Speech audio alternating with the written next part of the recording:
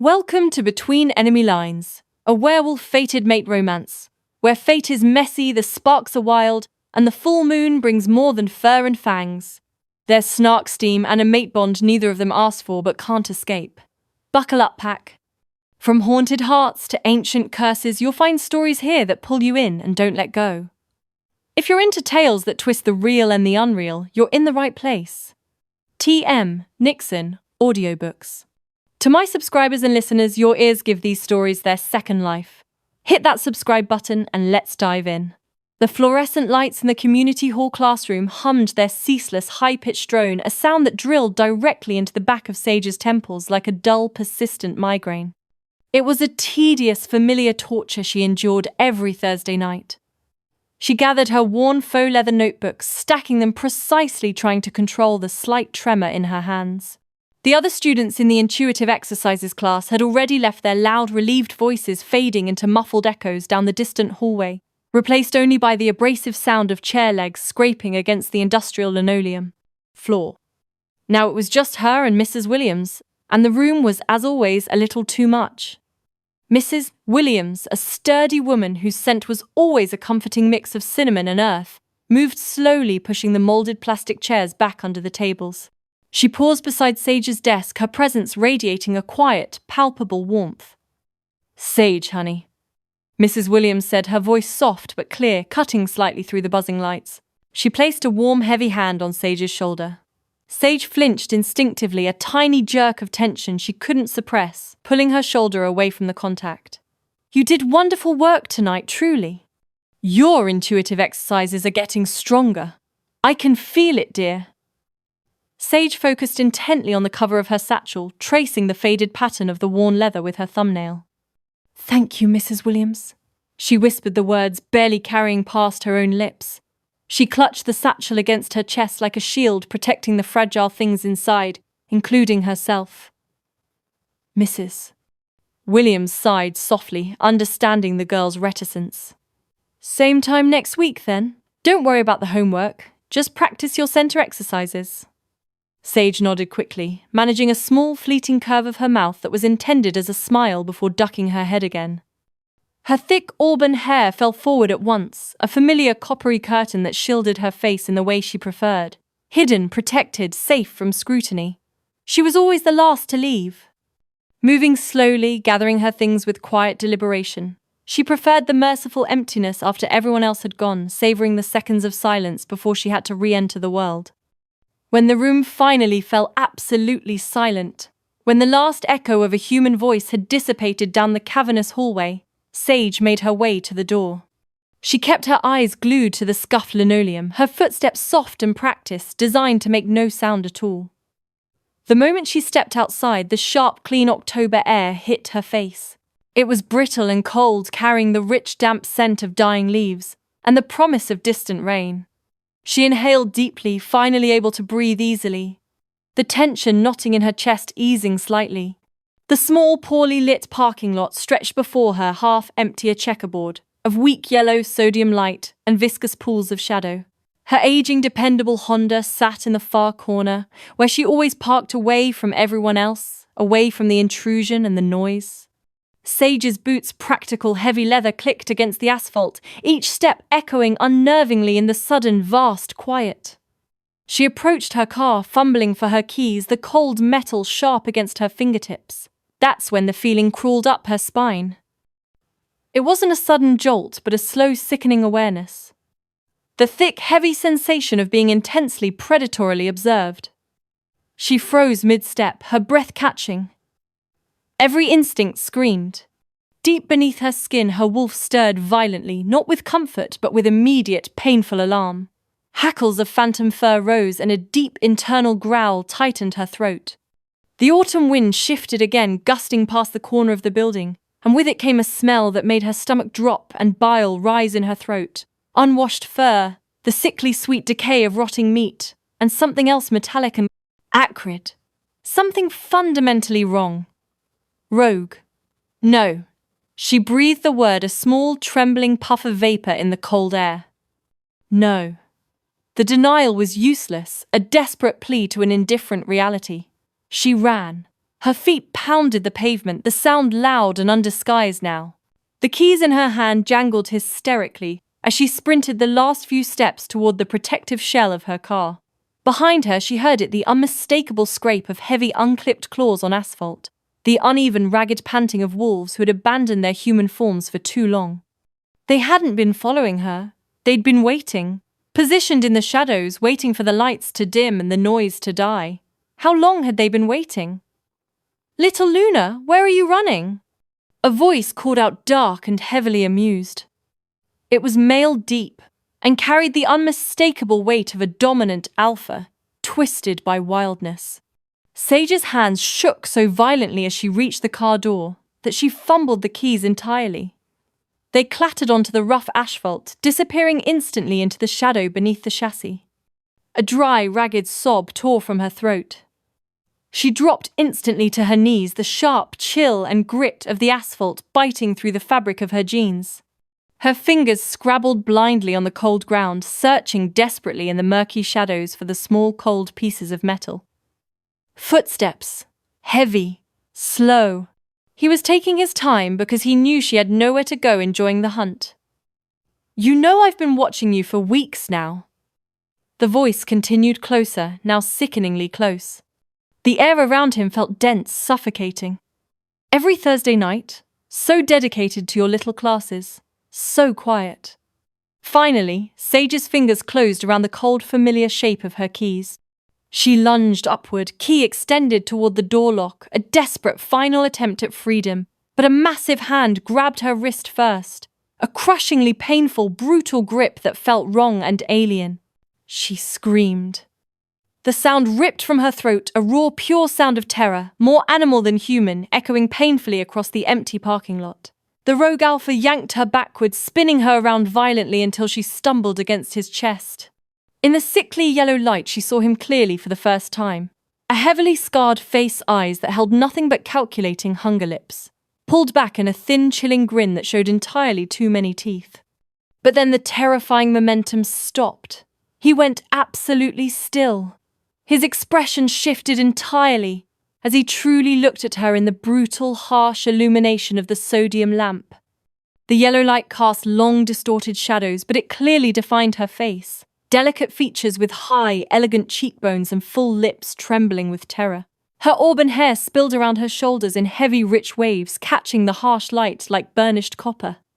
Her brown eyes, warm as honey usually were, huge, wide, with sheer terror framed by long, dark lashes wet with frightened tears. The rogue alpha stared, transfixed. His cruel, feral grin faded entirely, collapsing into something else, something hungry, in a new, chillingly possessive way. His grip on her wrist loosened slightly, though he didn't release her. "God," he breathed, and his voice had transformed completely from savage predator to something almost reverent, obsessive. "Look at you!" His free hand came up slowly, trailing callous, scarred fingers along her jawline, then cupping her face with a strange, horrifying gentleness that was somehow more terrifying than pure violence. She whimpered, shaking her head minutely, trying to pull away, but his hold tightened just enough to immobilize her. His thumb brushed across her cheekbone as if she were made of precious porcelain, something rare he'd finally captured. "Your eyes," he murmured, his breath reeking of decay and old blood as he forced her to meet his gaze. "Like warm honey. And this hair." His scarred, rough fingers tangled possessively in her thick auburn locks, twisting them almost tenderly. "I've been watching you for weeks, but I didn't realize you're beautiful. So delicate. Perfect. Please." The word came out broken, barely audible over the rush of blood in her ears. "Please, I don't." There's that little voice. He purred when she made a small, choked sound of protest. "I wondered what you sounded like." "Shh."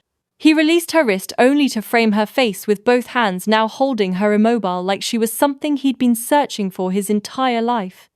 He leaned closer until she could feel the heat radiating off his body, smelling only rot and musk. "You're perfect, you know that? So shy, so compliant and beautiful. The perfect Luna for my pack."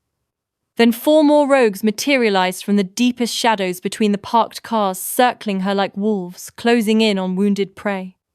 Their eyes gleamed in the darkness, yellow, feral, and devoid of humanity. They'd been human once, perhaps, but their forms were twisted, their scent foul.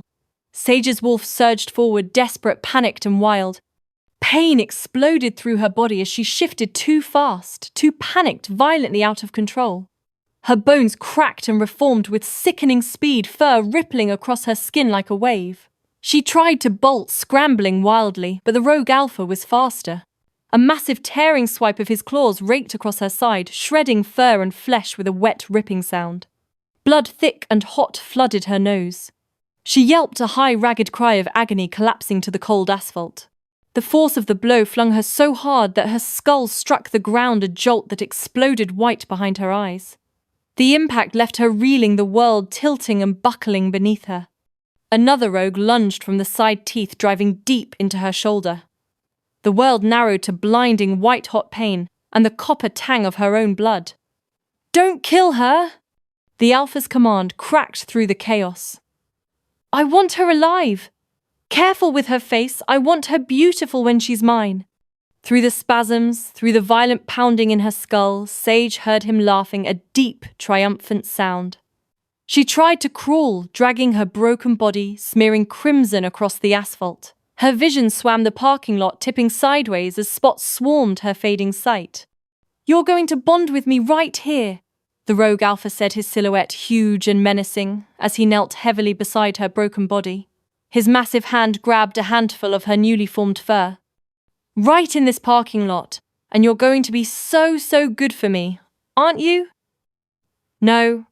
She wanted to scream, the word wanted the defiance to tear out of her throat, but her wolf form could only whimper, a small, pathetic sound of complete defeat.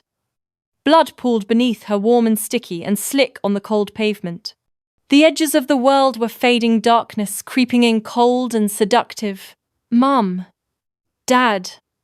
I'm sorry. I'm so sorry. Hunter, help me." The rogue alpha reached for her again, his scarred face looming over her, and Sage closed her eyes, waiting for the final, brutal end. Then footsteps. Different footsteps. Powerful. Purposeful. Multiple wolves moving in a coordinated, heavy formation. They didn't scrape or pant. They moved with controlled, silent strength. The surrounding rogues went instantly still, frozen mid-lunge. Even through her fading consciousness, Sage felt the radical shift in the air. The sudden, sharp spike of primal fear radiating off her attackers. Sage tried desperately to open her heavy eyes, tried to lift her head to see who was coming, but her body wouldn't obey anymore. She felt herself slipping consciousness, unraveling like a broken thread. The last thing she heard before the agonizing world went black was the sound of approaching wolves, many wolves, and the thunder of powerful paws against pavement racing toward her through the night. The sound was immense, an approaching storm. Then nothing. Just the sound of her own heartbeat growing agonizingly slow, rhythmic and heavy. And the distant, powerful thud of unknown salvation or death racing toward her through the dark. The massive rogue alpha jaws still hovering over her throat lifted his head with a sudden, unnatural stiffness. The hot metallic scent of his breath mingled sickeningly with the sticky, coppery smell of the blood pooling beneath her. The rogues froze. Even in her fading consciousness, Sage felt the shift, the sudden, profound silence that swallowed the ambient city noise, the acrid spike of fear cutting through the cloying stench of her own deep wounds. Their attention snapped away from her broken body, fixed on the darkness beyond the lamplight. "I said." A voice cut through the night like a honed blade striking iron. "Step away from her. Now." The voice was deeper than the rumble of distant thunder, wrapped in an authority so absolute it transcended pack lines, an innate command that made even Sage's desperate dying wolf want to submit. Through the narrow, painful slits of her eyes, she saw shadows detaching themselves from the deeper gloom near the tree-lined wolves, large and powerful. Their movements silent, precise, and unequivocally predatory. They were not rogues, they were pack wolves. The rogue, Alpha Kodan, shifted back to human form, his transformation a clumsy, desperate heave of muscle and bone. He remained crouched over Sage's body, his bulk shielding her like a captive trophy. This is none of your business, Southland. The girl is mine. I claimed her first. You claimed nothing but a cell in a territorial prison. The owner of that commanding voice stepped fully into the hazy yellow lamplight, and even through her haze of pain, Sage's wolf stirred with a powerful primal recognition that wiped away all residual fear. He was intimidatingly tall, easily 6'3", with shoulders that strained the seams of his leather jacket, and a presence that seemed to absorb all the light and space around him. Dark brown hair was pulled back tightly into a severe knot, though. Several thick strands had already escaped to frame a face of sharp angles and ruthlessly controlled fury. His eyes a deep, intense obsidian brown fixed on Kodan, with an expression that promised immediate savage violence. This was an alpha. A real one. Not the corrupted, twisted thing looming over her demise. Ryker. Kodan spat the name like a mouthful of ash. This doesn't concern the Southland Wolves. We're not on your territory. No, but you've been operating near my borders for weeks. Ryker took another measured step forward, the crunch of gravel beneath his heavy boots deafening in the silence.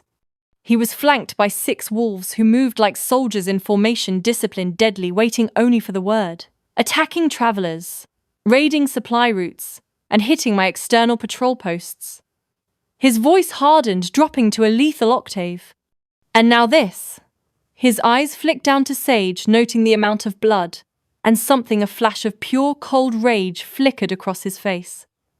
Assaulting a woman in a parking lot. How far the mighty have fallen, Kodan. You used to have some pride.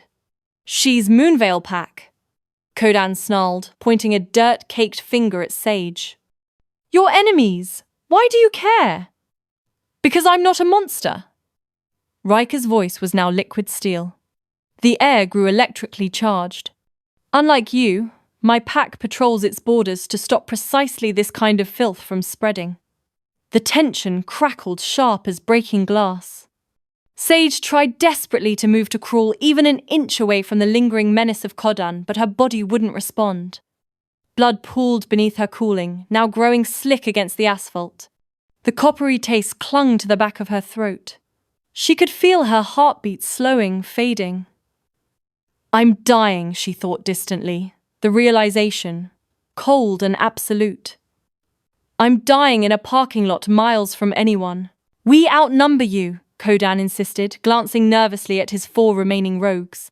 They were shifting their weight, their eyes wide with uncertainty. Ryker's lips curved into a slow predatory smile, a terrifying sight. You have 5 rogues, Kodan. I have 6 trained battle-hardened warriors and me. Do the math. Unless you've forgotten how to count along with your honor. Last chance, Kodan. A woman's voice called from Ryker's left. Kira, lean and dangerous, already halfway to a shift. Leave now, or we put you down exactly where you stand. Kodan abandoned all pretense of negotiation. His hand shot out like a viper, grabbing Sage by the throat. She choked her airway, constricting instantly, her vision tunneling to a narrow black point. I leave with the girl, or I break her neck right here. The growl that erupted from Ryker was primal, a sound pulled from the deepest parts of his wolf, a low tectonic rumble that made the pavement vibrate beneath Sage's ruined body. You just made a fatal mistake. Ryker's eyes flashed a brilliant, blinding gold, his wolf surging fully to the surface, bathing his human form in an aura of irresistible dominance. He didn't shout. His voice was a whip-crack of command. Jax, Kira, take the flanks. Damon Kodan is yours if he moves toward the girl again. Everyone else contains the rogues, alive if possible, dead if necessary. Everything exploded into motion simultaneously. The Southland Wolves lunged forward as a single devastating unit, a synchronized strike that spoke of years of rigorous military-style training and coordinated combat. Kodan's grip released from Sage's throat as he tried to shift mid-leap, but he was milliseconds too late. A massive grey wolf daemon slammed into him, jaws closing around Kodan's unprotected shoulder. The sounds of the ensuing battle were horrific. Snarls became shrieks of pain. The dull thud of bodies hitting the asphalt was punctuated by the sickening wet tear of flesh and muscle. The air was suddenly thick, not just with blood, but with the sulphurous hot musk of shifting wolves. Sage lay helpless, the chaos overwhelming. The violence dragged her back, pulling her down into the cold pit of memory. The echoing screams, the dark closet, the heavy hand of Hunter covering her mouth. She whimpered instinctively, trying to curl into an impossibly small ball, trying to disappear entirely. "Kira, protect the girl!" Ryker's immediate command sliced through the noise. The rust-colored wolf that had been preparing to shift positioned itself instantly over Sage, shielding her body with its own. Through blurred, pain-filled vision, Sage watched the brutal efficiency of the Southland fighters. The rogues fought with blind desperation, all wild, uncontrolled strikes and zero strategy. The Southland wolves fought like elite commandos, calculated, brutal, and utterly efficient. It was a terrifying, mesmerizing display. A rogue bigger than most men lunged at Ryker, who had remained in his human form, moving too fast for the eye to track. Ryker casually sidestepped, grabbed the rogue midair by the scruff and slammed it down with impossible force. The impact sent a shiver through the ground, cracking the asphalt beneath the creature's ribs. The rogue yelped, scrambling away on 3 legs, its ribs clearly broken.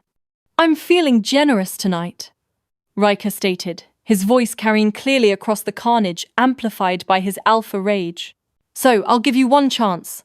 Run, now. And if I ever see your faces near any packed territory again, rival or not, I will end you. Understood?" Kodan, bleeding profusely from multiple puncture wounds and pinned beneath Damon's crushing jaws, made a gurgling sound that was barely agreement. "I can't hear you, Kodan." Riker's gold eyes narrowed dangerously. "Yes! Yes, we'll leave," Kodan choked out, humiliatingly defeated. Ryker gave a sharp jerk of his head and Damon instantly released the rogue alpha. Kodan staggered to his feet, wavering as he shifted back to his human form, blood streaming down his chest and glistening darkly in the lamplight. His remaining rogues, battered and broken, limped toward him. "You're making a mistake," Kodan rasped, though he was already backing away, fear overriding his rage. "That girl, there's something about her. Something special, Ryker. I can feel it. Then it's fortunate she'll never be yours to touch." Ryker's eyes remained pure molten gold, his wolf still firmly in control, his immense power a suffocating weight in the air. 5 seconds. Run! They ran. The rogues scattered into the thick protective darkness like roaches fleeing sudden light, their pathetic retreating howls echoing across the empty lot. The Southland wolves watched them go tense and ready, but they didn't return. Silence fell, abruptly broken only by heavy, ragged breathing and the distant normal whoosh of freeway traffic. Ryker moved instantly, dropping to his knees beside Sage with a controlled speed that belied his massive size. "Kira, shift now! I need hands." His voice had changed instantly, still commanding, but now laced with a piercing urgency that sounded frighteningly close to concern. The russet wolf shimmered, reforming into the lean, dark-haired woman from before. She immediately pressed her hands against the worst of Sage's lacerations, deep bites along her side and shoulder. Sage cried out a thin, involuntary sound of agony at the pressure. "Shh, easy, little one." Kira murmured, her touch surprisingly gentle. "I know it hurts. Just stay with us." "How bad?" Ryker asked, his large hands hovering over Sage, afraid to inflict even a fraction more damage. "Bad. She's lost a lot of blood. Multiple deep lacerations, possible internal bleeding, definitely a severe concussion from that impact to the head. She needs a healer. Now." Through her fading vision, Sage saw Ryker's face above her, those intense brown eyes, the sharp line of his jaw smeared faintly with dust from the fight, the way his dark hair had come completely loose from his tie. He was dangerously beautiful, radiating power and immediate concern in equal measure. He stripped off his own heavy leather jacket, folding it carefully and wrapping it around her shoulders and chest with surprising gentleness. The fabric was heavy and warm, smelling sharply of pine needles, and something clean, wild, and uniquely his, a scent that made her inner wolf stir painfully, despite the overwhelming trauma. "Call Dr. Rivera. Tell him we're coming in hot with a critical patient. Tell him to prep the surgery wing." Ryker's hands slipped underneath her back and knees lifting her with extraordinary care. She gasped a broken little sound at the shift in position and he froze instantly. "I'm sorry. I'm so sorry. I have to move you." Alpha, she's Moonveil Pack. One of the male wolves, Damon said quietly, still scanning the shadows. If we take her to our pack house, then we take her to our pack house, Damon. Ryker's voice was steel brook, no argument. I'm not leaving a critically injured woman rival or not in a parking lot to bleed out while we debate pack politics. Jax, get her car information. We'll need to contact her family and secure her vehicle. Sage tried desperately to speak, to tell him to get Hunter, but her voice wouldn't cooperate. Nothing worked. She was floating disconnected, watching the intense face hovering above her from somewhere far away. Stay with me. Ryker's voice, close and deep, pulled her back from the edge. He was moving now, fast but steady, cradling her against his chest as if she weighed nothing. Can you hear me? Stay awake. Tell me your name. Sage, she whispered the syllable barely audible, a brush of air against his jacket. Sage. He repeated it, his tone intimate, as if committing the sound to memory. I'm Ryker. You're safe now, Sage. I promise you're safe. Safe. The word was foreign, impossible. She hadn't been safe since she was 7 years old. Behind them, Damon's voice cut through, grim and certain. Sage. She's Hunter's sister, Ryker Moonveil's little sister. Ryker's stride never faltered, but one brow lifted in sharp acknowledgement. The truth of it landed unspoken, but understood. The rogues! She managed just before the darkness consumed her. They were watching me. Weeks. I know. We've been tracking them. His jaw clenched.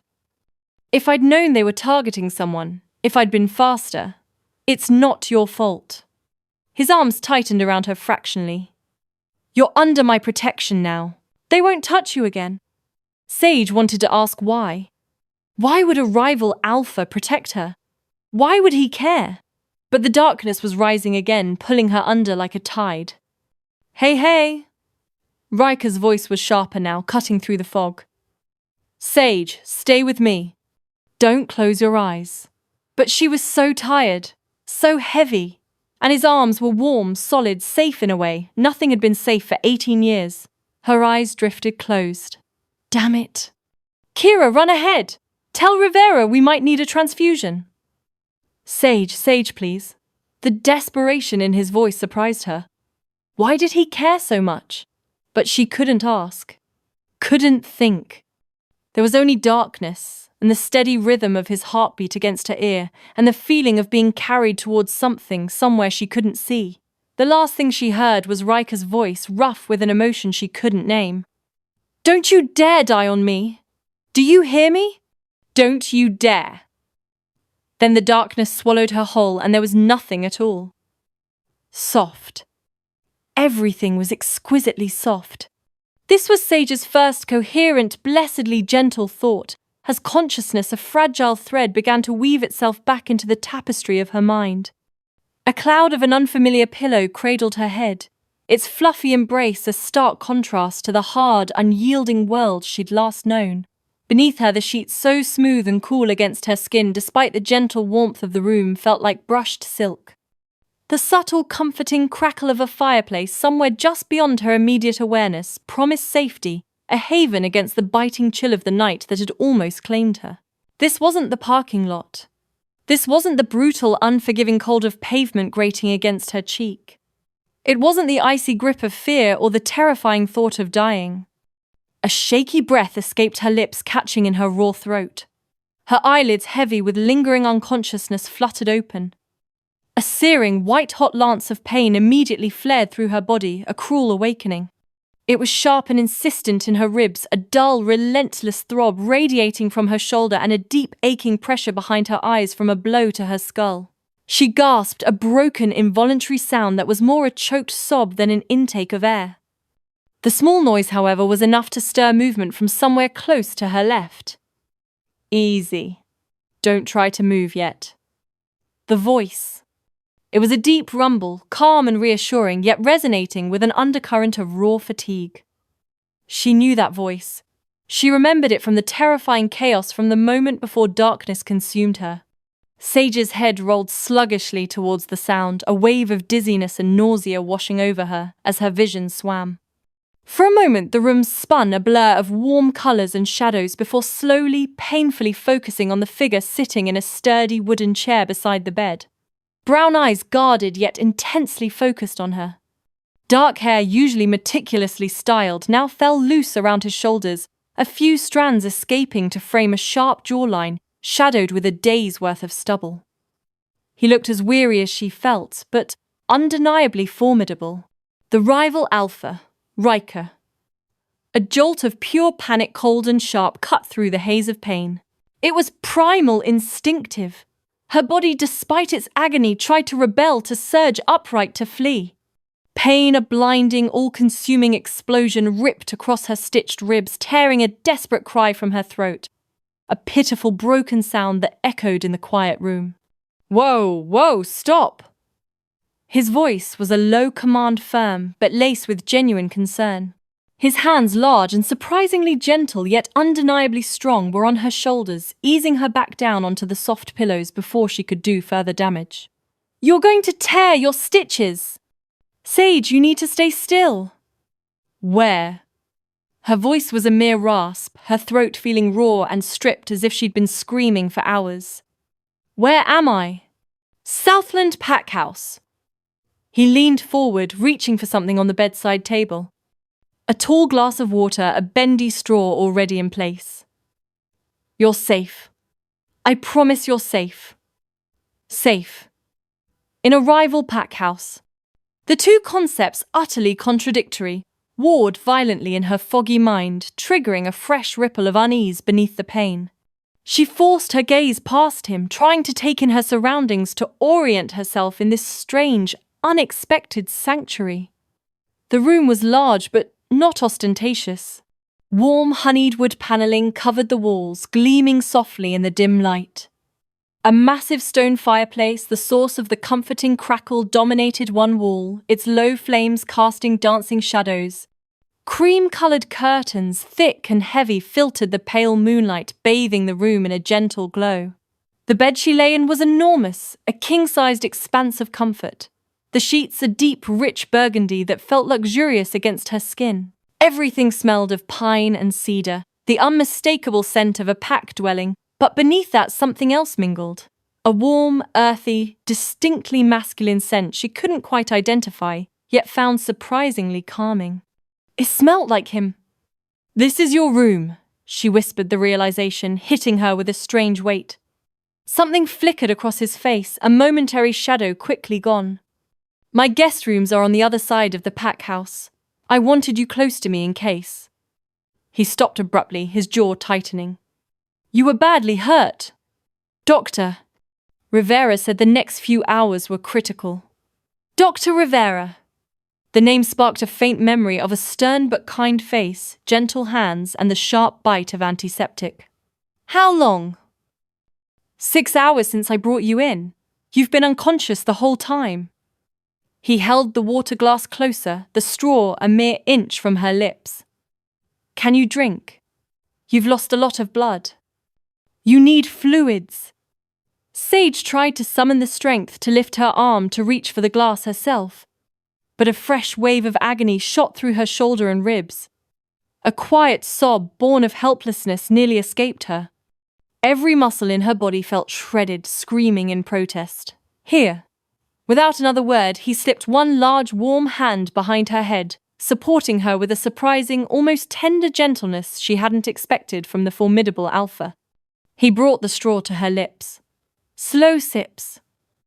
The water was impossibly cool, perfect, a liquid balm soothing her raw, parched throat. She drank greedily, the relief immediate and profound, until he subtly pulled the glass away, preventing her from overdoing it.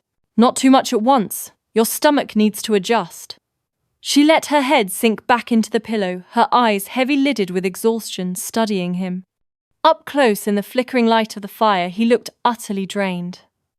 Dark shadows bruised the skin beneath his eyes. His usually immaculate dark hair was disheveled, falling across his forehead. He was still wearing the same blood-stained shirt from the parking lot, the dark fabric stiff and crusted in places. Her blood, she realized with a fresh wave of nausea. He hadn't left her side. You stayed. she said, her voice barely a whisper, a question and a statement woven together. Of course I stayed. He set the water glass back down on the bedside table and picked up a damp cloth from a small bowl beside it, wringing out the excess water. May I?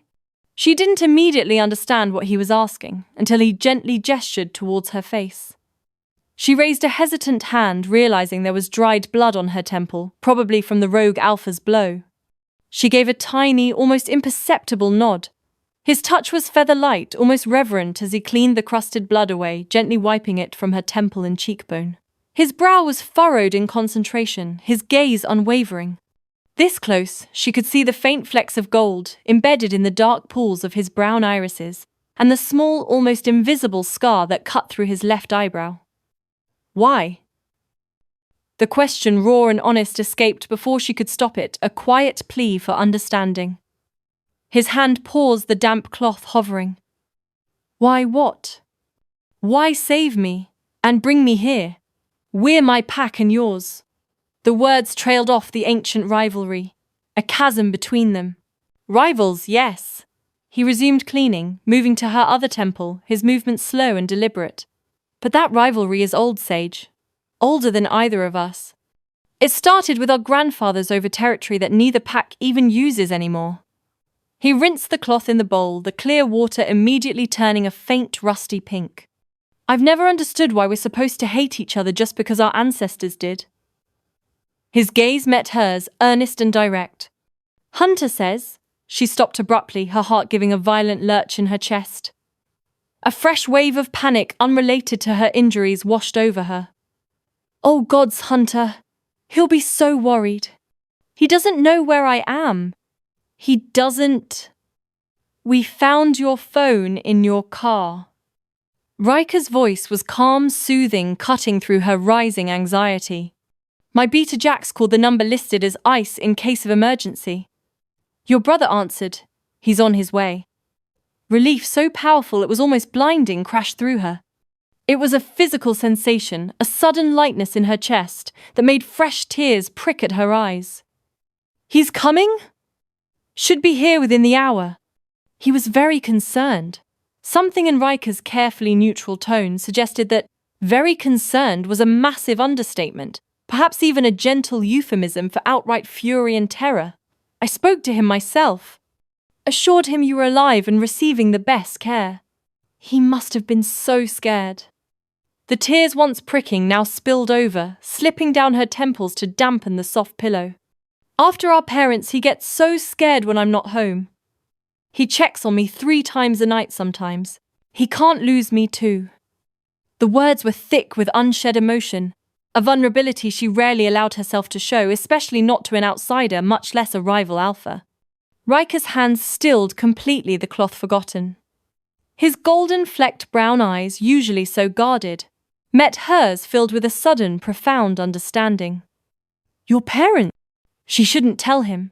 Every pack instinct screamed at her not to share such deeply personal, deeply significant pack business with a rival alpha. But the words came anyway, whispered and broken, a fragile confession to the only person present. Rogues killed them. When I was 7, Hunter and I hid in the closet. We heard everything. Her voice cracked on the last word, the memory vivid and agonizing even after all these years. Understanding stark and raw dawned across Ryker's face, followed swiftly by something that looked like profound pain. His expression softened, his gaze filled with a deep empathy. That's why you're so quiet. I went inside myself. That's what Hunter says. Where the monsters couldn't reach. She was crying properly now, the dam finally broken, hot tears streaming down her face, and she couldn't seem to stop them. The pain of her injuries, the trauma of the night, the sheer relief of being safe. It all coalesced into an overwhelming wave. And tonight in the parking lot it was happening again. He was going to the rogue. Alpha was going to. The words caught in her throat, the memory too vivid, too terrifying. Shh! Ryker with infinite care set the damp cloth aside. Then very slowly, very deliberately, he reached out and took her uninjured hand. His palm was warm, calloused and strong, yet his grip was astonishingly gentle, a silent anchor. He didn't. He won't. I won't let anyone hurt you again. His gaze was steady, unwavering, a silent vow passing between them. You don't even know me. Her voice was a fragile whisper of disbelief. No, he agreed softly, his thumb brushing a light comforting circle on the back of her hand. But I'd like to. Before Sage could fully process the weight and implications of that quiet statement, a sudden eruption of voices echoed from somewhere deeper within the pack house. One voice in particular, raw and desperate, cut through the quiet hum of the fireplace. Where is she? Where's my sister? If you've done anything to her, I swear to the gods I will tear this place apart. Hunter. Sage breathed a fresh surge of love and fear, mixed with overwhelming relief washing over her. Ryker stood immediately, his earlier fatigues seemingly vanished, replaced by a focused alertness. I'll bring him up. Wait. She grabbed his wrist with her good hand, her fingers surprisingly strong in her urgency, and he froze, turning back to her. Thank you. For saving me. For staying with me. For everything. It felt inadequate, insufficient, but it was all she could manage. His stern expression softened into something profound and unexpectedly tender, a warmth in his eyes that made her stomach flutter despite the throbbing pain throughout her body. You're welcome, Sage. Then he was gone, his footsteps quick and purposeful down the hallway. Sage could hear the commotion getting closer, the frantic, furious pitch of Hunter's voice clashing with Ryker's calm, steady responses. The muffled exchange grew clearer, punctuated by the heavy thud of footsteps. Don't care about pack politics, that's my baby sister. Hunter's voice thick, with barely restrained fury and terror. And she's safe. I give you my word as an alpha, Ryker's measured reply, a rock against a storm. Your word?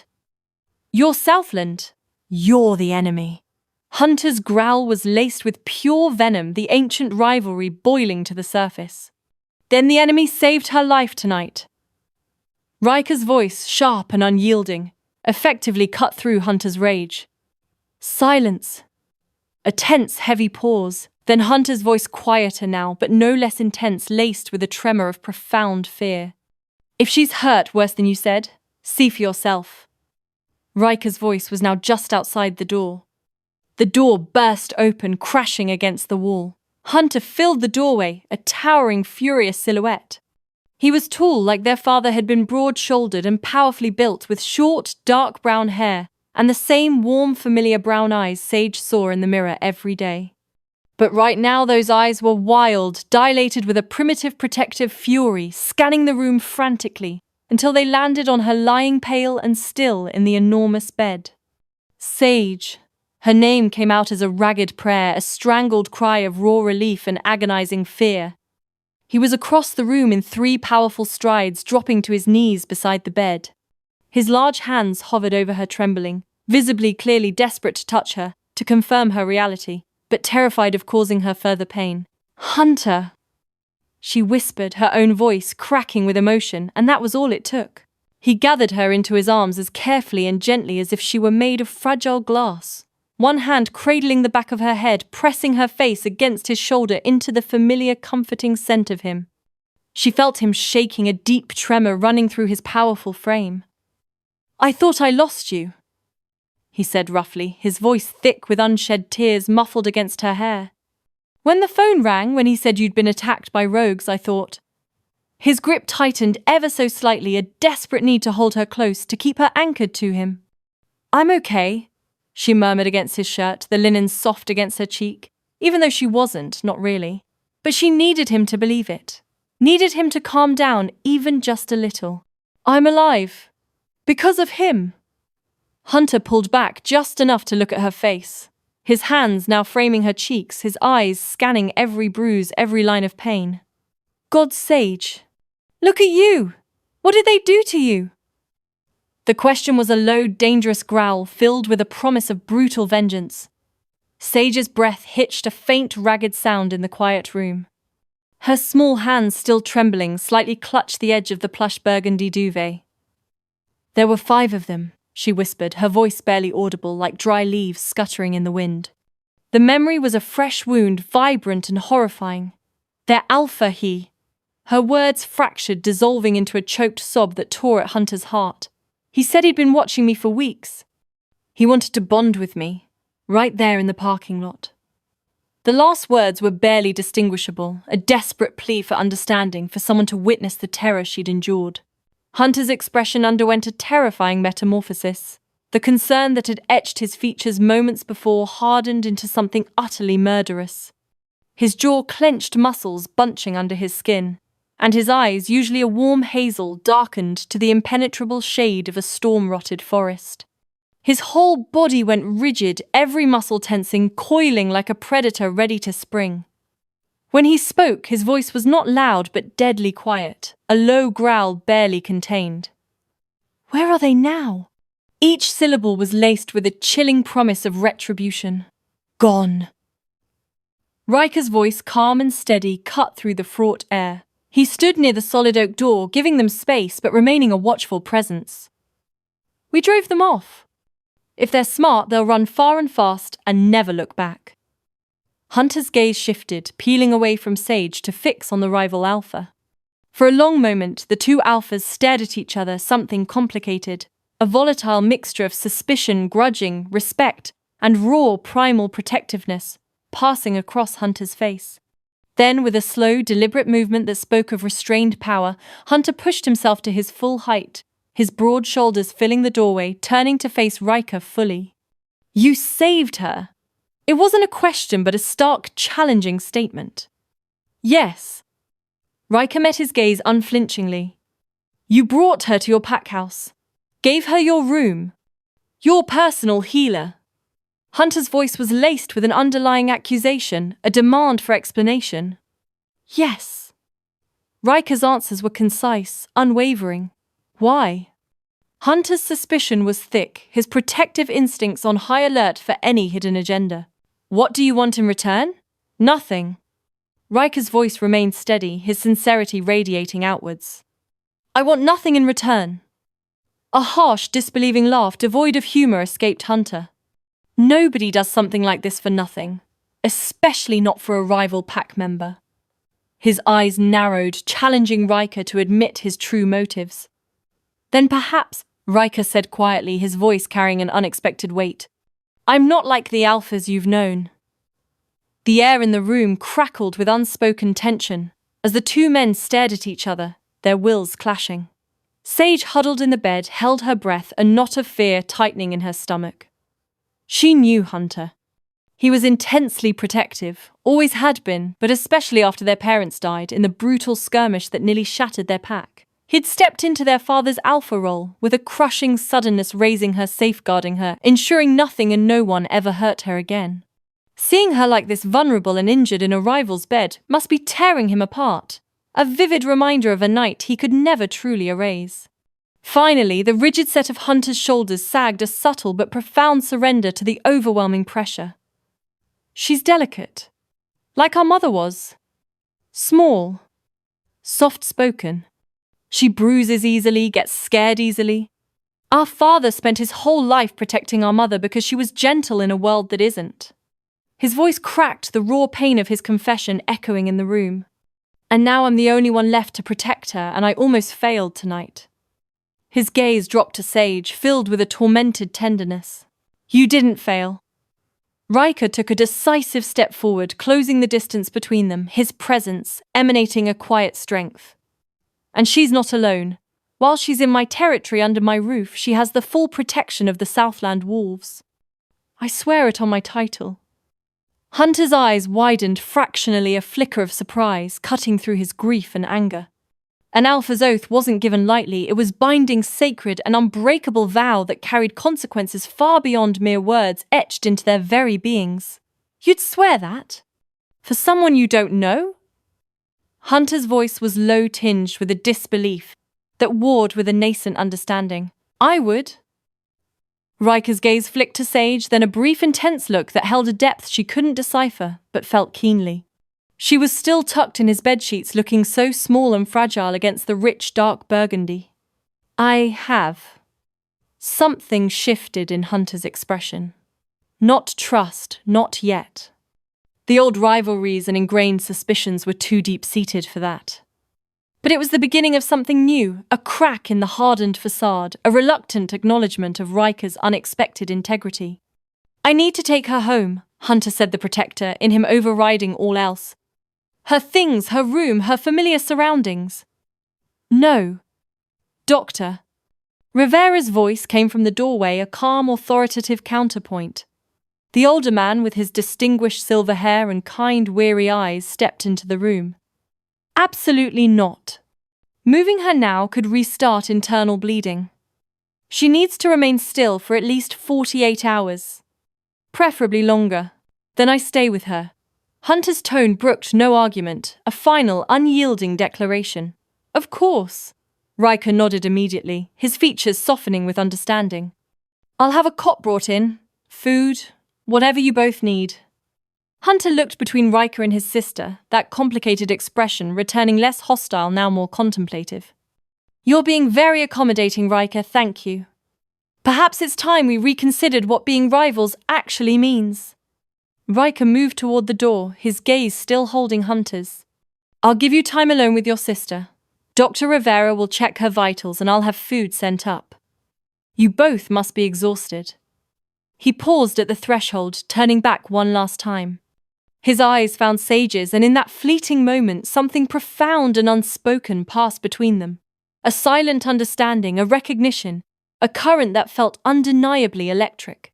Then he was gone, and Sage was left with the weight of Hunter's searching gaze. "Sage," her brother said slowly, his voice laced with an uncharacteristic softness. "What exactly happened between you two?" He wasn't asking about the attack. He was asking about Ryker. "He saved me." She touched her bandaged ribs, remembering the warmth of his strong, careful hands, as he carried her, the desperate urgency in his voice. "That's all." But even as her lips formed the denial, she knew it wasn't quite true. Something had happened in that cold, terrifying parking lot. Something had sparked when the rival Alpha carried her broken body to safety, when he'd whispered desperately for her not to die when his own blood had mingled with hers. Something that felt dangerous and impossible and utterly terrifyingly inevitable. And from the knowing, weary look in Hunter's eyes, he felt it too. The air in the library was thick, weighted with the scent of aged cedar, and dust motes dancing in the slanted beams of morning light. Sage drifted. Not quite asleep, not quite awake, somewhere in that gauzy space between where sounds filtered in and out like waves. She was aware of things in fragments. The robust, comforting crackle of the fire in the massive stone hearth, the soft rustle of expensive, leather-bound volumes being shifted. Hunter's steady, heavy breathing from the cot pulled close beside her bed. The room was grand heavy with a history of the Southland Pack. Deep shadows clung to the corners, illuminated mainly by the low firelight, and the pale winter sun struggling through the narrow, high windows. Safe. For now, she was safe. She heard the low murmur of voices, strategic and serious. Ryker and Hunter had moved to a large oak table, laden with brittle, hand-drawn maps of the shared borderlands. Their voices deliberately muted, yet carrying the coiled tension that precedes a confrontation. "Been tracking them for 3 weeks. We almost had them cornered near the old creek line before they doubled back into the dense pines." Ryker's voice pulled her closer to consciousness. She kept her eyes closed, too tired to open them, but the conversation was too important to ignore. 3 weeks? Hunter's voice was rough with exhaustion. 3 weeks of identified movement? Why didn't you reach out to the other packs? Send a warning? We could have coordinated patrols. I tried. There was sharp frustration in Ryker's tone, the sound of a fist hitting the heavy oak table with a dull, controlled thud. I sent formal communications to 4 neighboring packs, including Moonvale. You never responded. A dense pause. The only sound was the fire spitting resentment. Then Hunter's voice was tight with barely controlled anger, a low growl that vibrated through the floorboards. I never received any communication from you. Nothing. Not a single message. I sent it through proper channels. 3 weeks ago. Detailed reports of rogue activity, movement patterns, estimated numbers, everything. We even flagged the unusual scent signature, the one that suggests they're not just standard starving drifters. Hunter let out a breath, slow and dangerous. Then my beaters never passed it along. His tone turned cold. Probably dismissed it because it came from Southland. Some of my council are traditional. Old guard. They still see you as the enemy. A bitter laugh, devoid of humor. While actual enemies operated freely because they couldn't see past a decades-old grudge. Ryker leaned in, his voice dropping further, making the words sound like chipped flint. While rogues operated freely in the gaps between our territories, your refusal to communicate created a blind spot large enough for them to use as a staging ground for this attack. Yeah. Hunter's voice was heavy with self-recrimination. Yeah. Sage felt herself slipping away again, the weight of the discussion too heavy for her worn body. Her ribs throbbed mercilessly, and every breath was a small agonizing triumph. Alpha! A third voice cut in deeper and more measured Ryker's chief enforcer Finn. We need to address the border patrol coordination now. If we don't seal the eastern pass, they'll be back in the foothills tonight, and they know the old routes better than our new recruits. Finn is right, Ryker confirmed. He brought the conversation back to Hunter. Your patrol density near the Crescent Lakes is too low. It's too tempting for them. We need simultaneous sweeps, not just staggered defense. Hunter rubbed his temples, his exhaustion evident even to Sage, who still had her eyes closed. My second in command, Axel. He's coordinating the immediate internal security. We had to pull most of the border guards back to protect the pack house after the news broke. That leaves the border wide open, Alpha. Ryker pressed. Rogues don't attack the pack house, they attack the weakness. They attack the unpatrolled routes, the supply runs, the young ones out collecting herbs. I know, Hunter snapped, then immediately lowered his voice. I have limited resources, Ryker. Half my senior council is questioning my authority right now, because I left Moonvale immediately to come here. I can't send all my enforcers down to the Southland border without sparking internal panic or worse, a challenge. The tension in the room was palpable, smelling of ozone and frustrated wolf adrenaline. This was not a friendly visit. This was a forced strategic meeting catalyzed by violence. Something to eat? You need fuel. She surfaced again to the smell of food. Rich and savory, likely stew from the packed kitchen, making her stomach clench with sudden desperate hunger despite the pervasive nausea. I shouldn't leave her, Hunter was saying, his voice laced with stubborn devotion. She's stable. Doctor. Rivera checked her an hour ago, administered the regenerative blend. Ryker's voice was closer now, softer but still firm. And you haven't eaten since you got here? It's been 5 hours mostly spent arguing with me and reviewing maps. I'm fine. Adrenaline is a powerful nutrient. You're running on adrenaline and fear. That's not fine. A pause, then even softer. I have a younger cousin, Kira. She means everything to me. I understand the need to stay close. But you can't care for your sister if you collapse from exhaustion. Silence stretched between them, thick with understanding. Then the sound of Hunter's weight shifting heavily. Just for a few minutes. I need to brief Axel on the new patrol coordinates anyway. Take as long as you need. I'll stay with her. Footsteps retreated Hunter's heavy tread, moving toward the door, accompanied by the lighter, more formal steps of his enforcer Axel. Then lighter steps approached the bed. Sage felt the mattress dip slightly as Ryker sat on the edge of the cot Hunter had been sleeping on. I know you're awake, he said quietly. Or close to it. Your breathing changed when Hunter mentioned the food. She managed to crack one eye open. He was watching her with those intense, warm brown eyes, a slight, almost sympathetic smile playing at his lips. How are you feeling? Like I got hit by a truck, she whispered, her voice rasping. Made of claws and bad intentions. His smile widened fractionally, a flash of white teeth against his dark stubble. That's fairly accurate. He reached for the water glass on the bedside table. Can you drink? She nodded, and he helped her sit up just enough to sip the cool water. The movement sent a violent spike of pain radiating through her ribs, and she gasped involuntarily, clutching the blanket. Easy. Slow breaths. His hand was immediately warm on her shoulder, solid and steadying. The broken ribs will take a few days to heal, even with your wolf metabolism. No sudden movements. Hunter, she managed, focusing past the pain. He needs to eat. Rest. He won't if I'm taking care of it. Ryker eased her back down onto the pillows. He's more reasonable than I expected, actually. For a man who just found his sister nearly died, he's good, the best. Her eyes were already drifting closed again, the pain demanding rest. Raised me after everything. Then I'll make sure he's well cared for while he's here. You have my word. She wanted to ask why he cared so much, why a rival alpha would be so meticulously attentive to her family, but sleep was pulling her down again like a deep, warm tide. The last thing she registered was his hand gently brushing hair back from her forehead, his touch unexpectedly careful and warm. Then darkness again, soft and forgiving. When she surfaced next, it was to the sound of Hunter's laughter. That sound startled her enough to fight through the fog of pain medication and deep sleep. Hunter didn't laugh easily, not since their parents died in the border skirmish years ago.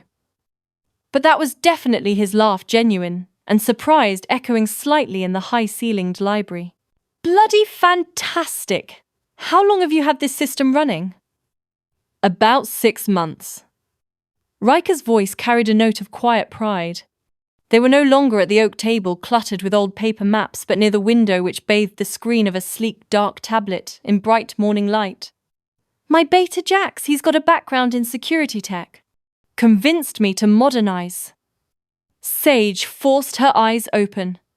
The room was brighter now, late morning, definitely. Hunter and Ryker stood shoulder to shoulder, looking at the tablet screen, which showed a vibrant, complex topographical map. Motion sensors at every border point. Ryker was explaining, using a precise finger to tap the glass screen. They're linked to a central monitoring station in the pack house basement. If anything crosses into our territory, rogue rival pack member, even just a large animal, we know about it within seconds. The system can differentiate between pack members and outsiders based on scent signatures we've programmed in. Scent signatures? How do you manage that chemically? Hunter leaned closer, fascinated momentarily, forgetting his fatigue and anger. Each pack has a unique chemical marker, a combination of pheromones and local flora residue specific to that territory. We collect samples, analyze them under the microscope, and input the data. The sensors, though camouflaged, are sensitive enough to pick it up from 20 feet away, even in heavy wind. Ryker swiped the screen and the map transformed. See these red dots? That's where the rogue pack crossed our borders over the past 3 weeks. The system archived every breach. We've been mapping their movement patterns and their preferred entry points. Hunter leaned in further, studying the display with rapt attention. This is brilliant. We've been relying on patrol routes and physical markers, painted trees, scratched boundary stones. Half the time, rogues slip through before we even know they're there, especially in the canyon lands. That's what happened to us before the upgrade. Too much territory, not enough eyes. Ryker pulled up another screen displaying a complex web of icons. This shows real-time locations of all active patrols, ours and yours, based on the coordinates Axel just gave me. If something triggers a sensor, the nearest patrol gets an automatic alert through their communicators, along with the GPS data of the breach point. Hunter exhaled slowly, shaking his head slightly. That's bloody fantastic! He breathed the words filled with professional awe. With something like this, we could have known the rogues were in the area before Sage even went to her class. We could have warned her. The mention of her name made both men turn instantly toward the bed. Sage tried to smile, but it came out more like an exhausted, watery grimace. Hey, little sister. Hunter was beside her in an instant, dropping the tablet on the dresser and taking her hand, his thumbs stroking her knuckles. How's the pain? Manageable, she lied, though her muscles were already stiffening again. Liar. But his voice was soft, intensely affectionate. Doctor. Rivera left pain medication. Want some now before we start arguing politics again? She nodded gratefully, and Ryker immediately moved to the bedside table, preparing a small pill and water, his movements efficient and precise. Between the two of them, they got her medicated and comfortable again, working together, with an ease that seemed to surprise them both. You were laughing, Sage said to Hunter, once the sharp edge of the pain had dulled. I heard you.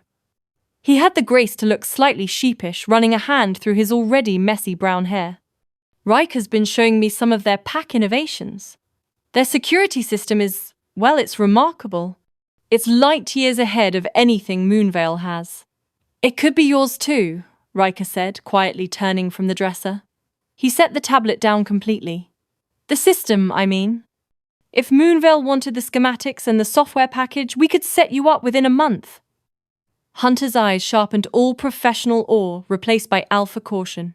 That's pack proprietary tech, Ryker. You poured massive resources into developing that. Why would you share it with a rival territory? You'd be handing us a strategic advantage. Because we have a common enemy, Hunter. And he just tried to kill your sister. Ryker stepped away from the bed, his posture radiating authority. These rogues, they're not going to stop at pack boundaries. They're growing bolder, more organized. What they tried to do to Sage. His jaw clenched, revealing a flash of genuine fury. That level of obsession, that disregard for pack law, it means they're past the point of reason. They need to be stopped jointly before they carve up both our territories. Agreed. Hunter scrubbed a hand over his face, catching his reflection in the dark glass of the window, seeing a tired, drawn wolf. But my council, my pack, they won't accept working with Southland. The rivalry, the feud between our grandparents, is killing people. Ryker finished, his voice hard and absolute. It allowed them to attack your sister. How many more need to die? How many more children need to be orphaned before we admit that our grandfather's grudge is less important than protecting our people? The rogues exploit those grudges. The room fell silent except for the persistent low crackling of the fire. Sage watched the two powerful men stare at each other, the weight of decades of hostility pressing down on them, yet something new, something pragmatic and urgent passing between them. Finally, Hunter spoke. The words tasted like ash in his mouth. If I brought this to my council, if I suggested an alliance with Southland, even temporarily, even just to share intelligence and use your tech, half of them would fight me on it. They're stuck in the old ways. The air in the library thick with the scent of old paper, and Hunter's barely contained frustration crackled between the two alphas. Then don't ask permission, Ryker stated, his voice dropping the last remnants of diplomacy. He moved across the polished hardwood floor, a picture of casual authority, before leaning against the heavy carved marble of the fireplace mantel. You're the alpha. You make the call. That is the burden of our role. Hunter bristled, his spine rigid. And risk dividing my pack? Risk a civil war over a tentative agreement with your Southland wolves? Hunter's hand reflexively tightened around Sage's small, fragile one, his knuckles white. Some of my wolves are third, fourth-generation rivals, Ryker. Their parents and grandparents fought yours. They've been raised on the axiom that Southland cannot be trusted. I understand that the roots of your prejudice run deep. Ryker acknowledged, his voice measured but firm. My pack has the same issue. We share arcane rivalries. But we're alphas, Hunter. Sometimes leadership means incinerating tradition and making the hard call even when it's desperately unpopular.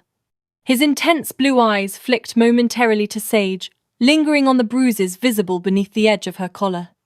Your sister was minutes away from being forcibly bonded to a rogue psychopath who collects victims. If that doesn't warrant breaking some ancient, irrelevant traditions, I don't know what does.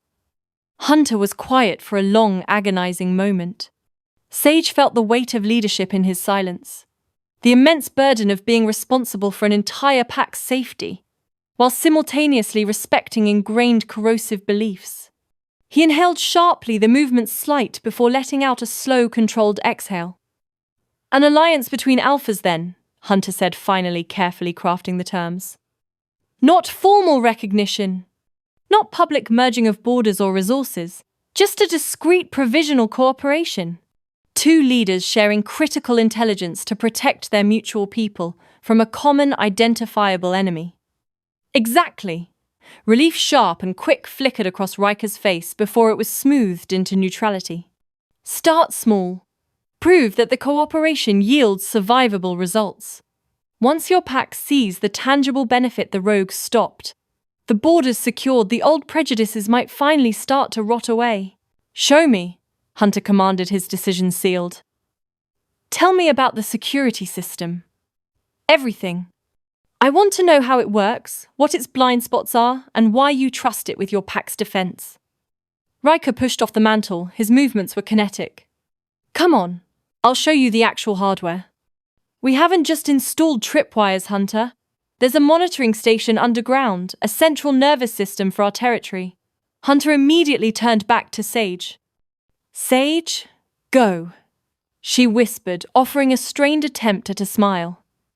She squeezed his hand back. I'm okay. I promise I'll rest.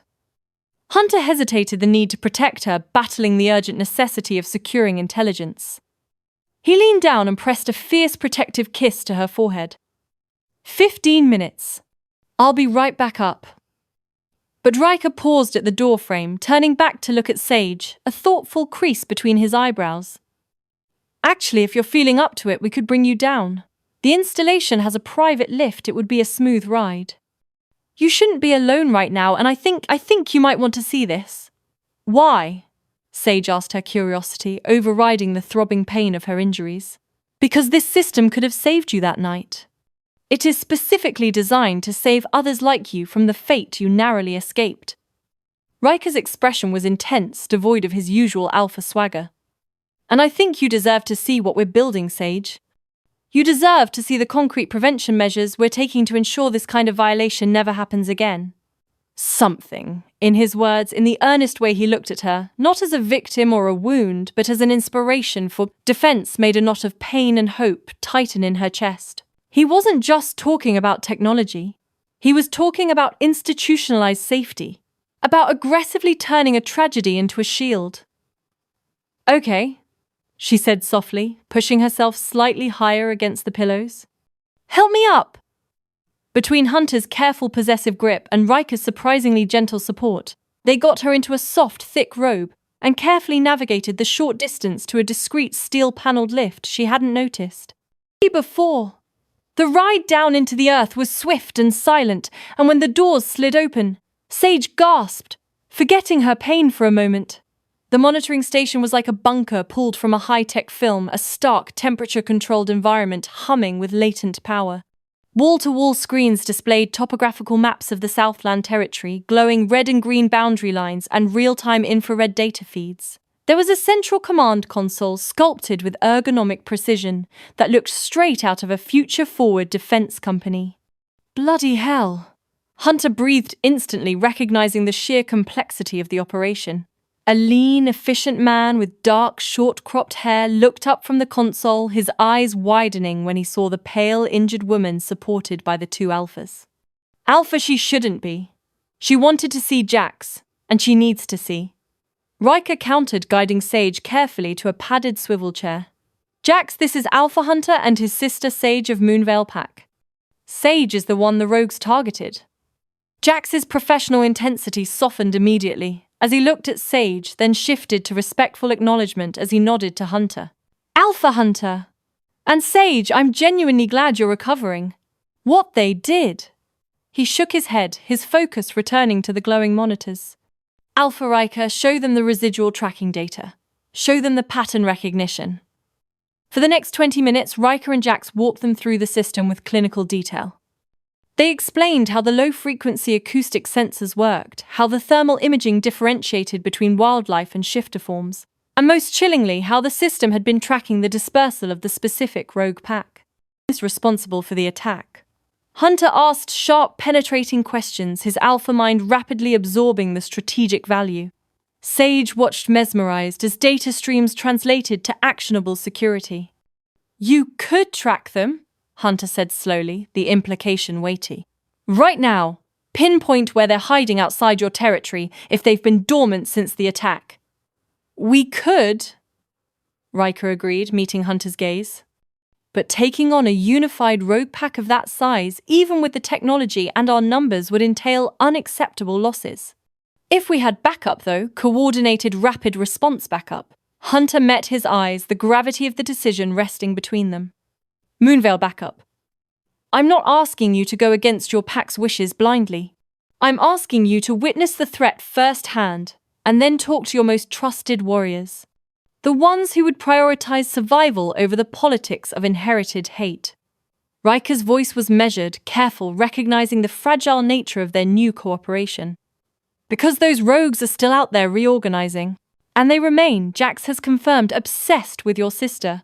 She is their unfinished business.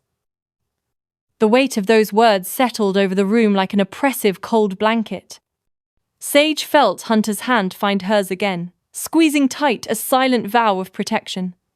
"Let me think about it," Hunter said, finally, his voice rough. "Give me 24 hours to consult my inner circle." "Take as long as you need, Alpha," Ryker responded.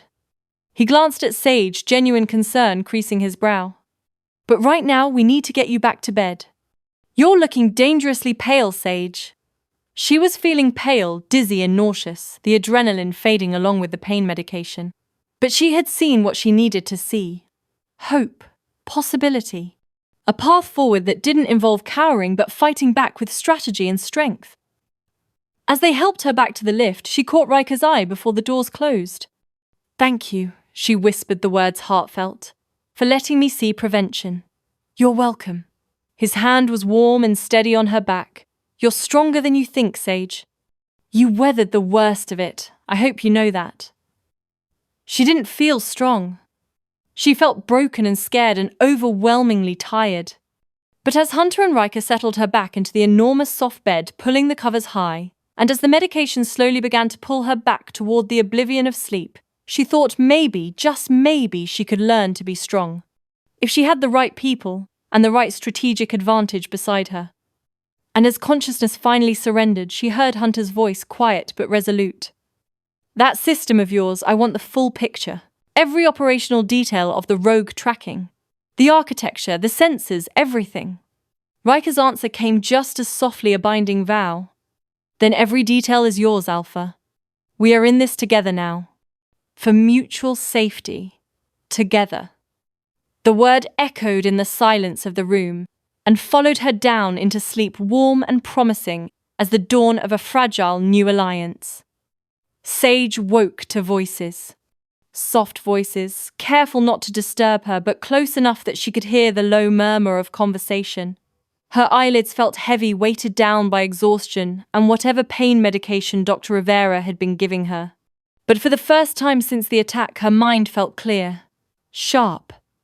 The air in the room was warm, hushed by the thick carpeting and the heavy velvet curtains drawn partially across the windows. She realized this was no sterile clinic room, but a sanctuary, a feeling underscored by the deep comfort of the mattress and the heavy, soft weight of the burgundy bedding. She could specifically smell pine and cedar, Ryker's familiar grounding scent she'd learned, mixed with something floral and bright, like jasmine and sharp winter air. Someone new. The room smelt faintly of old paper and leather, a scent comforting to any true reader, suggesting that this wing of the house was close to a library or study. "Been out for almost 12 hours straight this time." That was Hunter's voice, quiet but nearby. "Dr. Rivera says that's good. Her body's healing. And you?" A woman's voice, warm and laced with concern. "When's the last time you actually slept, Hunter? And I mean really slept, not that thing you do where you pass out in a chair for 20 minutes. "I'm fine, Kira. You look like hell. You've got stress lines etched next to your eyes deep enough to plant seeds in." A soft, weary laugh from Hunter. "Thanks. I'm serious. Go get some actual rest." "I'll stay with her. Ryker's not going anywhere either. He's become a permanent fixture in that chair right there." Sage forced her eyes open, blinking against the gentle afternoon light, filtering through the curtains in strips, illuminating the dust motes, and dancing in the air. The room came into focus slowly, the unlit stone fireplace, the rich burgundy bedding, and 3 figures standing near the window. Hunter noticed first. Sage! He was beside her bed in an instant, taking her hand. "Hey, little sister, how are you feeling?" "Tired," she whispered, her throat raw. "But better. Clearer. That's excellent." A woman moved into her field of vision, the russet-haired wolf from the parking lot. Up close, Kira was stunning, with warm hazel eyes and a cascade of copper hair worn in a loose braid. But as Sage looked at her, she saw past the immediate shock of Kira's beauty and noticed the careful concern in her expression. Sage realized with a faint spark of clarity that despite the bruises and pallor of her illness, Kira was looking at her with genuine quiet admiration, and for a split second, Sage felt undeniably beautiful. "I'm Kira. We sort of met during the attack, but you were a bit preoccupied. You protected me." The memory surfaced, a russet wolf standing over her broken body, shielding her. "You stood over me." "Damn right I did."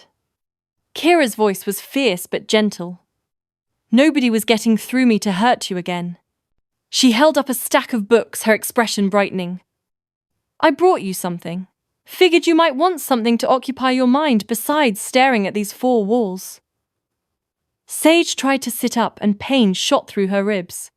Hunter was there, immediately adjusting pillows behind her back, supporting her with careful hands, until she was propped up comfortably, feeling safe and secure within the mountain of down and soft linen. Kira set the books on the bedside table. They were an eclectic mix, 5 volumes in total. Some were brand new, their covers glossy and inflexible, while the non-fiction books were clearly older, with slightly yellowed pages and the heavy earthy scent of aging paper. "I wasn't sure what you liked, so I raided the pack library. We've got fantasy poetry, that one blue one is Rilke, a fast-paced mystery thriller, and a couple of non-fiction books about intuitive development and energy work." Sage's eyes widened at the last 2 titles. Her fingers light and tentative reached for a slim book, with a vivid green spine that smelled strongly of cardamom and dust. "Intuitive development? Ryker mentioned you were leaving a class when those rogues attacked you." Kira settled immediately into the deep, comfortable armchair beside the bed, crossing her legs. "Said it was some kind of intuition training? I got curious, so I grabbed what we had on the subject." "You didn't have to do that." "I wanted to." Kira's smile was genuine. "Plus, I'm nosy. I want to know all about it." "What kind of class were you taking?" Sage glanced at Hunter, who gave her an encouraging nod. She looked past him to where Ryker stood leaning against the wall near the door, his arms crossed, watching her with those intense brown eyes. "It's called Intuitive Development and Awareness," Sage said softly, her fingers plucking at the blanket. "Mrs. Williams teaches it at the community center, every Thursday night." "What do you do in the class?" Kira leaned forward, genuinely interested, resting her elbows on her knees. "We learn to listen." Sage struggled to find the words. "To that inner voice. The one that tells you when something's wrong or right or just different." "Mrs.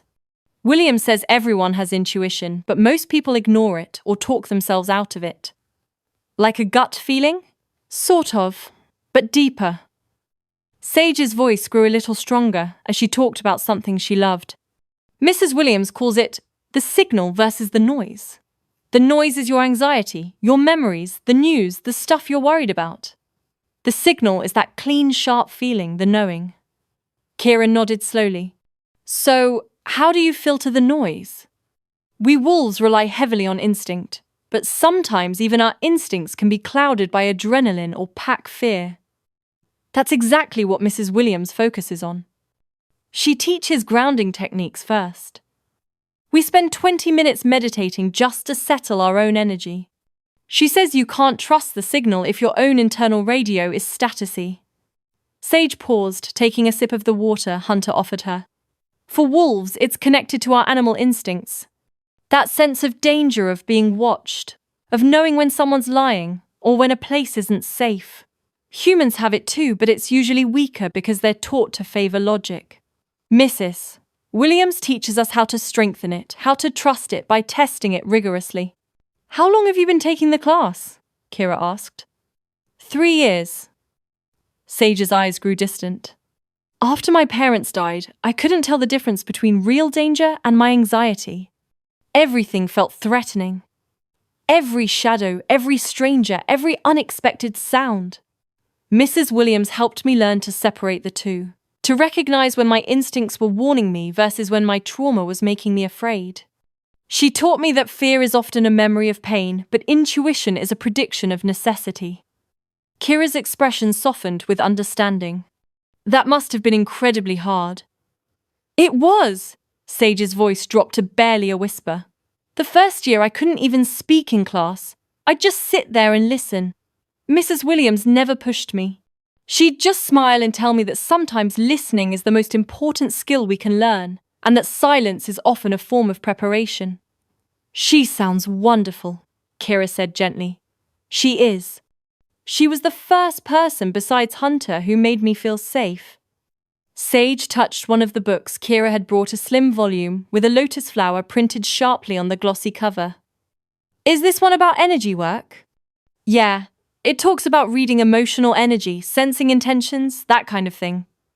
It's a little woo-woo, honestly, but interesting. Kira tilted her head.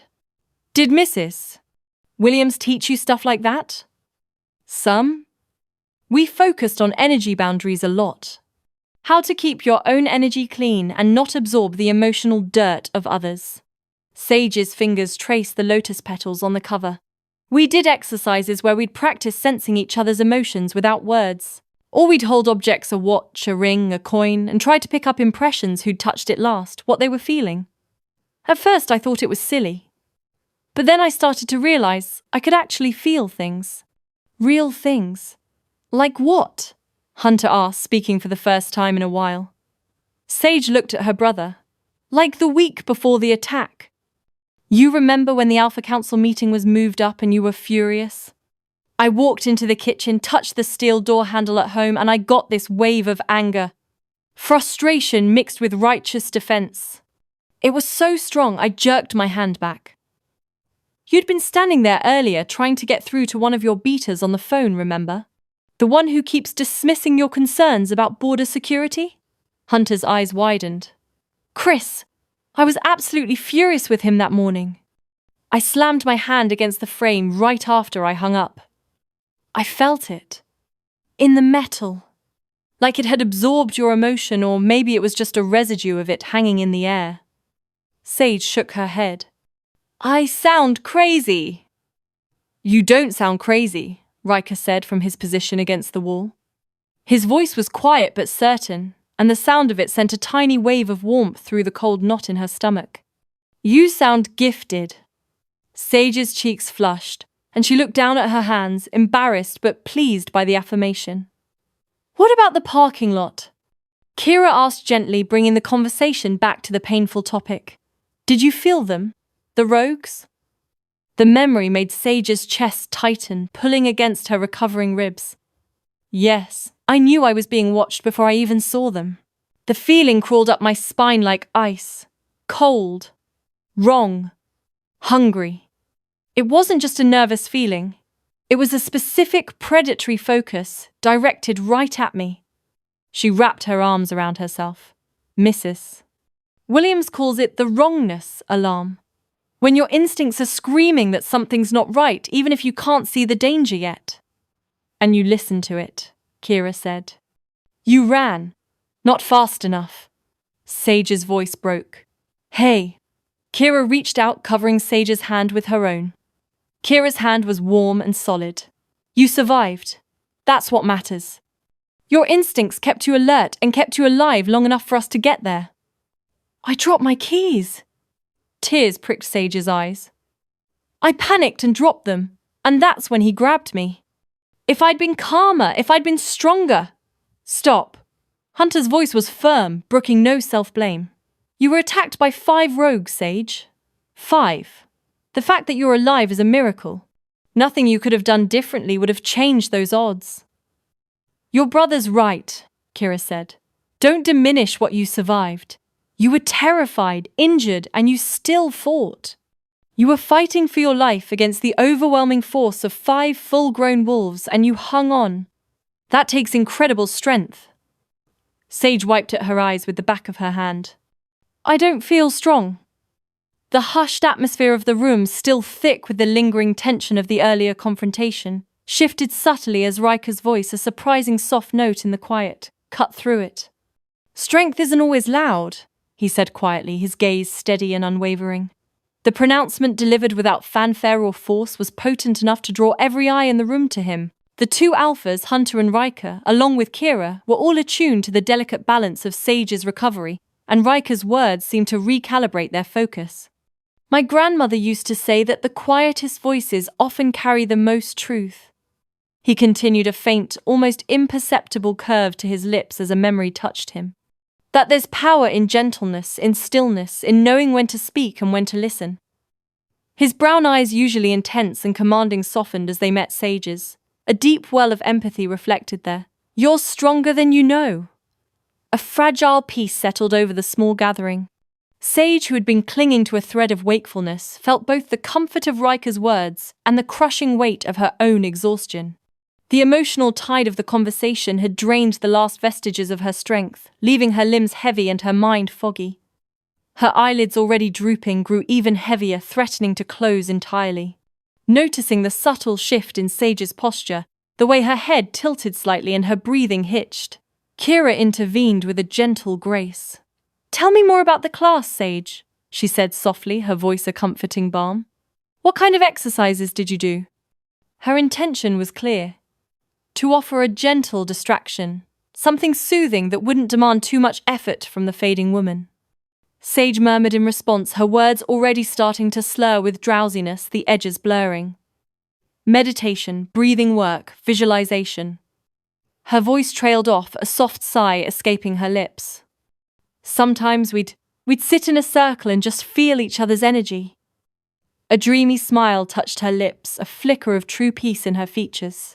Her eyes drifted closed, the image of the class clearly vivid in her mind. "Mrs. Williams would play this singing bowl. The sound would vibrate through your whole body, so peaceful." The memory was a lullaby lulling her deeper. "That sounds beautiful," Kira whispered, her own expression softened by Sage's descriptions. She imagined the resonant hum, the stillness, the shared connection. Sage was fading fast, the medication and sheer exhaustion pulling her back under the waves of sleep. Her words became almost indistinguishable. "Should go back, miss the singing bowl." The last syllables were barely audible, dissolving into the quiet evening air. Her breathing deepened, evening out into the steady rhythm of true sleep, finally claiming her. Hunter, who had been watching Sage with a fierce, almost desperate protectiveness, stood carefully making sure not to jostle the bed or disturb the fragile slumber. He moved with a quiet, powerful grace toward the window where Ryker stood gazing out into the fading light.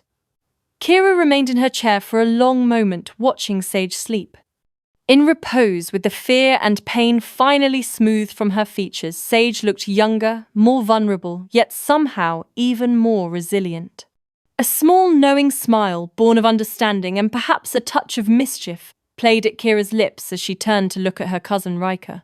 She rose, crossing the room to where Ryker and Hunter stood in quiet conversation, their voices a low murmur discussing pack patrol schedules and the security of their territorial borders. It was a practical alpha-level exchange, but Kira's presence shifted the atmosphere immediately. She nudged Ryker playfully with her elbow, her gaze still warm as she nodded subtly toward the sleeping figure in the bed. "She's beautiful," Kira said softly, her voice a warm whisper. Ryker's jaw tightened almost imperceptibly, a telltale sign of his carefully guarded emotions, but he didn't look away from Sage. In sleep, all the fear and pain that had etched lines of worry and exhaustion on her face had vanished, leaving behind something delicate, serene, almost ethereal. Her auburn hair a rich cascade of fiery copper, and deep russets spilled across the crisp white pillow like autumn leaves scattered by a gentle breeze, catching the soft light.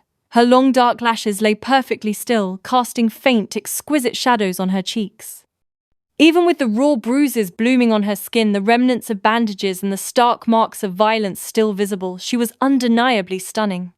"Yes," Ryker said, his voice a low, rough murmur barely above a whisper. "She is."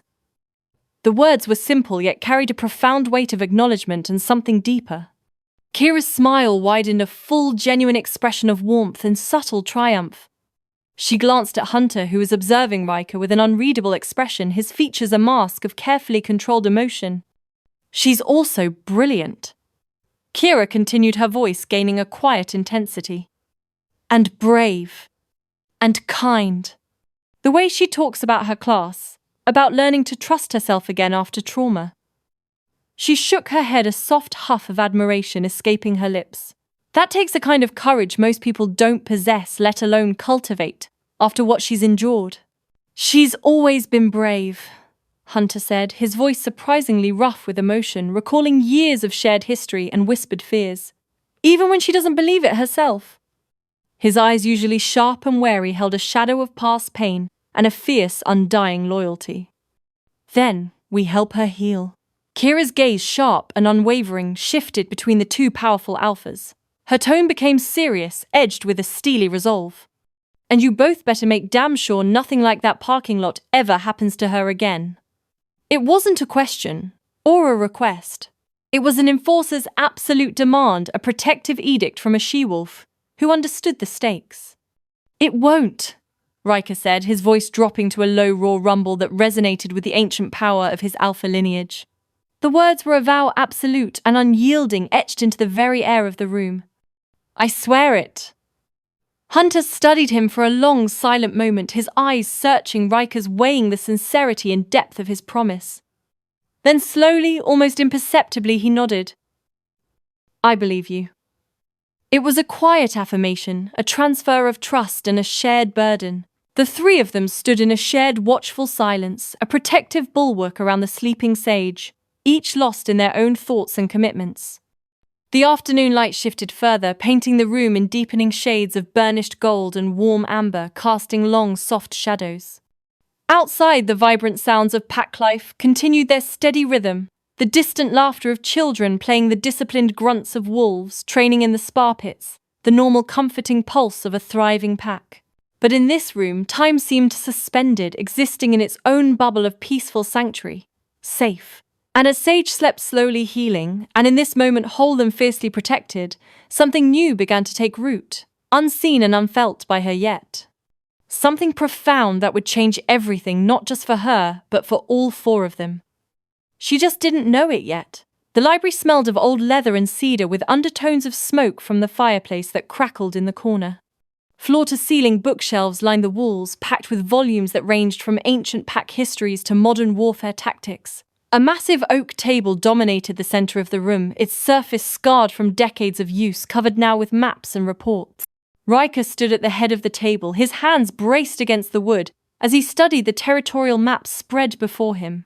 Red pins marked the locations where the rogue pack had been spotted. There were far too many pins. They're circling, Jack said, leaning over to trace a pattern with his finger. See? 3 weeks ago they were here near the eastern border. 2 weeks ago, here, and last week, the community centre parking lot. Hunter's voice was tight as he stood across from Ryker, his own enforcers flanking him. Axel, his head enforcer, was a grizzled wolf with silver streaking his dark hair. Beside him stood Finn Younger, and sharp-eyed with the lean build of a runner. They've been hunting her specifically, Ryker said, his jaw clenched. This wasn't random. They tracked her patterns, learned her schedule, and waited for the perfect moment. But why? Finn spoke up, his brow furrowed. Why target one woman? If they want territory or resources, there are easier ways. Hunter's hands curled into fists on the table. Because of what she is. The room fell silent, except for the pop and hiss of the fire. Ryker looked up, meeting Hunter's eyes across the table. She's Moonveil Pack, Hunter continued, his voice heavy. The Alpha's sister. If they'd succeeded in bonding with her? He couldn't finish the sentence. They'd have leverage, Axel said grimly. A hostage. Or worse, a corrupted connection to your pack's leadership. No, Hunter shook his head. It's more than that. Sage told me what that rogue Alpha said to her, the way he looked at her. His voice cracked slightly. He was obsessed. He told her she was perfect, quiet, compliant. He called her beautiful and delicate. And he said he wanted to bond her right there, because she wouldn't fight him, wouldn't challenge him. He wanted her because of those things, not despite them. Ryker's expression darkened. He saw her gentleness as a weakness to exploit. And he's not the only one. Hunter scrubbed a hand over his face, exhaustion bleeding through. Do you know how many wolves I've had to chase away from her over the years? How many alphas have come sniffing around Moonvale taking one look at my sister and thinking she'd be an easy claim? She's unmated, Jack said carefully. At her age, that's unusual. Because she can't find an alpha who sees her as anything other than a pretty quiet girl they can control. Hunter's voice was bitter.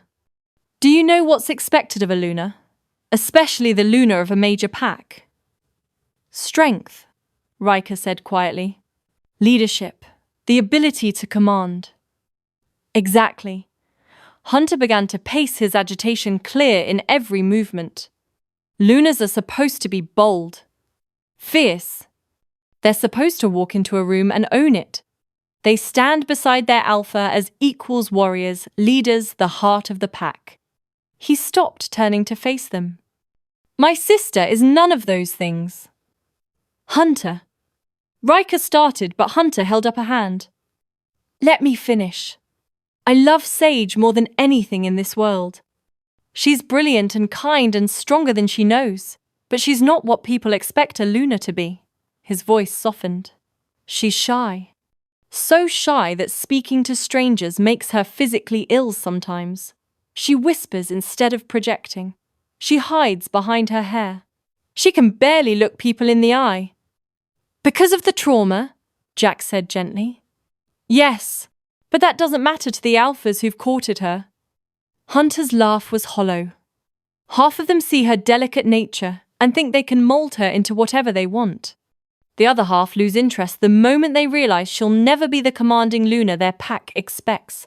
She's too soft-spoken, too gentle, too perfect, Ryker said quietly. Everyone turned to look at him. Ryker straightened from the table, his eyes locked on Hunter. She's perfect exactly as she is. Ryker continued, his voice calm but firm. Not in spite of her gentleness, but because of it. Hunter stared at him. You can't mean that. Why not? Ryker moved around the table, closing the distance between them. Hunter, I understand what you're saying about Luna's expectations. I grew up with the same stories, powerful women who could fight beside their mates, who commanded respect through force of will and strength of arm. But that's not the only way to lead. That's not the only way to be strong. The pack won't accept. Not every pack needs a warrior, Luna. Ryker's voice was passionate now, the careful alpha controls slipping to reveal something raw underneath. Not every alpha wants a woman who can beat him in combat. Some of us. He stopped, seeming to struggle with the words. Some of us want a mate who needs to be protected. Who brings something different to the partnership than just another warrior? The room was silent. Even the fire seemed quiet, as if listening. My grandmother, Ryker said, his voice softer now, was the gentlest person I ever knew. She spoke so quietly you had to lean in to hear her. She cried at the sight of injured animals. She preferred gardening to fighting, healing to hunting, and she was the most beloved Luna this pack has ever had. How? Hunter asked, genuine confusion in his voice. How did your pack accept that? Because my grandfather loved her for exactly who she was. Ryker's eyes were distant, remembering.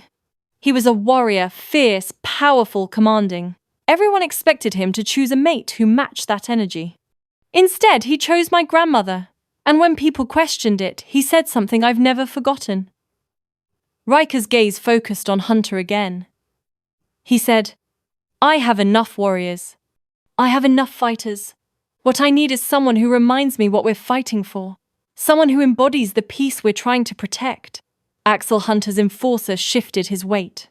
That's a beautiful sentiment, but in practice, she was extraordinary.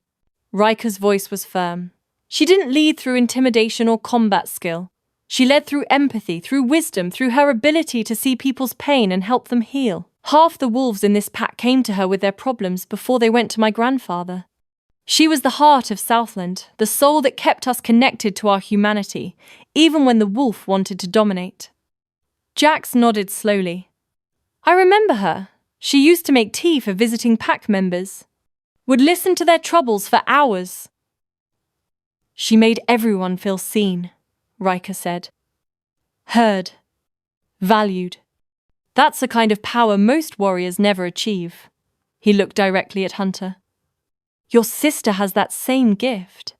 I've watched her for 3 days now, and even injured, even traumatized, she connects with people. Kira adores her already. Dr. Rivera said caring for her reminds him why he became a healer.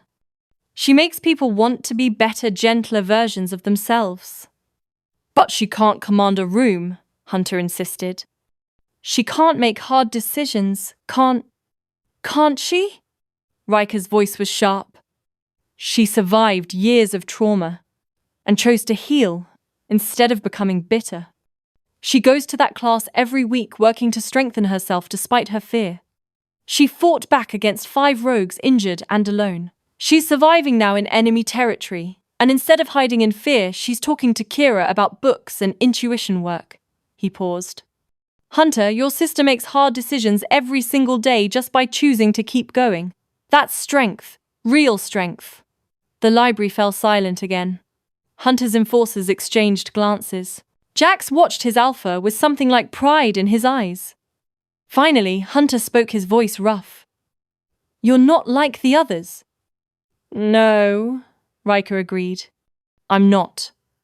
The others saw her delicacy as something to exploit or ignore. You see it as something precious to protect. Ryker's voice was steady. Something rare and valuable that the world needs more of, not less. Hunter studied him for a long moment. You care about her. It wasn't a question, but Ryker answered anyway. I barely know her, but yes, I care. I care that she was attacked. I care that she's been made to feel inadequate because she doesn't fit some arbitrary mold of what a Luna should be. And I care that there's a rogue alpha out there who's obsessed with her for all the wrong reasons. Which brings us back to the problem at hand. Axel tapped the map, redirecting the conversation. These rogues aren't going to stop. That alpha wants her specifically. What's our plan? Ryker moved back to the table, his alpha authority settling over him like a cloak. We hunt them. Track them down before they can regroup and try again. Agreed, Hunter said. But they're smart. They've been evading detection for weeks. If we're going to find them, we need to think like they do. They're obsessed with Sage, Finn spoke up. Could we use that? Set a trap? Absolutely not. Both alphas spoke in unison, their voices equally fierce. Finn held up his hands. Just suggesting. We don't use victims as bait, Ryker said firmly. Especially not when she's still recovering. We will find another way. Hunter nodded his agreement, then looked at the maps again. They've been circling both our territories, Moonvale and Southland. They're testing borders, looking for weaknesses. Which means they're planning something bigger, Jax said. This isn't over. Taking Sage was just the beginning. Then we need to be ready. Ryker began moving pins on the map, marking optimal patrol routes. If we coordinate our patrols, the pack won't like it, Axel warned Hunter. Coordinating with Southland, even temporarily, will raise questions. Then they can ask me those questions. Hunter's voice was steel. I'm the alpha. My first priority is protecting my pack, not maintaining a pointless feud. If that means working with Southland, so be it. Ryker met his eyes and something passed between them, respect understanding the beginning of real alliance. How many enforcers can you spare for joint patrols? Ryker asked. 6? Maybe 8 if I pull some from border rotations. I can match that. If we establish overlapping patrol routes here, here and here, Ryker marked the map, we create a net they can't slip through. For the next hour, the 6 wolves worked together, planning patrol schedules, communication protocols, and response strategies. The conversation flowed easily, professionally, with none of the tension that should exist between rival packs. As the sun began to set, painting the library in shades of orange and gold, Hunter stood back from the table, studying the completed plan. This could work, he said quietly. It will work, Ryker assured him. We'll find them, Hunter. And when we do, they'll answer for what they tried to do to your sister. Hunter looked at him, something complicated in his expression. You really meant what you said before? About Sage? About her being perfect as she is? Every word. Because, Hunter hesitated. Because I need to know your intentions. She's not just my sister. She's my responsibility. I raised her, protected her, and I'll be damned if I let someone hurt her again, rival alpha or not. I would never hurt her. Ryker's voice was quiet but absolute. I don't know what this is, Hunter. I don't know why seeing her broken in that parking lot felt like something in me broke too. I don't know why the thought of her in pain makes me want to tear the world apart. But I know I would die before I let anyone harm her again. That's not a threat or a promise, it's just the truth. The two alphas stared at each other, the weight of unspoken things heavy between them. Finally, Hunter extended his hand. Then we work together. For her.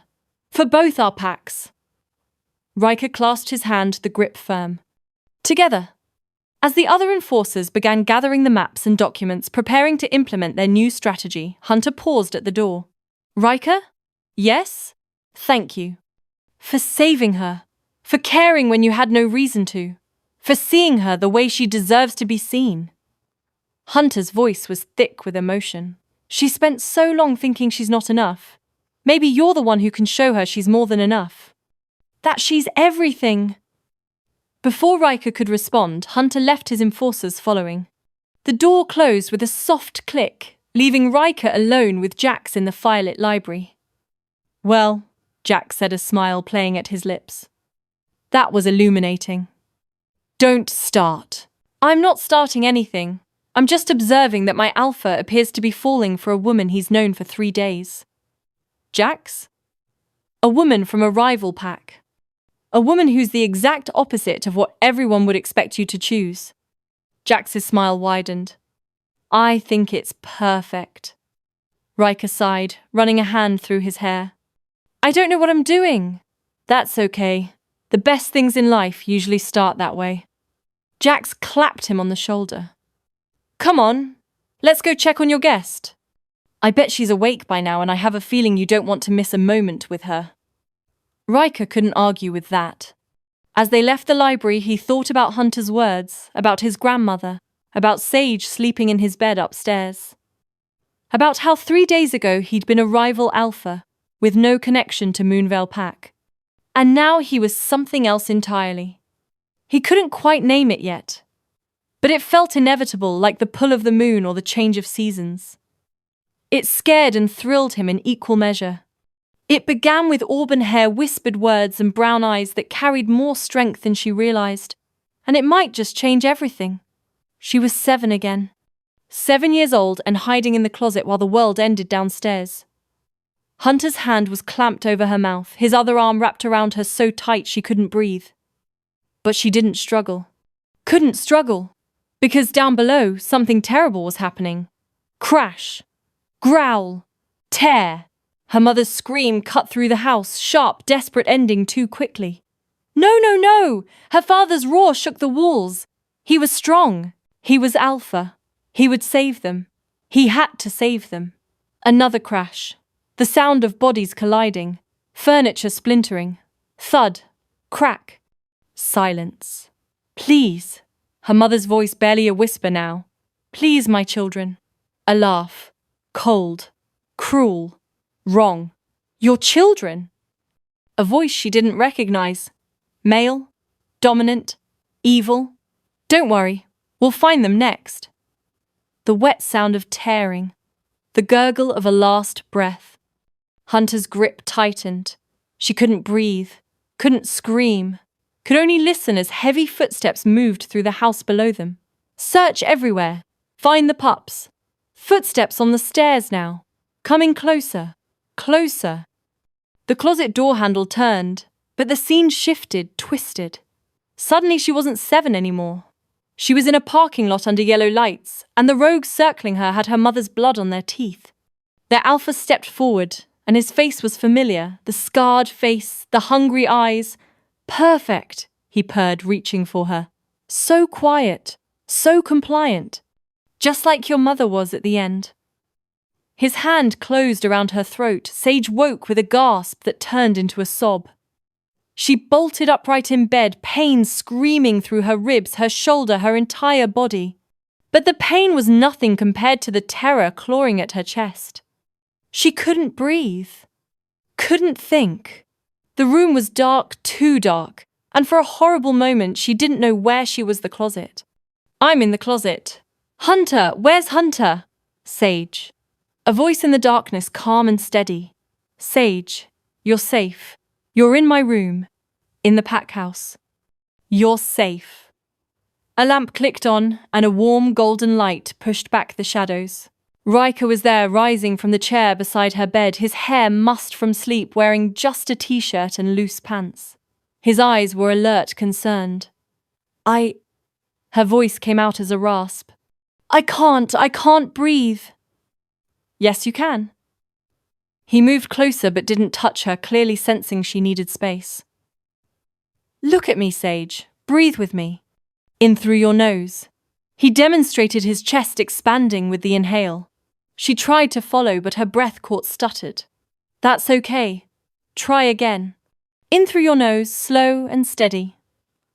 This time she managed it, though her whole body shook with the effort. Good. Now out through your mouth. Slow. They breathed together, in and out, until the panic began to recede, enough for her to think again. But she was still trembling, violent shivers racking her frame despite the warm room. The nightmares, she whispered. They came back. Tell me what you need. Ryker's voice was gentle. What helps when this happens? I don't. She wrapped her arms around herself, trying to stop the shaking. Grounding. Mrs. Williams taught me. Engage the senses. But I can't. Everything feels wrong. Okay. Ryker was already moving, crossing to the dresser. Okay, I've got you. Do you trust me? She should say no. Should be wary. But something in his voice, in the careful way he moved, made her nod. Scent first, he said, pulling open a drawer. My grandmother used to make these. He brought out several candles, their wax a soft cream colour, lavender, chamomile, and something else. She never told me all the ingredients. Said it was a family secret. He placed them around the room, on the dresser, the windowsill, the bedside table, and lit each one with matches from his pocket. The smell began to fill the space immediately. Floral and herbal, with undertones of something earthy and sweet. Sage felt her shoulders drop slightly, the scent familiar, somehow comforting. Better? He asked. Yes, she breathed. Yes, it's helping. Good. Now taste. He moved toward the door. I'll be right back. I'm just going to the kitchen. I'm not leaving you. Ryker. But he was already gone, his footsteps quick down the hallway. Sage sat in the candlelit room, focusing on her breathing, on the gentle flicker of flames, on the soothing scent wrapping around her like a blanket. True to his word, he was back within minutes, carrying a tray with a teapot and a cup. The smell that rose from the pot as he poured made her eyes widen. What is that? My grandmother's tea. He handed her the cup, wrapping her shaking hands around the warm ceramic. Chamomile, lemon balm, passion flower, and... He grinned suddenly, the expression transforming his serious face into something boyish and warm. Well, obviously it's not so secret because I made it for you. But she'd have wanted me to share it with someone who needed it. Despite everything, the nightmare, the fear, the pain, Sage felt her lips quirk into a small smile. You learned all her secrets? Every single one. Used to follow her around the pack house like a shadow when I was young. He settled back into his chair, watching as she brought the cup to her lips. She'd hum while she worked. Sage, the intention you put into healing was just as important as the herbs themselves. Sage sipped carefully. The tea was perfect, not too hot sweet, without being cloying, with a complex flavour that seemed to calm something deep in her chest. She could feel her trembling beginning to ease. She sounds wonderful. She was. Ryker's voice was soft with memory. She died when I was 19. Cancer. She fought it for 2 years, but... He shook his head. I still miss her. Every day. I'm sorry. Don't be. She lived fully loved, completely, and left this world knowing she was cherished. He met Sage's eyes. She would have liked you. You don't know that. I do. His voice was certain. She had a gift for seeing people, really seeing them beneath all the armor and fear. She would have seen your strength immediately, would have taken you under her wing, taught you all her secrets. He smiled again. Would have forced me to court you properly instead of having you recuperate in my bedroom. Sage felt heat rise to her cheeks. This isn't… I know. But something in his eyes said he wished it could be. Drink your tea. It'll help you sleep without nightmares. That was her specialty, peaceful sleep. Sage drank slowly, letting the warmth spread through her. The candles flickered, casting dancing shadows on the walls. The scent filled her lungs with each breath. The taste lingered on her tongue, sweet and calming. Her trembling had almost stopped. Thank you, she whispered, for this. For knowing what I needed. My grandmother taught me that panic needs to be met with calm. Fear needs to be met with safety. Darkness needs to be met with light. He gestured to the candles. She was rarely wrong. Sage finished her tea and set the cup on the bedside table. Her eyelids were already growing heavy, the nightmare's grip finally loosening. But she didn't want to sleep yet. Didn't want to lose this moment, this strange, gentle man who lit candles and made tea, and spoke of his grandmother with such love. What was her name? She asked softly. Alara. The name came out like a prayer. She was small like you, delicate. Everyone underestimated her, until they got to know her. Then they realized she was the strongest person in any room. Like your Luna story, the one you told Hunter. That was her. His eyes were distant, warm. My grandfather chose her despite everyone's expectations, and it was the best decision he ever made. She taught me that strength comes in many forms, that gentleness is not weakness, that the quietest voices often carry the most wisdom. Sage felt tears prick her eyes. I wish I could have met her. So do I. Ryker leaned forward, his elbows on his knees, his gaze intense. She would have told you what I'm going to tell you now. You are not broken, Sage. You are not less than because you're quiet or gentle or carry trauma. You're exactly who you're meant to be, and anyone who can't see that doesn't deserve you. A tear slipped down her cheek. How can you say that? You barely know me. I know enough. His voice was firm. I know you survived what would have destroyed most people. I know you choose to heal instead of harden. I know you make Kira smile, make Dr. Rivera remember why he became a healer, and make your brother willing to ally with his supposed enemy just to keep you safe. That's not nothing, Sage. That's everything. More tears fell, but these didn't feel like the nightmare tears. These felt like a release. Like something tight in her chest, finally loosening. I don't know what to say. You don't have to say anything. He reached for a blanket draped over the back of his chair and stood, bringing it to her. Here, lie back down. The tea should help you sleep peacefully. She let him settle the blanket over her. His movements careful and respectful. He adjusted her pillows, making sure she was comfortable without jarring her injuries. Then he moved back to his chair, clearly intending to stay. You don't have to watch over me all night, she said softly. I know. I want to. Why?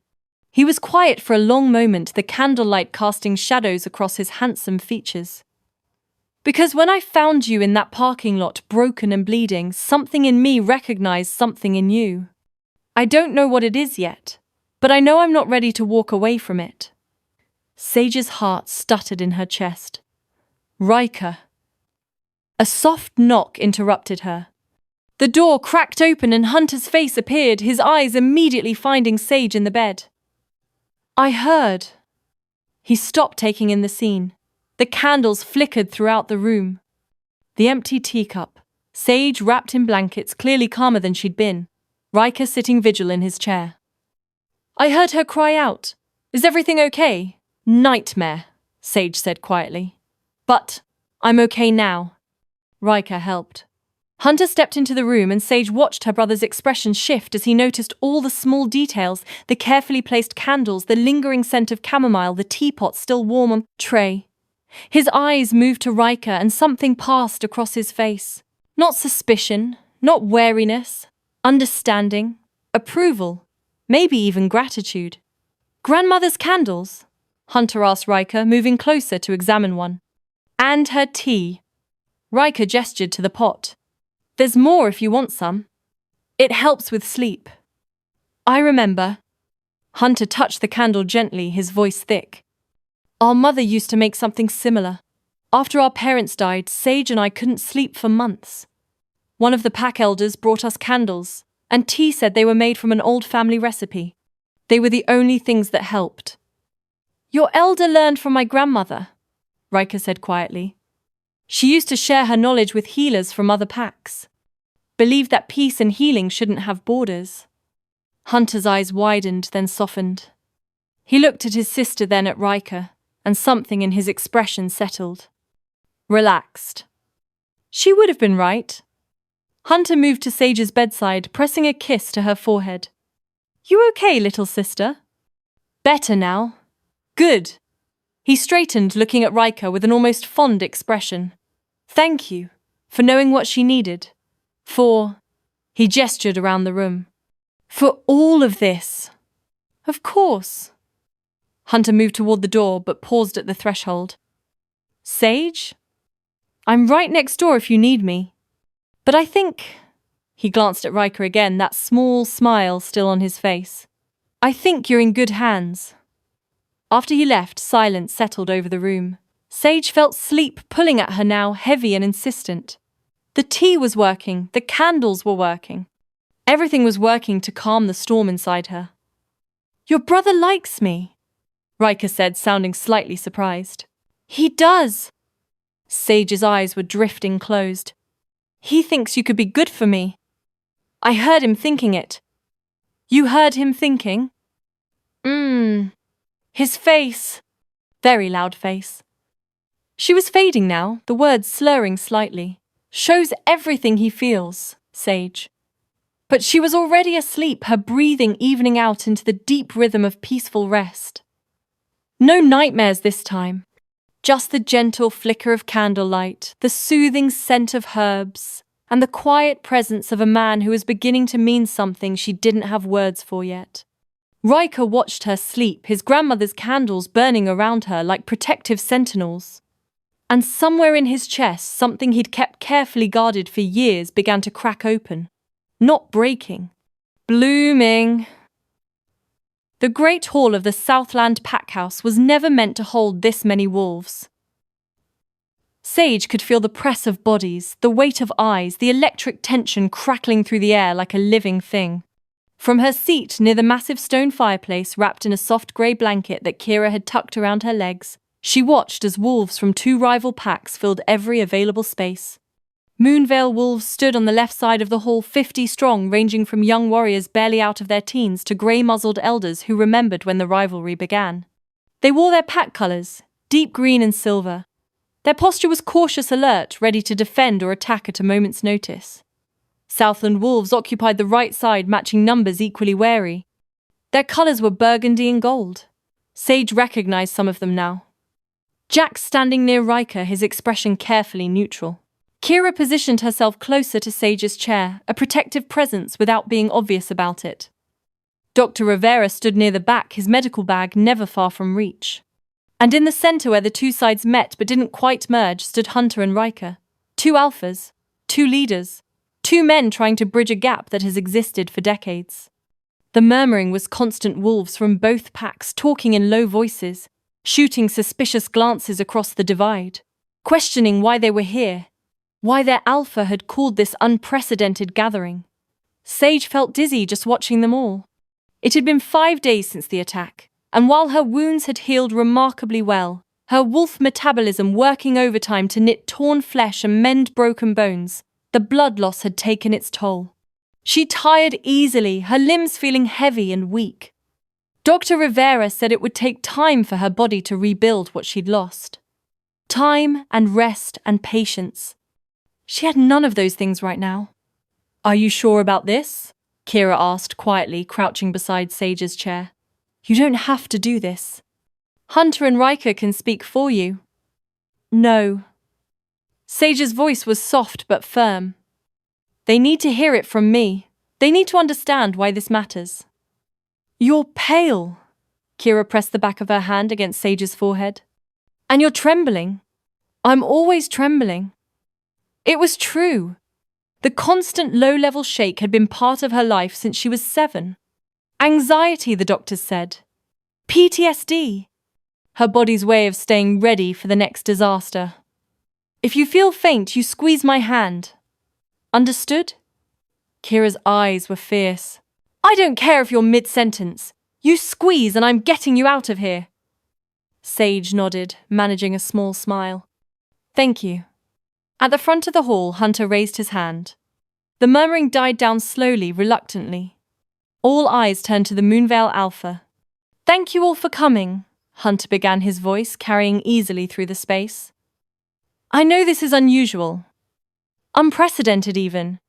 Many of you are wondering why I've called you here to our rivals' territory for a joint gathering. It's madness, someone muttered from the Moonveil side, an older wolf with a scarred face. We haven't stood in the same room with Southland in 30 years. Not without bloodshed. Exactly, Hunter said, his eyes sharp. 30 years of animosity. 30 years of treating each other as enemies. And in those 30 years, how many real threats have we faced together? How many times has our rivalry made us weaker instead of stronger? The Southlands can't be trusted, another voice called out. Can't we? Ryker stepped forward, his presence commanding immediate attention. Tell me, Damon, when was the last time Southland attacked Moonveil? An enforcer from Ryker's side, a stocky man with grey at his temples, spoke up. Never. Not in my lifetime. Not in my father's. And yet we maintain this rivalry. Ryker's voice was measured, controlled. We post extra guards on shared borders. We refuse to trade or communicate. We teach our young to distrust you, and you teach yours to distrust us. All because our grandfathers had a territorial dispute over land that neither pack even uses anymore. It's tradition, a Moonveil elder said, but there was uncertainty in her voice now. Tradition, Hunter repeated. Is that worth dying for? Is that worth letting real threats slip through our defenses because we're too busy watching each other? The hall erupted in murmurs, again wolves from both sides talking over each other, debating, questioning. Sage felt her heart hammering against her ribs. She gripped the arms of her chair, trying to steady herself. This was it. This was the moment. Kira must have sensed her tension because she squeezed Sage's shoulder gently. Breathe. You've got this. Please. Hunter's voice cut through the noise. Please let me finish. 5 days ago, my sister was attacked in a parking lot by a rogue pack. 5 rogues, including their alpha. They'd been stalking her for weeks. Every eye in the hall turned to Sage. She felt the weight of their attention like a physical thing pressing down on her chest. Her instinct was to shrink back, to hide behind her hair, to make herself invisible. But she couldn't. Not now. She was minutes away from being forcibly bonded. Hunter continued, his voice thick with emotion. Minutes away from being claimed by a rogue alpha who saw her gentleness as something to exploit. She was going to die in that parking lot alone and terrified. The silence now was absolute. Sage could hear the crackle of the fire, the whisper of her own breathing. But she didn't die, Hunter said, because Ryker and his warriors arrived. They drove off the rogues. They brought my sister here to their pack house and gave her the best medical care available. They protected her, saved her, even though she's Moonveil, even though we're supposed to be enemies. Why? The question came from Finn, one of Hunter's younger enforcers. Why would you do that for a rival? Ryker's eyes found Sage's across the hall. Because it was the right thing to do. Because I'm not going to let someone die just because of pack politics. And because... He paused, choosing his words carefully. Because the rogues that attacked her have been operating in the gaps between our territories for weeks. They've been using our rivalry against us. While we watch each other, they move freely. While we refuse to communicate, they gather intelligence. While we maintain this pointless feud, they grow bolder. He's right. Axel Hunter's head enforcer stepped forward. Ryker tried to warn us 3 weeks ago, sent detailed reports about rogue activity. My fellow council members dismissed it because it came from Southland. We never even showed it to Hunter. Hunter's expression darkened. What? I'm sorry, Alpha. Axel's voice was heavy with regret. We thought it was a trick. A ploy. We didn't trust them, so we ignored critical intelligence. And because of that, Sage nearly died. The Moonvale wolves shifted uncomfortably. Sage could feel their shame, their realization that pride and old grudges had real consequences. I want you all to hear from Sage directly, Hunter said, gesturing toward her. She's still recovering, still weak from blood loss. But she insisted on being here. She has something to tell you all. Something that changes everything. Every eye turned to Sage again. She felt her throat close up, her voice dying before it could form. The room was too full, too loud, even in its silence. Too many people watching, waiting, judging. I can't do this. I can't speak in front of all these people. But then Ryker moved. Not toward the front of the hall where he'd been standing, but toward her. He crossed the invisible divide between the two packs and came to stand beside her chair, his presence solid and grounding. You don't have to do this, he said quietly for her ears alone. I can tell them. No. She looked up at him, drawing strength from his steady gaze. I need to. They need to hear it from me. He nodded, then did something that made several wolves gasp. He knelt beside her chair, bringing himself to her level, and took her hand. The gesture was intimate, protective, and completely inappropriate for an alpha to show a rival pack member. But he did it anyway. With his hand warm in hers, Sage found her voice. The rogue alpha. She had to stop, clear her throat. Her voice was so quiet that wolves in the back leaned forward to hear. The rogue alpha said he'd been watching me. For weeks. Every Thursday when I went to my class. The hall was silent except for the fire. He knew my schedule. Knew I'd be alone. Where I parked in the far corner, away from everyone else. Her hand tightened on Ryker's. When he grabbed me, when I tried to fight, he said. Her voice broke. Take your time, Ryker murmured. Sage drew a shaky breath. He said I was perfect, that I was quiet, compliant, that I wouldn't fight him. That I was exactly what he wanted in a Luna. Tears slipped down her cheeks, but she kept going. He said he was going to bond me right there. In the parking lot. And when I tried to refuse, when I tried to run, he told his rogues to hold me down. Horrified murmurs rippled through both packs. He was mesmerized by my face. Sage continued, her voice barely above a whisper. Called me beautiful and delicate. Said I'd be good for him, that I wouldn't challenge him. He wanted me because I was shy. Because I'm quiet. Because he thought he could control me. The silence that followed was deafening. Then from the Moonvale side, a female voice, young, angry. That's not courtship. That's predation. Exactly, Hunter said. And this rogue alpha is still out there, still obsessed with my sister, still threatening both our packs. How does he threaten Southland? Someone asked. Because he was in Southland territory when he attacked, Ryker explained, still kneeling beside Sage. Because he's been crossing both our borders freely for weeks. Because his obsession with Sage isn't going to end just because we drove him off once. He'll come back. And when he does, he won't care which pack she's with. He'll tear through whoever's protecting her to get what he wants.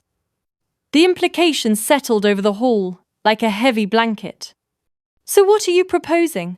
The question came from an older Southland wolf. An alliance?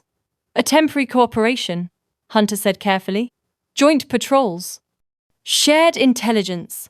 A unified front against a common threat. And then what? A Moonvale wolf challenged. After the rogues are dealt with, we go back to being enemies? Hunter and Ryker exchanged a look. I don't know, Hunter admitted. Maybe we do. Or maybe He looked around the hall at wolves from both packs standing in the same room without violence. Maybe we realize this rivalry never made sense in the first place. Your grandfather died in a border dispute with Southland, an older Moonvale elder said to Hunter. You'd forget that? No. Hunter's voice was firm. I'll never forget. But I also know that Ryker had nothing to do with that. Neither did most of the wolves in this room. We're carrying grudges that aren't even ours, fighting battles that ended before we were born. My grandfather died in the same dispute, Ryker said quietly. Both our families lost someone. Both our packs suffered. But continuing this cycle doesn't honor their memory. It just creates more orphans, more widows, more unnecessary death. Sage watched as wolves from both packs looked at each other, really looked maybe for the first time. She could see the uncertainty, the questioning of long-held beliefs. On both sides, younger wolves especially seemed to be reconsidering everything they'd been taught. Sage? Kira's voice was concerned. You're shaking badly. She was. The adrenaline that had been keeping her upright was fading, leaving exhaustion in its wake. Her vision swam slightly. Ryker noticed immediately. That's enough for today, he said, addressing the room. She's given you what you need to understand the threat. Now she needs to rest. Wait. A Moonvale wolf stepped forward, a woman about Sage's age with kind eyes. I just want to say, Sage, you're incredibly brave. To stand in front of all of us and share that after what you survived, that takes real strength. Thank you, Sage whispered. She's right, another voice said from the Southland side. What happened to you was horrible, but you're here. You survived. That matters.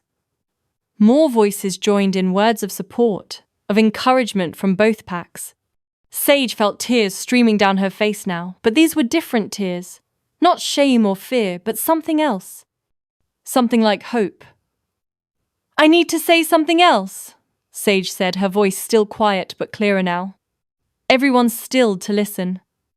I've been here for 5 days. In Southland territory. In your rival's pack house. She looked around the room. And I've been treated with nothing but kindness. Dr. Rivera saved my life. Kira brought me books and sat with me. Ryker, her voice caught.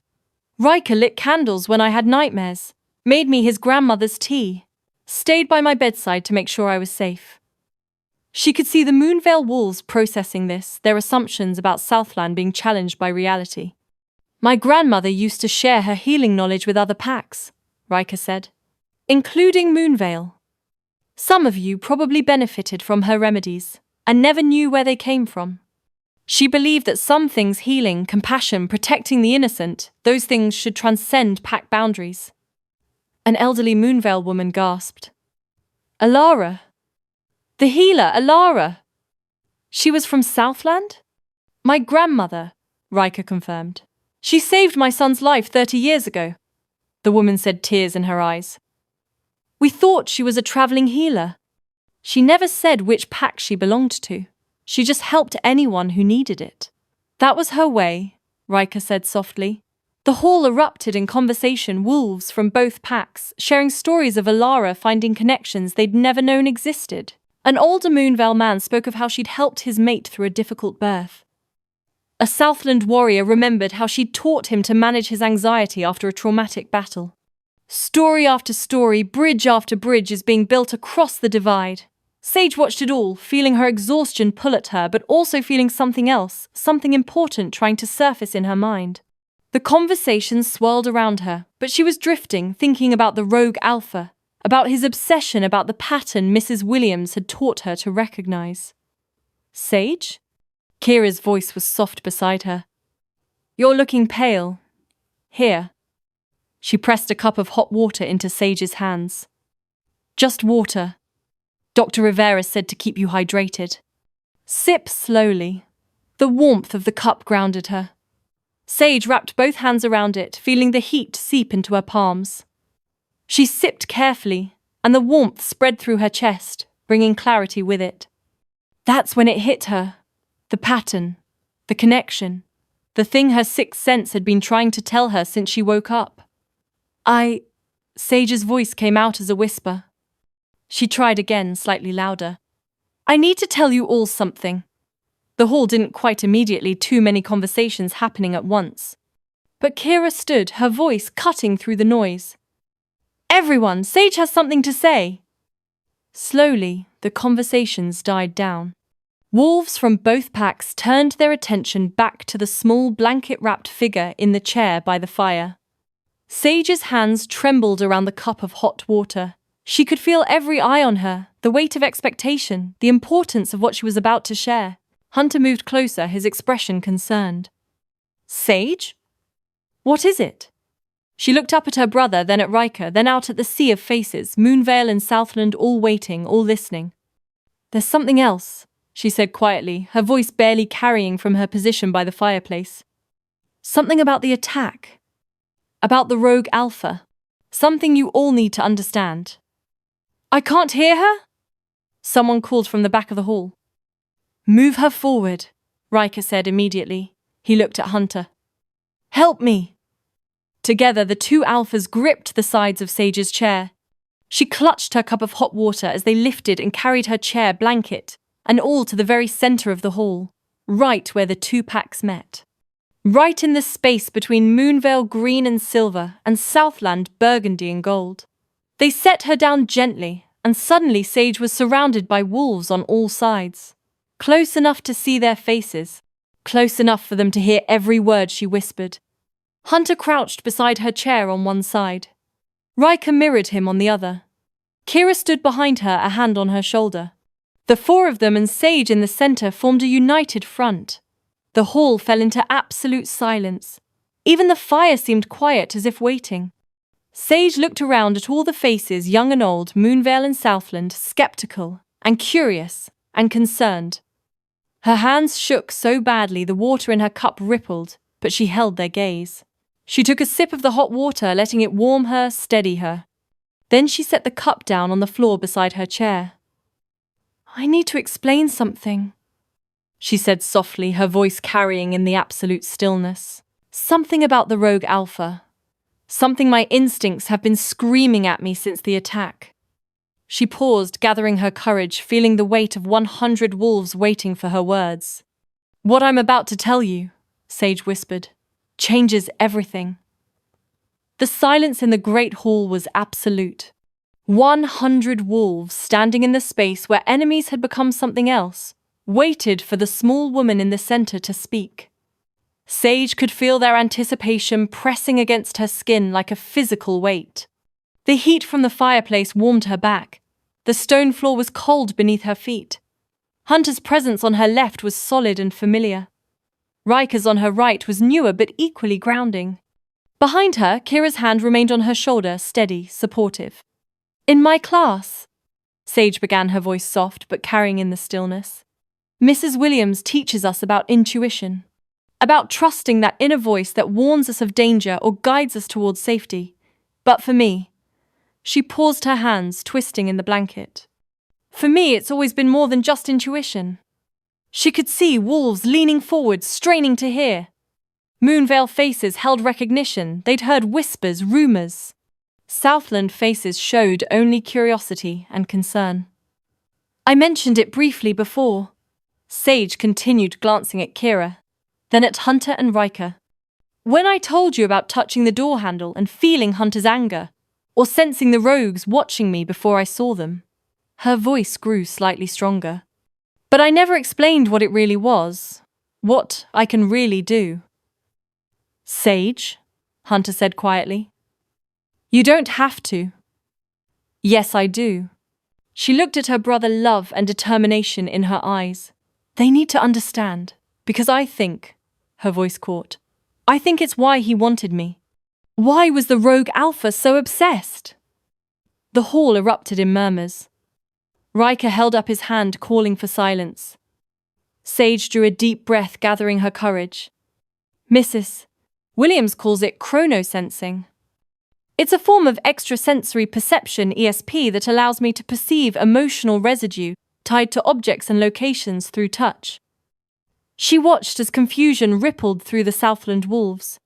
They didn't understand yet, but some of the older Moonvale wolves were nodding slowly, pieces clicking into place. "What does that mean?" Jax asked from his position near the front. "Emotional residue?" "It means," Sage struggled to find the words. "When people experience strong emotions, especially intense or traumatic ones, those feelings leave an imprint.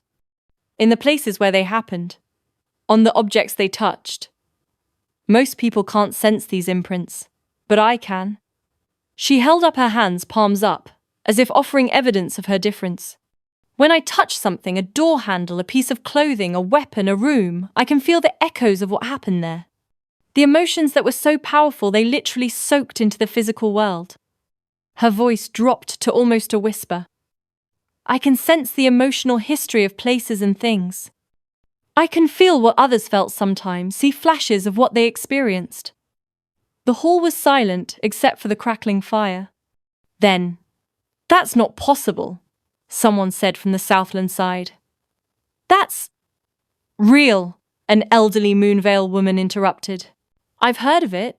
My grandmother spoke of wolves who could read the emotional memory of battlefields, who could touch a fallen warrior's weapon and know how they died, what they felt in their last moments."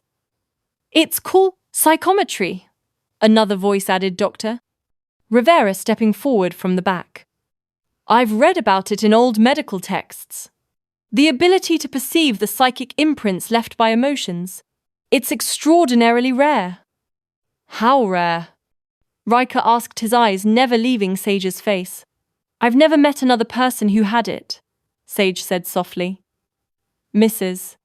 Williams has been helping me learn to control it, to not be overwhelmed by every emotion I encounter. But it's..." She wrapped her arms around herself. "That's why I'm so quiet. Why I avoid touching things, avoid people. Because every handshake, every object, every room is full of feelings that aren't mine. It's overwhelming." Kira's hand tightened on her shoulder. "That's why you flinched when I touched you, that first day." "Yes. Not because I was afraid of you, but because touch means feeling everything you've felt recently. Every emotion you've experienced." Sage looked around the hall. "Right now I can feel the stone beneath my feet. It holds decades of pack gatherings, joy and anger, celebrations and arguments. The fireplace behind me." She closed her eyes. "Someone stood there 2 days ago worried about a sick child. Someone else a week ago was grieving a lost parent." Gasps rippled through both packs. "The blanket Kira gave me," Sage continued. "It belonged to someone who loved deeply. I can feel their affection woven into the fabric. The cup of water." She gestured to where she'd set it down. Dr. Rivera's concern when he filled it. His dedication to healing. "Gods," someone breathed. "That's why you knew about my phone call," Hunter said, realization dawning in his eyes. "That morning with Axel. You didn't just sense my anger, you read it from the door handle." "Yes." Sage's voice was apologetic. "I'm sorry. I don't mean to invade privacy. It just happens." "Don't apologize," Hunter said firmly. "Never apologize for your gift." "But it's not just objects," Sage said, and her voice grew urgent now. "It's places, too. Locations where strong emotions occurred. I can walk into a room and know if someone died there, if they were happy there, if they were afraid." She looked directly at Ryker. "Your bedroom, the room you gave me, I can feel your grandmother in it. Her love, her healing energy. That's why I felt so safe there. Her emotional imprint is still present, still protective." Ryker's expression softened with something that looked like pain and wonder combined. "In my class," Sage continued, "we were learning to strengthen this ability, to push it further. Mrs. Williams was teaching me how to not just sense emotional residue, but to trace it back to its source, to potentially find people based on the emotional trails they leave behind. The implications of that hit the room like a thunderclap. You could track people," Finn said slowly. "Not by scent, but by their emotions. Potentially. I'm not skilled enough yet. But yes, that's what Mrs. Williams believed I could learn to do." Sage's hands were shaking badly now. And I think the rogue alpha knew that. The hall went silent again, this time heavy with dread. He said he'd been watching me for weeks, Sage said, her voice barely audible. He knew about my Thursday classes.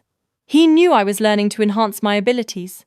And when he grabbed me, when he told me I was perfect, that I was exactly what he wanted. Her voice broke.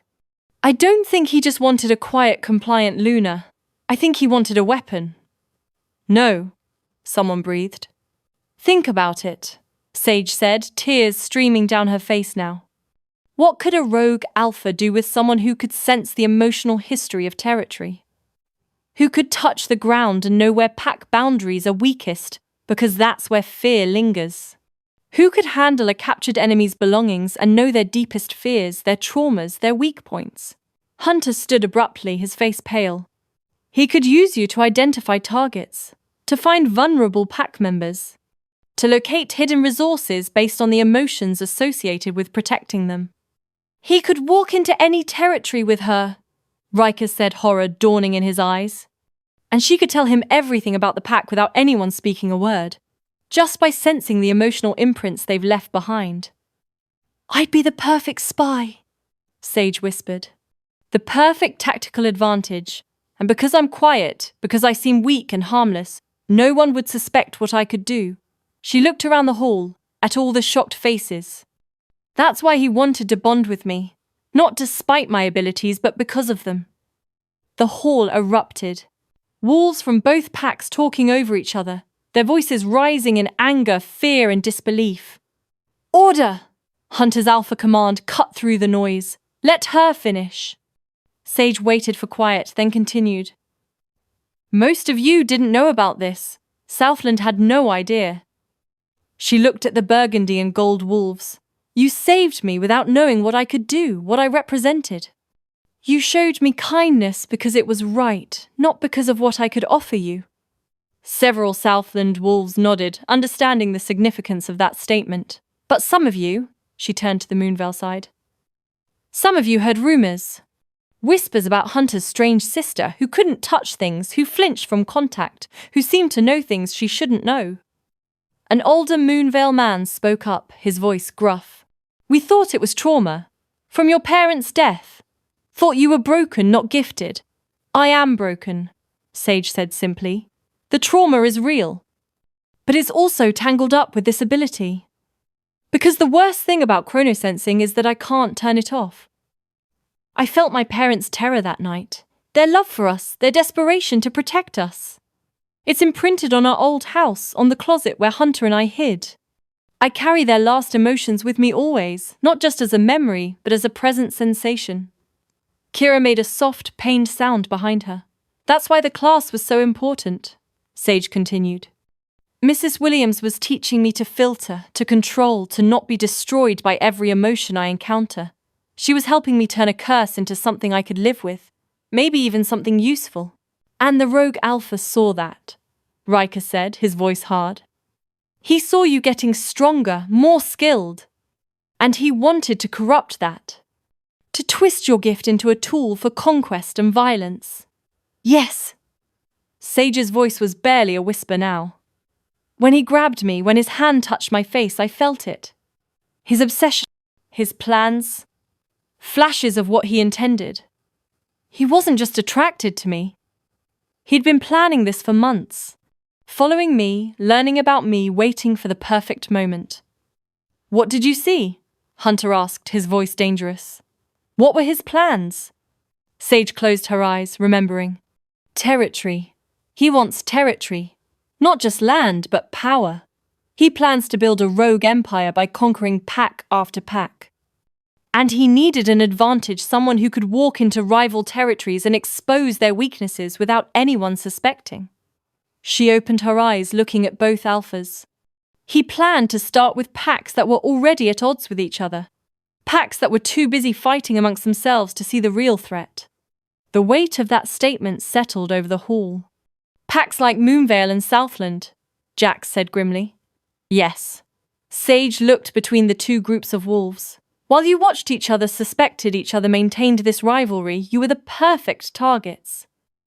divided, distracted, vulnerable. Hunter and Ryker exchanged a long look, something unspoken passing between them. He was using our feud against us, Hunter said. And he would have succeeded, Ryker added, if Sage hadn't survived, if her gift hadn't given us this warning. But why tell us now? Someone from Southland asked. Why reveal this ability to all of us? Sage took a shaky breath. Because you need to understand what we're really facing.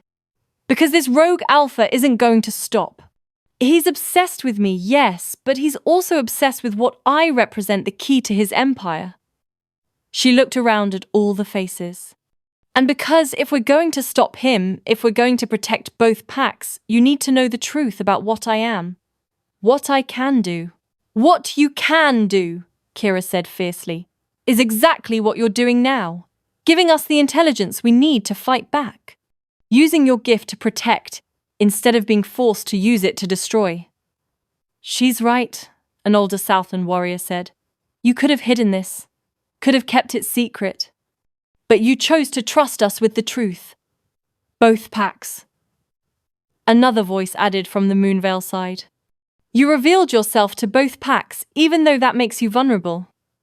I trust you, Sage said simply. Both of you. Moonvale is my family.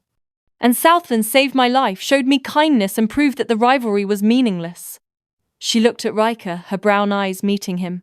You saw my gentleness as strength. My gift was never something to exploit or fear. Maybe if I trust you with it, you'll help me use it the right way. The silence that followed was different now. Not heavy with dread, but full of possibility. Hunter moved to stand in front of his sister, addressing both packs.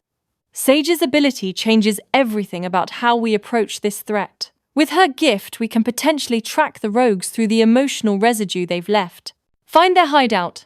Anticipate their moves. But only if she's willing, Ryker said firmly. We don't use her the way that Rogue Alpha wanted to. We don't exploit her gift or push her beyond what she can handle. Agreed, Hunter said. Sage, you're in control of this. Always. If you want to help, if you're willing to use your abilities to track the rogues, we'd be grateful. But if you don't, if it's too much... I want to help! Sage interrupted her voice, quiet but certain. That rogue alpha wanted to use my gift to hurt people. I want to use it to protect them instead. To prove that what I have isn't a curse or a weapon. It's just... She struggled for words. It's just part of who I am. And maybe it can be part of something good. The great hall erupted in sound again, but this time, it wasn't fear or confusion. It was determination. Planning. Both packs are talking to each other, really talking, working together. We'll need to prepare, Jax was saying to Axel. Figure out how to best use this information.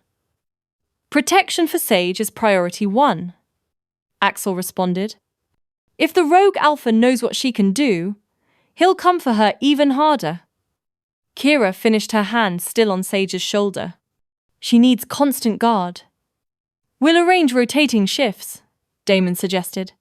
Both packs contribute.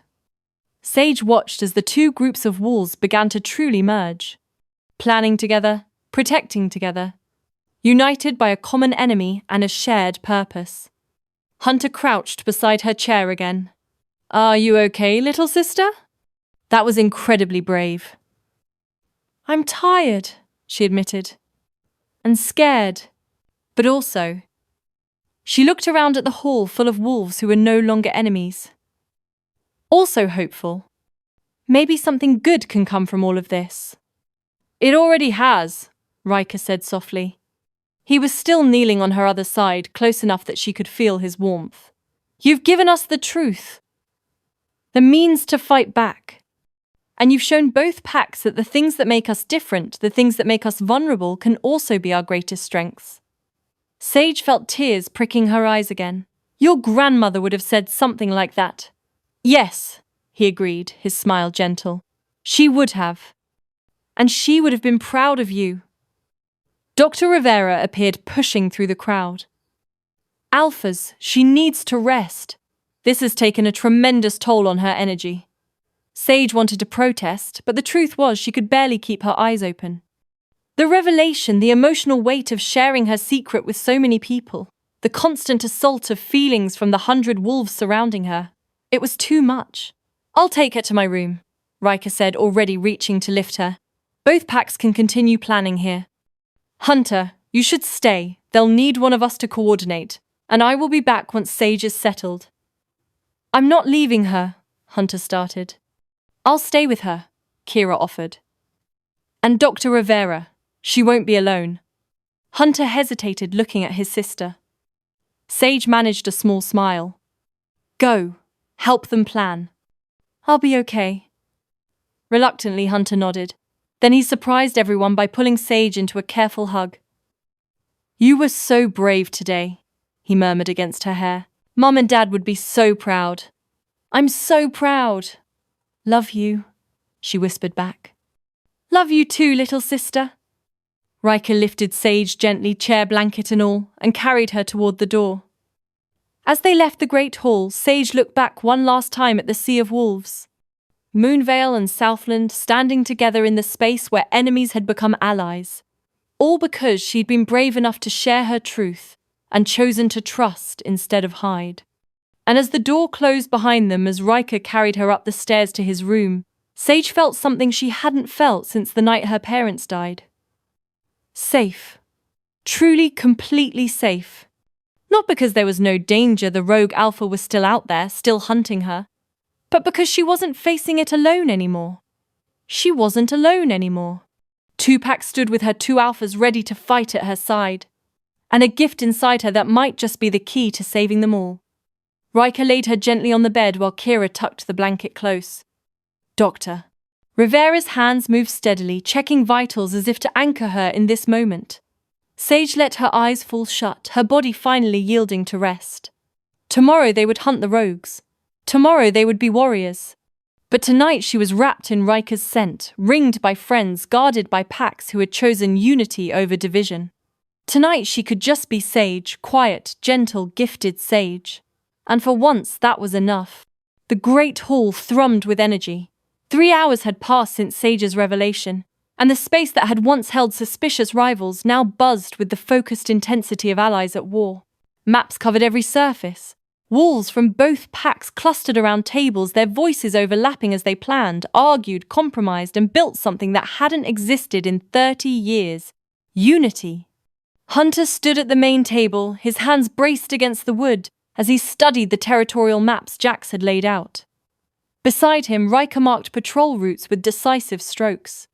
Their shoulders nearly touched a casual proximity that would have been unthinkable yesterday. "The eastern border is our weakest point," Axel was saying, his finger tracing a line on the map. "We've had minimal patrols there because it backs onto the river. I thought it was natural protection." "The rogues have been using it," Jax said grimly. "Look at these movement patterns. They cross at shallow points during low tide. Then we reinforce it." Ryker's voice was decisive. "Double patrols, overlapping shifts." "I can spare 10 warriors, and I'll match that," Hunter said. 20 wolves on the eastern border alone. They won't cross again without us knowing."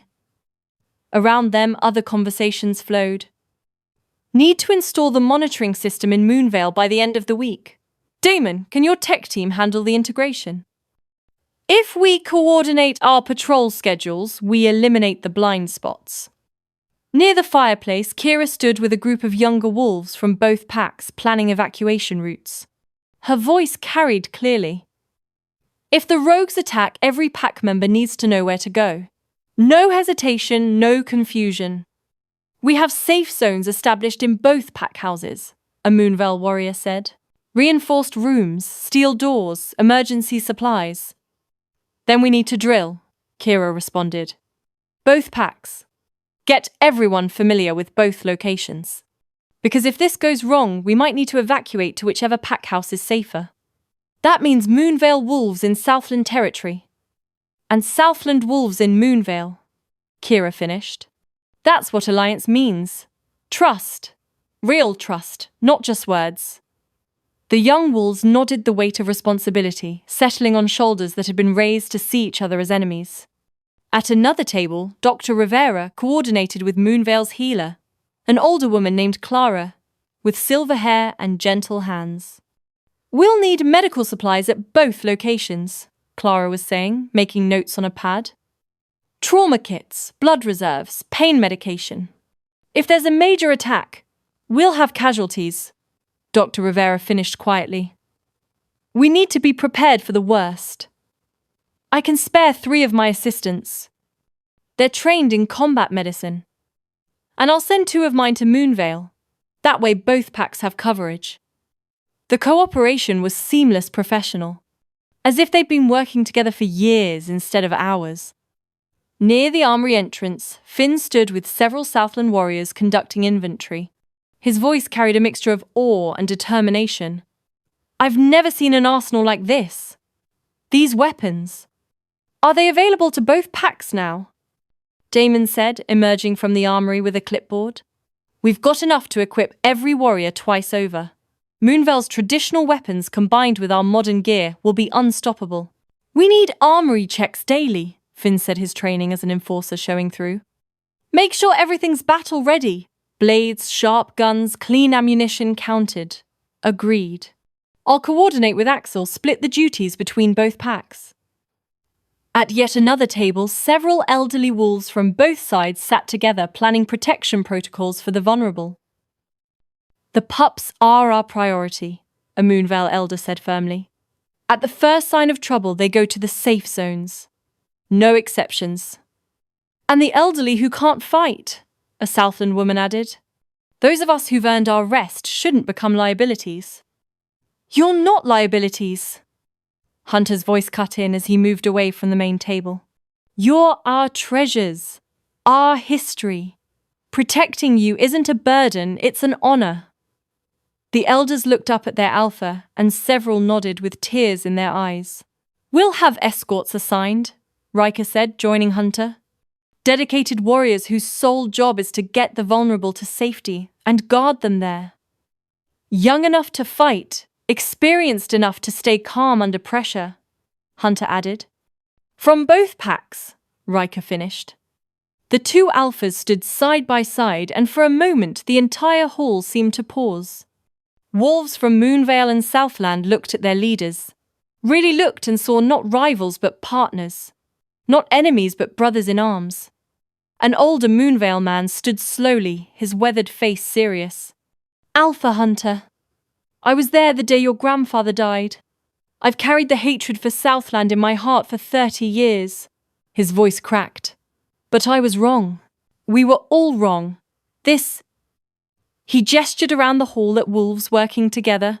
"This is what we should have had all along." "Bernard?" Hunter said softly, recognizing one of his father's oldest friends. "I'm sorry it took a threat to our young ones to make us see clearly," Bernard continued. "But I see it now, and I'm proud to stand with Southland. Proud to call them allies." A Southland elder stood as well, a woman with sharp eyes and silver-streaked hair. "I lost my mate to the border dispute, blamed Moonvale for 30 years, raised my children to maintain the grudge." She looked at Bernard, then at both alphas. "But my granddaughter is in this room right now planning evacuation routes with Moonvale wolves, and I realize she doesn't carry my hatred. None of the young ones do. They just see wolves who want to protect their families, same as us." "Then we let it go," Bernard said, extending his hand across the space between Moonvale and Southland territories. "The old grudges, the old pain, we let it go. For them. For the future." The Southland elder took his hand, and the 2 elderly wolves who had been enemies longer than most of the young warriors had been alive held on tight. The hall erupted in voices, not arguing now, but affirming, agreeing, releasing decades of resentment in one collective exhale. Hunter's eyes were bright with unshed tears. Ryker's jaw was tight with emotion. "We're stronger together," Ryker said, his alpha voice carrying through the hall. "We always were. We just needed to remember it." "Then let's make it official," Hunter said. He turned to face the room, Ryker beside him. "I, Hunter of Moonvale Pack, formally dissolve the rivalry between our packs. Effective immediately. Southland is no longer our enemy. They are our allies, our partners, our kin. And I, Ryker of Southland Wolves, accept this alliance with honor and gratitude, Ryker responded. Moonvale is no longer our rival. They are our brothers and sisters in defense of these territories and all who call them home. The two alphas clasped forearms in the traditional gesture of pack alliance. The grip was firm, the eye contact steady, and when they released, something fundamental had shifted in the room. History had been made. The planning continued with renewed vigor. Wolves who had been cautious now moved with confidence. Suggestions flowed freely. Strategies formed organically as both packs contributed their strengths. We need the monitoring system installed in Moonvale within 3 days, Jack said, spreading technical schematics across a table. Any longer and we risk the rogues striking before we're prepared. My people can help. A Moonvale wolf offered a younger man with intelligent eyes. I work in tech. Not as advanced as your system, but I can learn. Good. I'll need a team of 6. We'll work around the clock if necessary. You'll have 8, Hunter said. And whatever resources you need. Near the door, Kira was coordinating watch schedules with both packs' warriors. We need eyes on Sage at all times. The rogue alpha's obsession makes her the primary target. Rotating shifts, Axel suggested. 4 wolves per shift, 2 from each pack. No one guards alone. And they need to be prepared for her gift, Kira added. She can sense emotions through touch. Guards need to understand that, not take offense if she flinches or keeps distance. We should brief everyone who'll be in contact with her, Damon said. Make sure they know how to respect her boundaries while still providing protection. I'll handle that, Kira volunteered.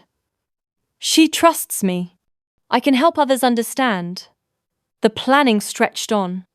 Food was brought in both packs, sharing meals, passing dishes between Moonvale and Southland wolves without thought. The barriers were crumbling so fast it was dizzying. By the time midnight approached, everyone was exhausted but energized. They had a plan. They had purpose. They had unity. Hunter stood and stretched his back, cracking. We should all get some rest. We've got a lot to implement tomorrow. Agreed, Ryker said. Both packs should bunk here tonight.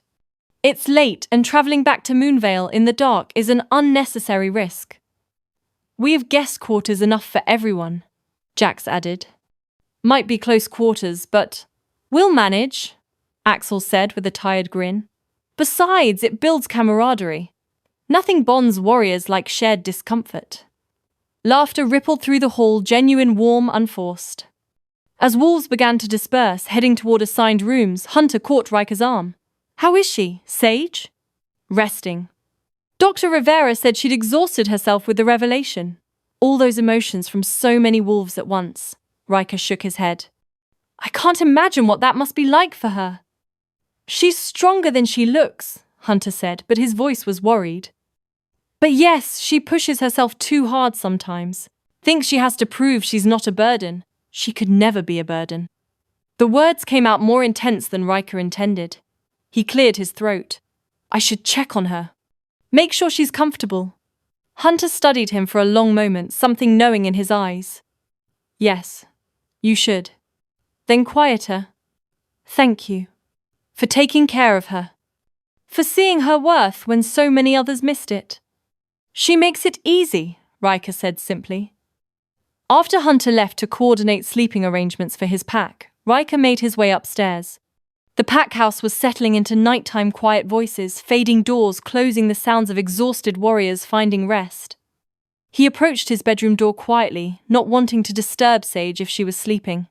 But through the crack he could see the lamplight still burning. He knocked softly. Kira? The door opened and Kira slipped out, keeping her voice low. She's been sleeping on and off. Doctor. Rivera left about an hour ago, said her vitals are good, but she needs rest more than anything. Has she eaten?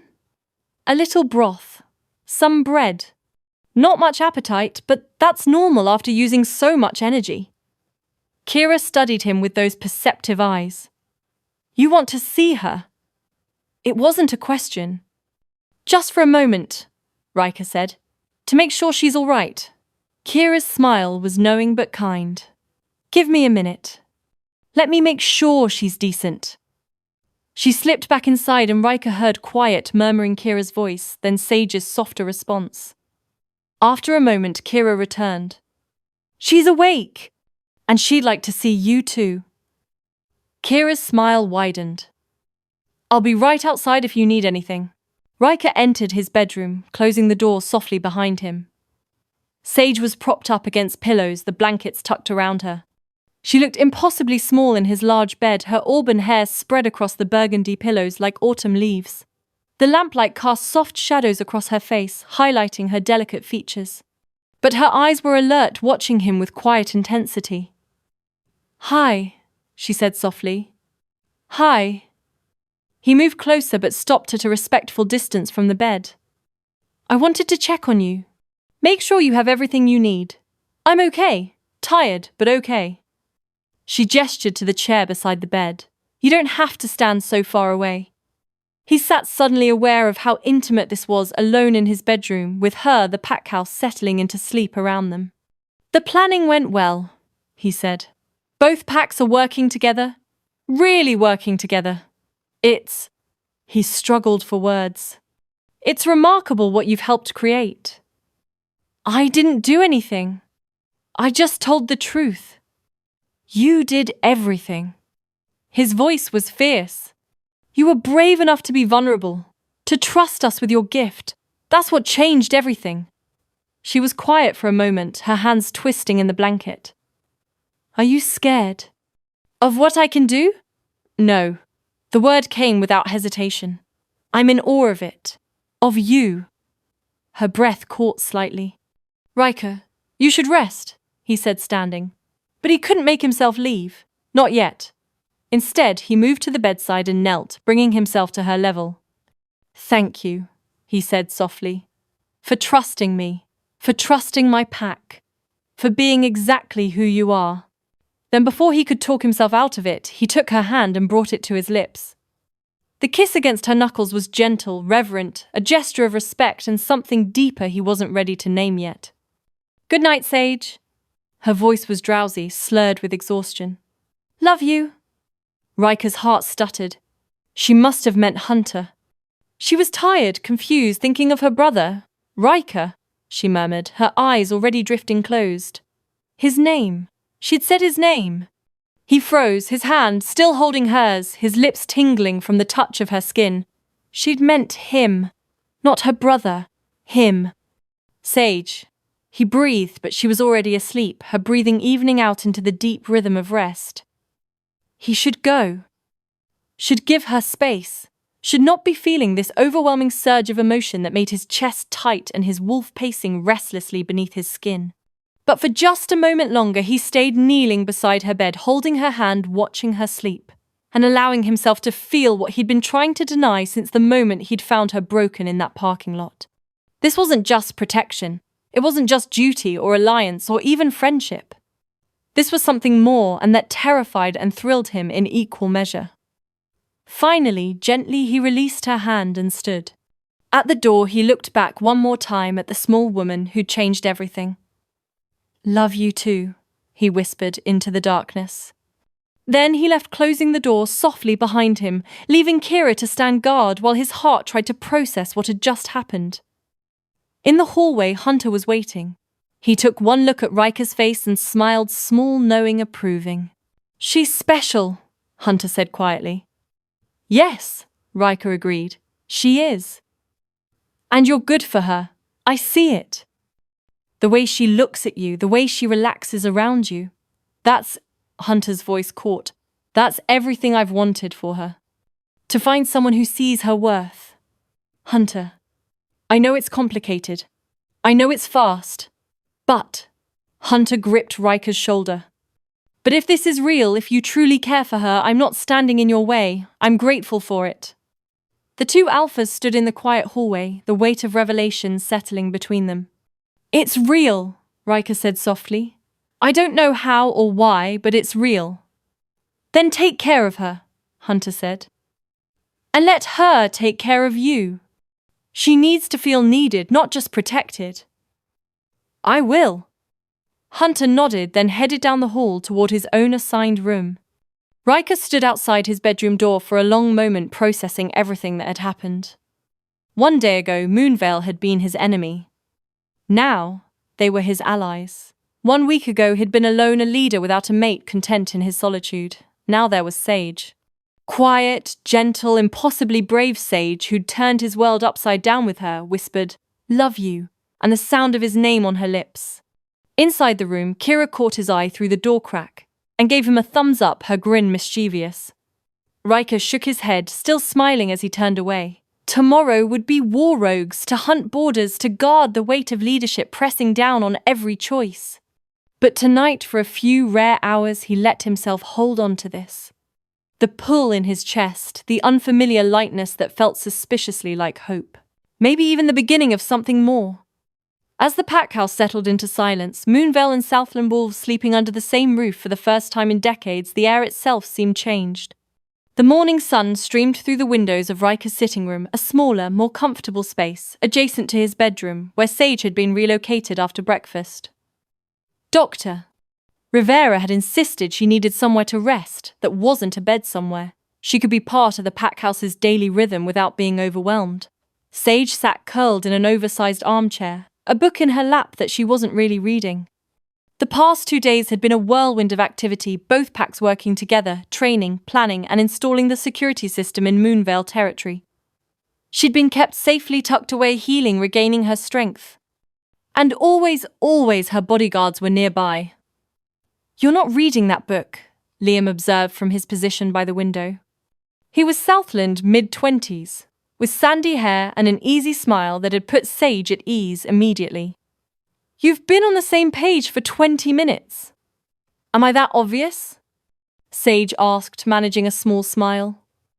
"Completely transparent," Maya confirmed from the doorway. She was Moonveil, older than Liam by a few years, with dark hair pulled back in a practical braid and sharp, observant eyes that missed nothing. "What's on your mind?" Sage had been assigned 4 bodyguards total, rotating in pairs. Right now, Liam and Maya were on duty, and over the past 2 days they'd become more than just protection. They'd become friends. "I feel useless," Sage admitted quietly. "Everyone's working so hard, training together, preparing for the rogues, and I'm just sitting here." "You're recovering," Liam said firmly. "That's not useless. That's necessary." "He's right," Maya added, moving closer to lean against the arm of Sage's chair.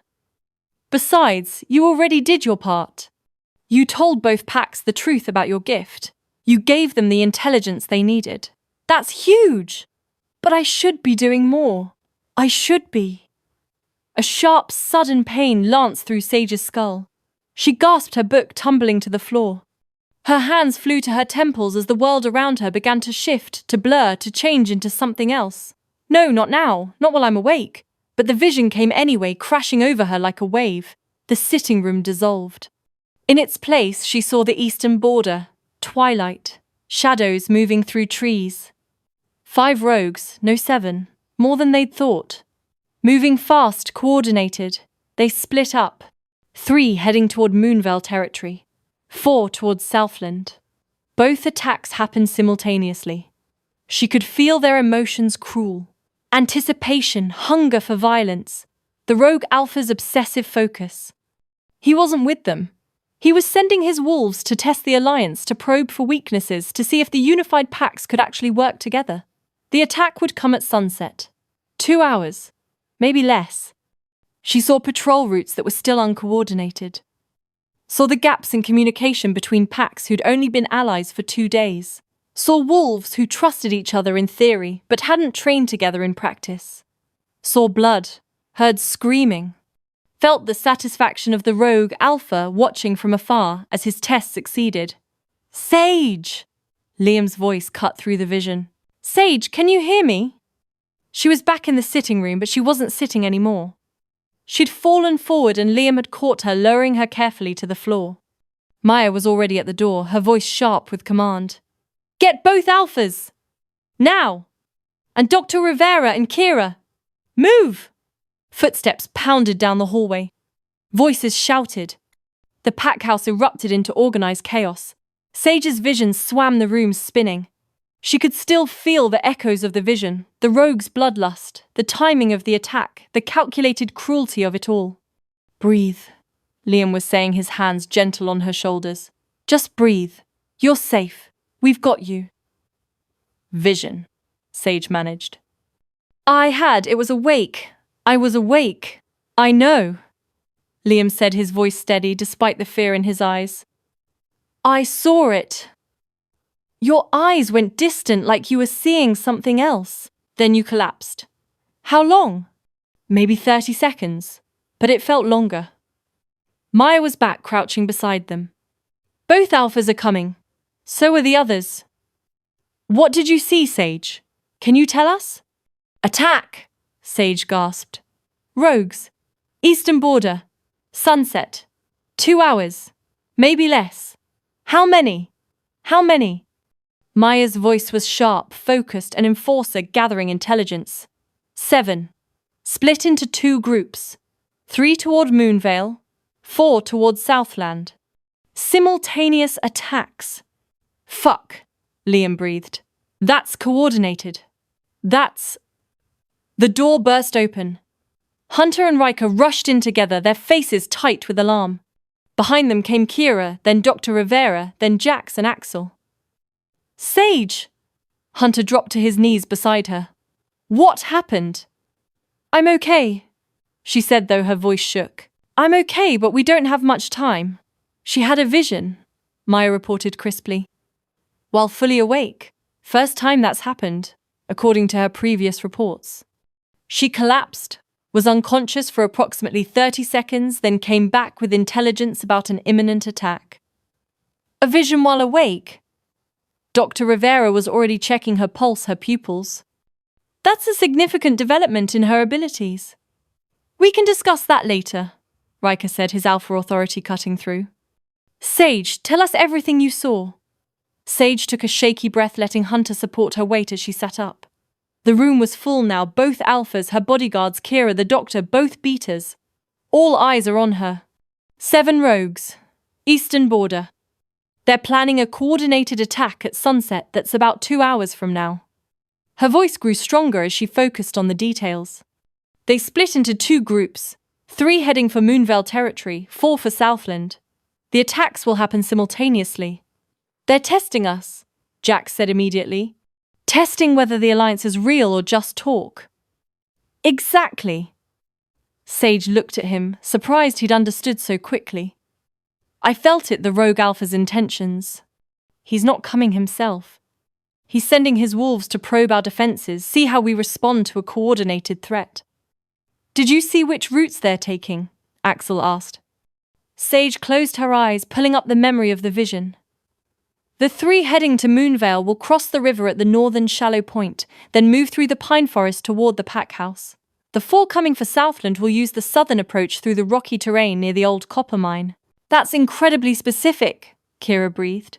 "Her gift is growing stronger," Dr. Rivera said quietly. "The vision's coming while awake, the level of detail she's evolving."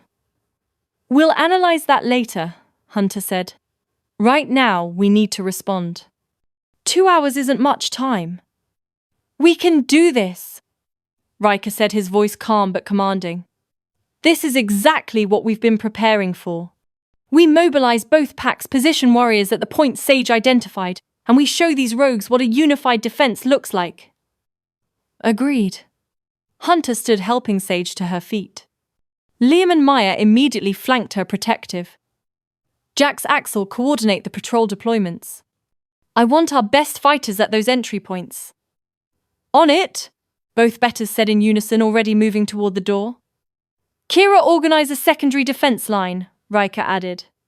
"If any rogues get past the first wave." "They won't," Kira said fiercely. "But yes, I'll set up fallbacks." "Dr. Rivera, prepare for potential casualties." "I hope we won't need you, but I'll have both medical stations ready," the doctor confirmed. As everyone began to move to mobilize, Sage swayed slightly. Liam caught her elbow.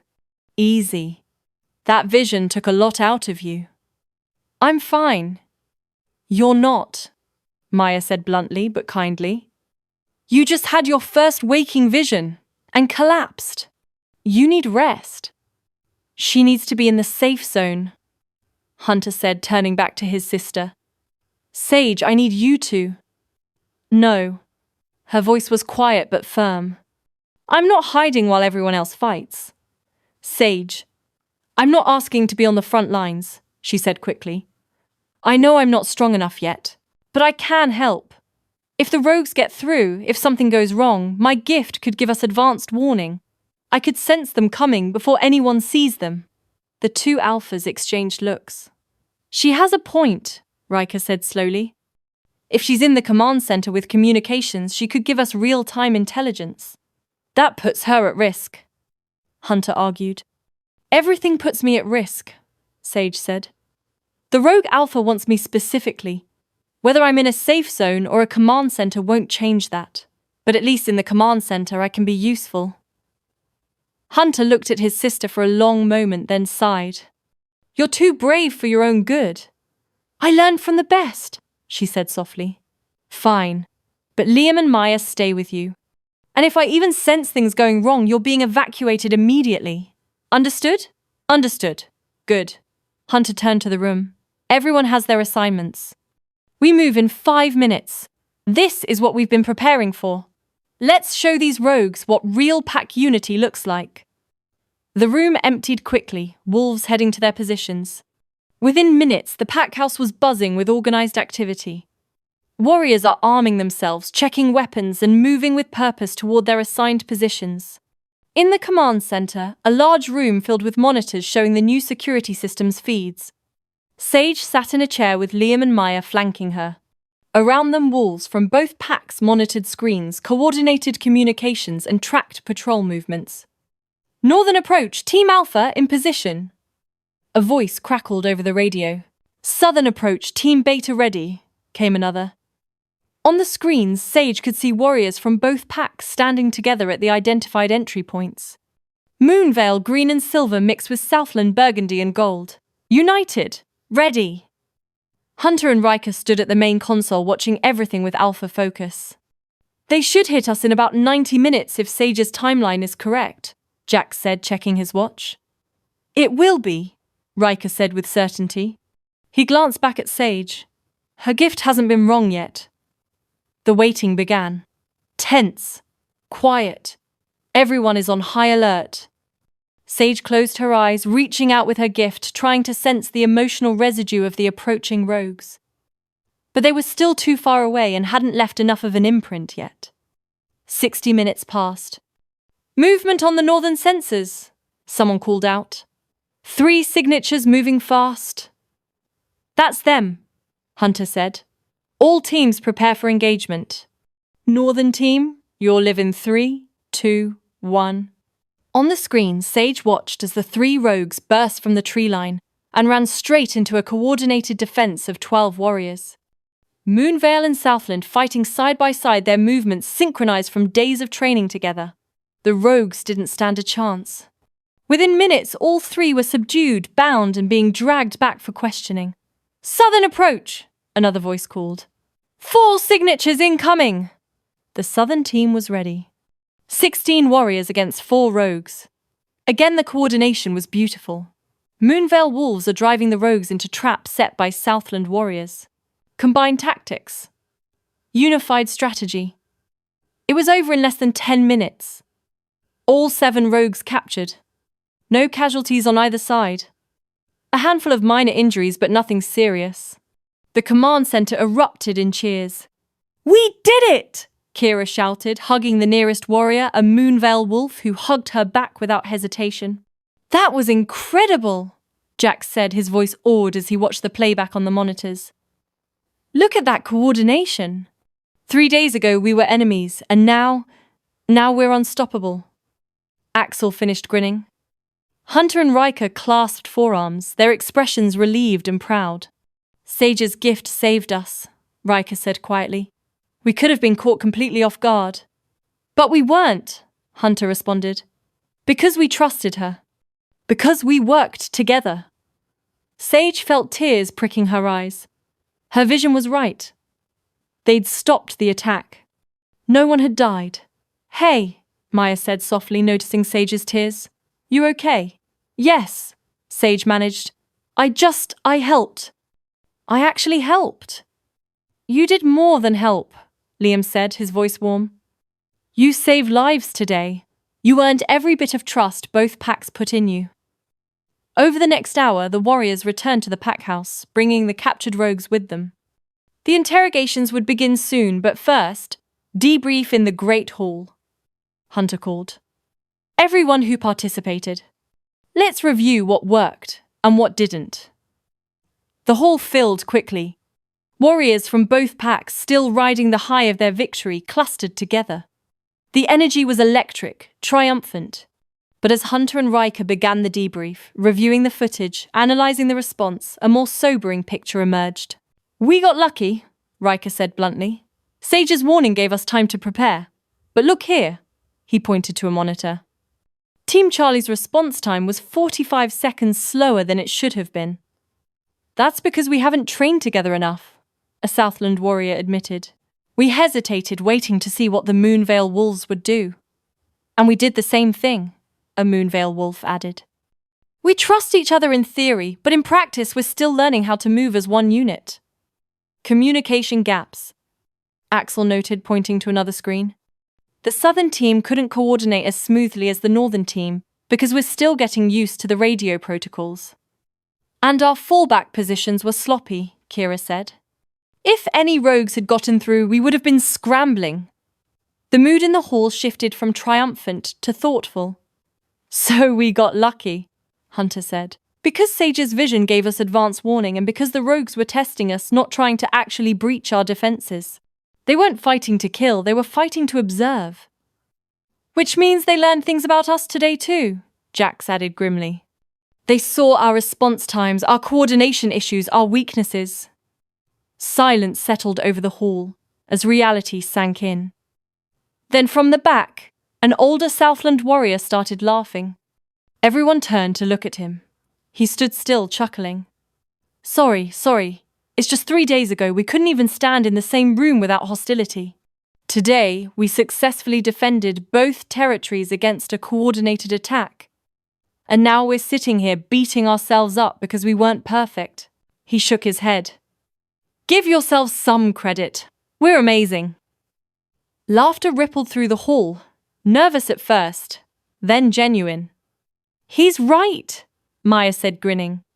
"We captured 7 rogues without a single serious injury. That's not luck, that's skill." "And teamwork," Liam added. "Both packs are working together." "Which will only get better with training," a Moonvale elder pointed out. "Now we know what we need to work on." "Exactly." Ryker's voice cut through the chatter. "Today was a test, for them and for us. We passed, but they're going to come back harder, more organized. So we train, we drill, we fix the communication gaps and the coordination issues. We turn this alliance from functional into flawless." "Agreed," Hunter said. "Starting tomorrow, joint training sessions. All warriors from both packs. We learn each other's fighting styles, we practice coordinated attacks and defenses until we can do it in our sleep." "It'll be brutal," Axel warned, but he was grinning. "Bring it on," a young Southland warrior called out. "I've been wanting to spar with Moonvale's best."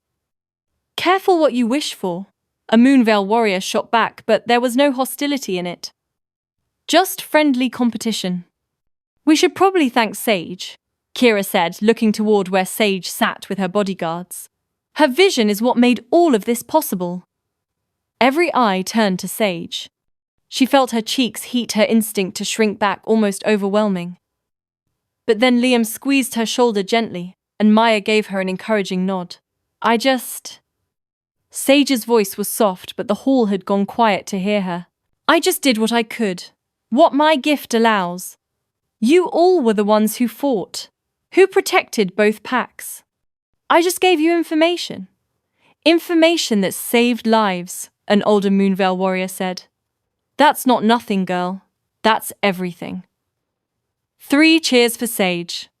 Someone shouted, "Hip hip!" The hall erupted. Hooray! Hip hip! Hooray! Hip hip! Hooray! Sage felt tears streaming down her face, but these were good tears. Happy tears. The kind that came from being seen valued and accepted. Both packs 100 wolves strong were cheering for her. For her gift. For what she'd contributed. She wasn't a burden. Wasn't broken. Wasn't useless. She was part of something bigger. Something important. She was pack. As the cheering died down, the debrief continued. Specific training needs were identified. Schedules were coordinated. Plans were refined. But the mood had shifted from sobering to energized. Yes, they had work to do. But they'd proven today that it was possible. That Moonvale and Southland could fight as one. Hours later, after the captured rogues had been secured and interrogated, yielding frustratingly little information, they'd been ordered to test defenses and report back nothing more. After training schedules had been finalized, and watch rotations arranged, the pack house finally began to settle. Sage was exhausted. The vision, the adrenaline, the emotional weight of the day had drained her completely. But she felt good, accomplished. As Liam and Maya escorted her back to Ryker's room, they were chatting easily. "Did you see Finn?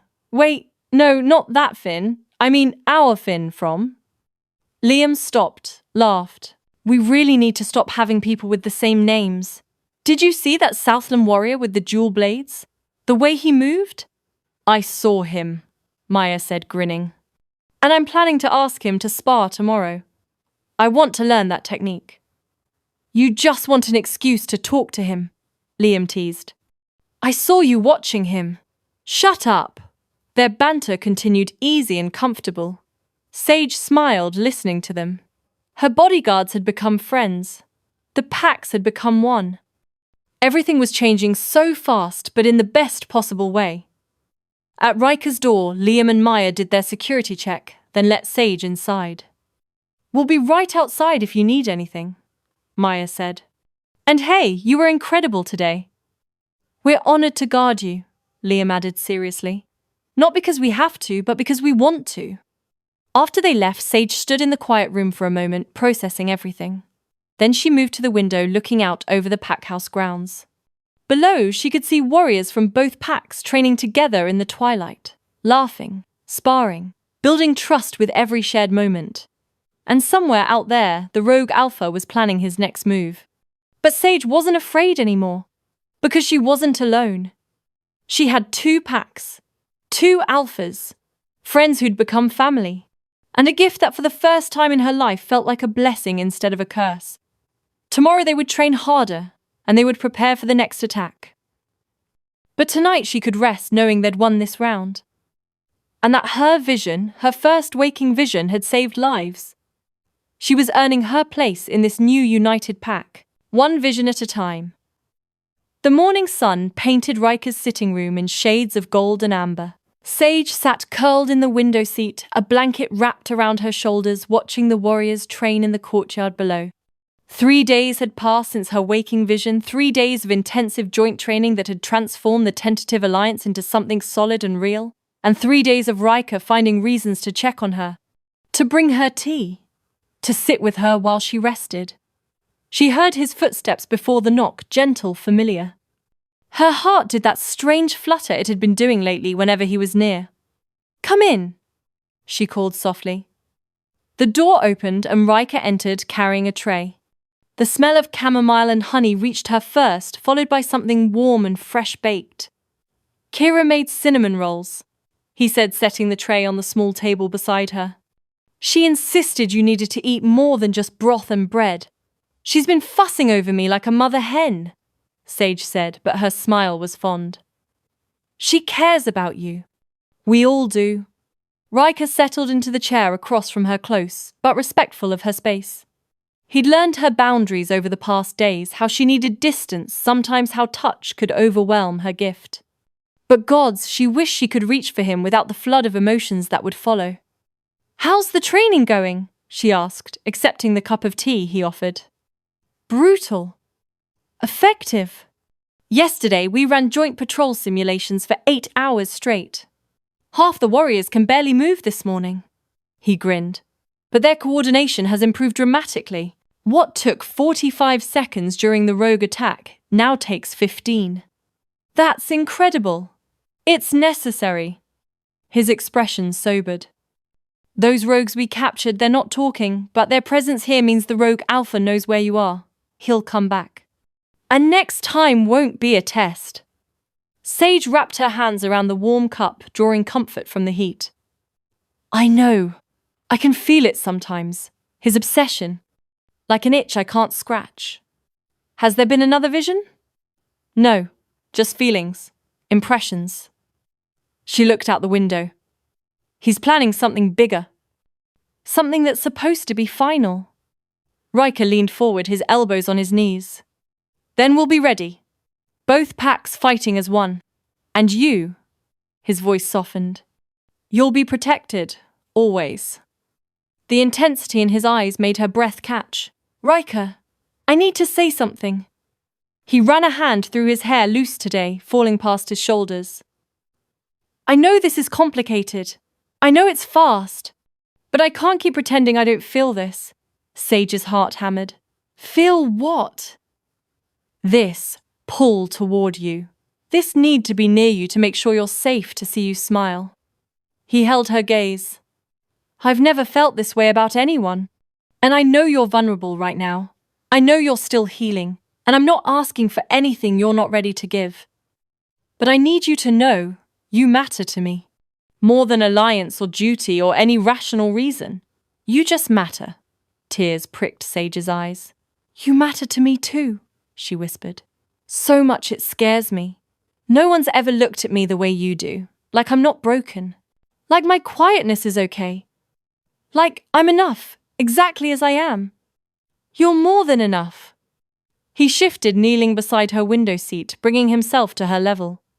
Sage, you're extraordinary. Your gift, yes, but also your courage, your kindness, the way you see the best in people.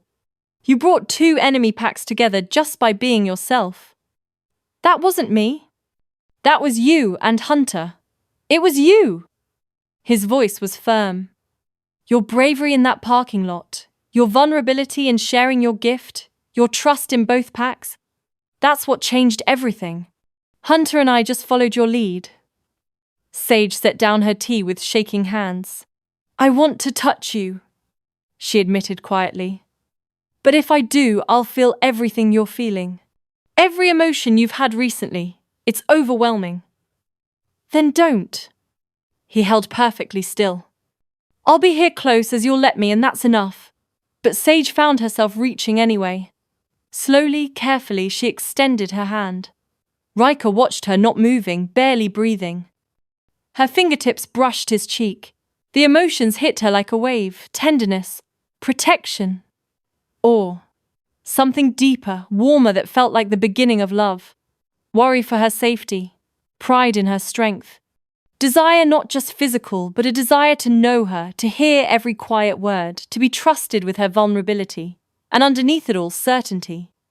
The bone-deep knowledge that she was meant for him and he for her. Sage gasped, pulling back.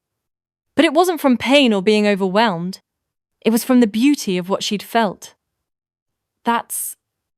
She couldn't find words. That's what you feel? All of it. He confirmed, his voice rough. Every moment I'm with you. It's beautiful, she whispered. You're beautiful. His smile was slow, warm, transforming his face. May I touch you? Just your hand? She nodded, and he took her hand, gently cradling it between both of his. The contact sent another rush of emotions through her, but she was ready this time. She let herself feel his steadiness, his strength, his growing affection. I'd like to court you, Ryker said quietly. Properly. With your brother's blessing, with time for you to heal, with no pressure. Just the chance to show you what we could be together. Yes, Sage breathed. Yes, I'd like that. His smile widened, and he brought her hand to his lips, pressing a kiss to her knuckles. The gesture was becoming familiar, cherished. They sat like that for a long moment, hands linked to something precious, and new forming between them. A soft knock broke the spell. Kira poked her head in her eyes, twinkling with mischief. Sorry to interrupt, but Hunter's looking for you, Ryker. Said it's important. Ryker stood reluctantly, still holding Sage's hand. I should go. But tonight, would you have dinner with me? Just us? I'd love that. After he left, Kira practically bounced into the room. Oh my gods, that was adorable. You two are adorable. Kira, don't Kira me. I saw the way he looks at you, the way you look at him. It's perfect. She settled beside Sage on the window seat. You deserve this. Happiness. Someone who sees you. It's fast, Sage said, voicing her worry. Is it too fast? Who cares about fast or slow? When it's right, it's right. Kira bumped her shoulder gently. Besides, your brother approves. I've seen him watching you two. He's thrilled. Really? Really? You should see his face when Ryker comes to check on you. He gets this smug, satisfied look, like a parent whose matchmaking finally paid off. Sage laughed, a real laugh, bright and genuine. Kira's eyes widened. I haven't heard you laugh like that since you got here, she said, softly. Your light's coming back. In Ryker's private study, Hunter stood by the window watching the training yard below. He turned when Ryker entered, his expression serious but not troubled. Thank you for coming, Hunter said. I think we need to talk. Really talk. Agreed. Ryker moved to the sideboard, pouring 2 glasses of whiskey. He offered one to Hunter. About the packs? The training? Or all of it? Hunter accepted the glass, but mostly about Sage. Ryker's hand tightened on his glass. I want to court her. Properly. I was going to ask your permission. I know. Hunter's smile was small. I've been watching you two. The way you care for her, the way she lights up when you're near. His voice caught. It's everything I've wanted for her. Hunter, let me finish. Hunter took a sip of whiskey, gathering his thoughts. Sage has been my responsibility since she was 7 years old. Our parents died, and suddenly I was 17. I'm raising a traumatized little girl who'd stopped speaking, who flinched at shadows, who carried so much fear it nearly crushed her. He moved to the desk, setting down his glass. I've watched her struggle for 18 years. Watched her fight to reclaim herself, to heal, to function in a world that terrified her. And the whole time I worried, would she ever find someone who could see past the trauma to the incredible person underneath? She's remarkable, Ryker said quietly. She is.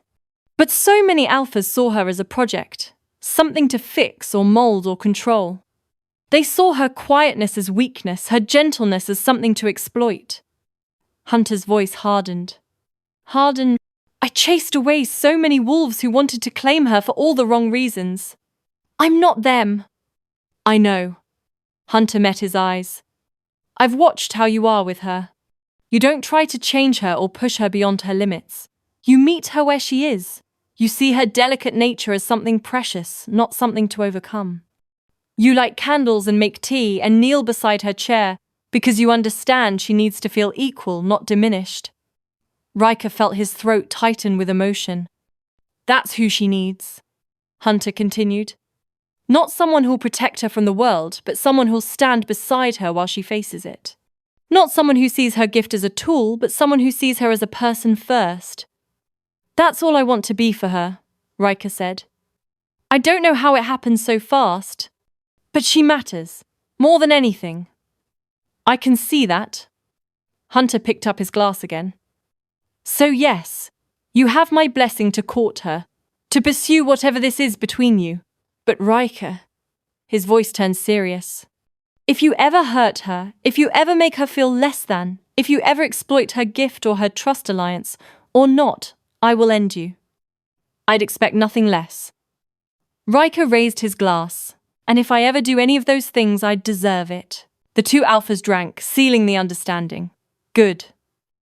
Hunter's expression lightened. Now let's talk about the bigger picture. This alliance, what does it look like long term? What do you want it to look like? Hunter moved to the maps spread across Ryker's desk. I think we should make it permanent. Not just a temporary cooperation, but a true alliance. Our packs remain autonomous. You lead Southland, I lead Moonvale, but we operate as partners. Shared resources, coordinated defenses, open borders. I'd like that, Ryker said, studying the maps. Our territories are adjacent. It makes strategic sense to work together rather than maintain artificial divisions. Exactly. We could establish joint patrol routes permanently, not just for this rogue threat. We could share the monitoring system, expand it to cover both territories completely.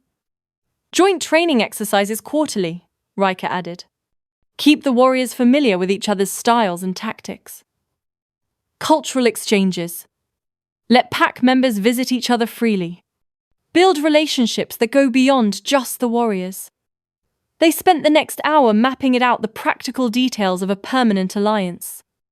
Trade agreements. Shared medical resources. Combined defensive strategies. Educational opportunities for young wolves from both packs. This could work, Hunter said, studying their notes. This could actually work long term. It already is working. Ryker leaned back in his chair. 3 days ago, the idea of Moonvale and Southland operating as one would have been impossible. Now I can't imagine going back to the way things were. Neither can I. Hunter poured them both more whiskey. But we need to address the elephant in the room. The rogue alpha. His obsession with Sage. I've been thinking about that. Ryker's expression darkened. He's not going to stop. Even if we defeat this current threat, his fixation on her, on what she represents, that's not going away. No, it's not. Hunter's voice was grim. He sees her as the key to building his empire. As long as she exists, he'll hunt her. Then we need to eliminate him, permanently. Agreed. But how? We've interrogated the captured rogues. They don't know where he's hiding. They only know how to contact him for their next orders, and they're not talking. Ryker stood pacing to the window. What if we use Sage's gift? Not to exploit it, but with her consent. If she could sense the emotional residue those rogues left when they received their orders, she might be able to trace it back to the source, Hunter finished. Track the rogue alpha through the emotional imprints. It's risky. It would require her to voluntarily touch objects and potentially dangerous people. But if she's willing, we ask her, Hunter said firmly. We don't make decisions for her. We present the option and let her choose. Of course. They fell silent, both contemplating the weight of what they were planning. You know, Hunter said eventually, when this started, when you saved her in that parking lot, I thought it was just a chance. Right place, right time. But now I wonder if there wasn't something else at work. Like fate. Ryker's tone was skeptical but not dismissive. Maybe. Or maybe just the universe finally getting something right, Hunter smiled. Because you fit. In a way I never expected, never even hoped for. A Southland alpha and a Moonvale girl. It shouldn't work, but it does. She makes me want to be better, Ryker admitted. Gentler. More patient. She sees the world so differently than I do, all that emotional depth, all that empathy. It changes how I lead, how I think. Good. That's what the right partner does. Challenges you to grow. Hunter's expression turned wistful. Our parents had that. Our father was all alpha authority and pack law.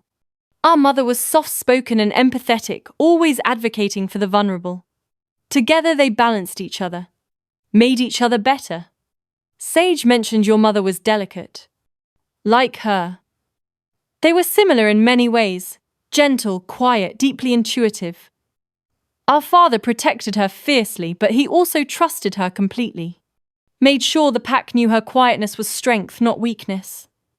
Hunter's voice grew thick. He never got over losing her. Died fighting those rogues because without her he had nothing to live for. I'm sorry. Don't be. Just learn from it. Treasure what you have with Sage. Protect her, yes, but also let her be strong in her own way. Don't love her so much you forget she's capable. I won't, Ryker promised.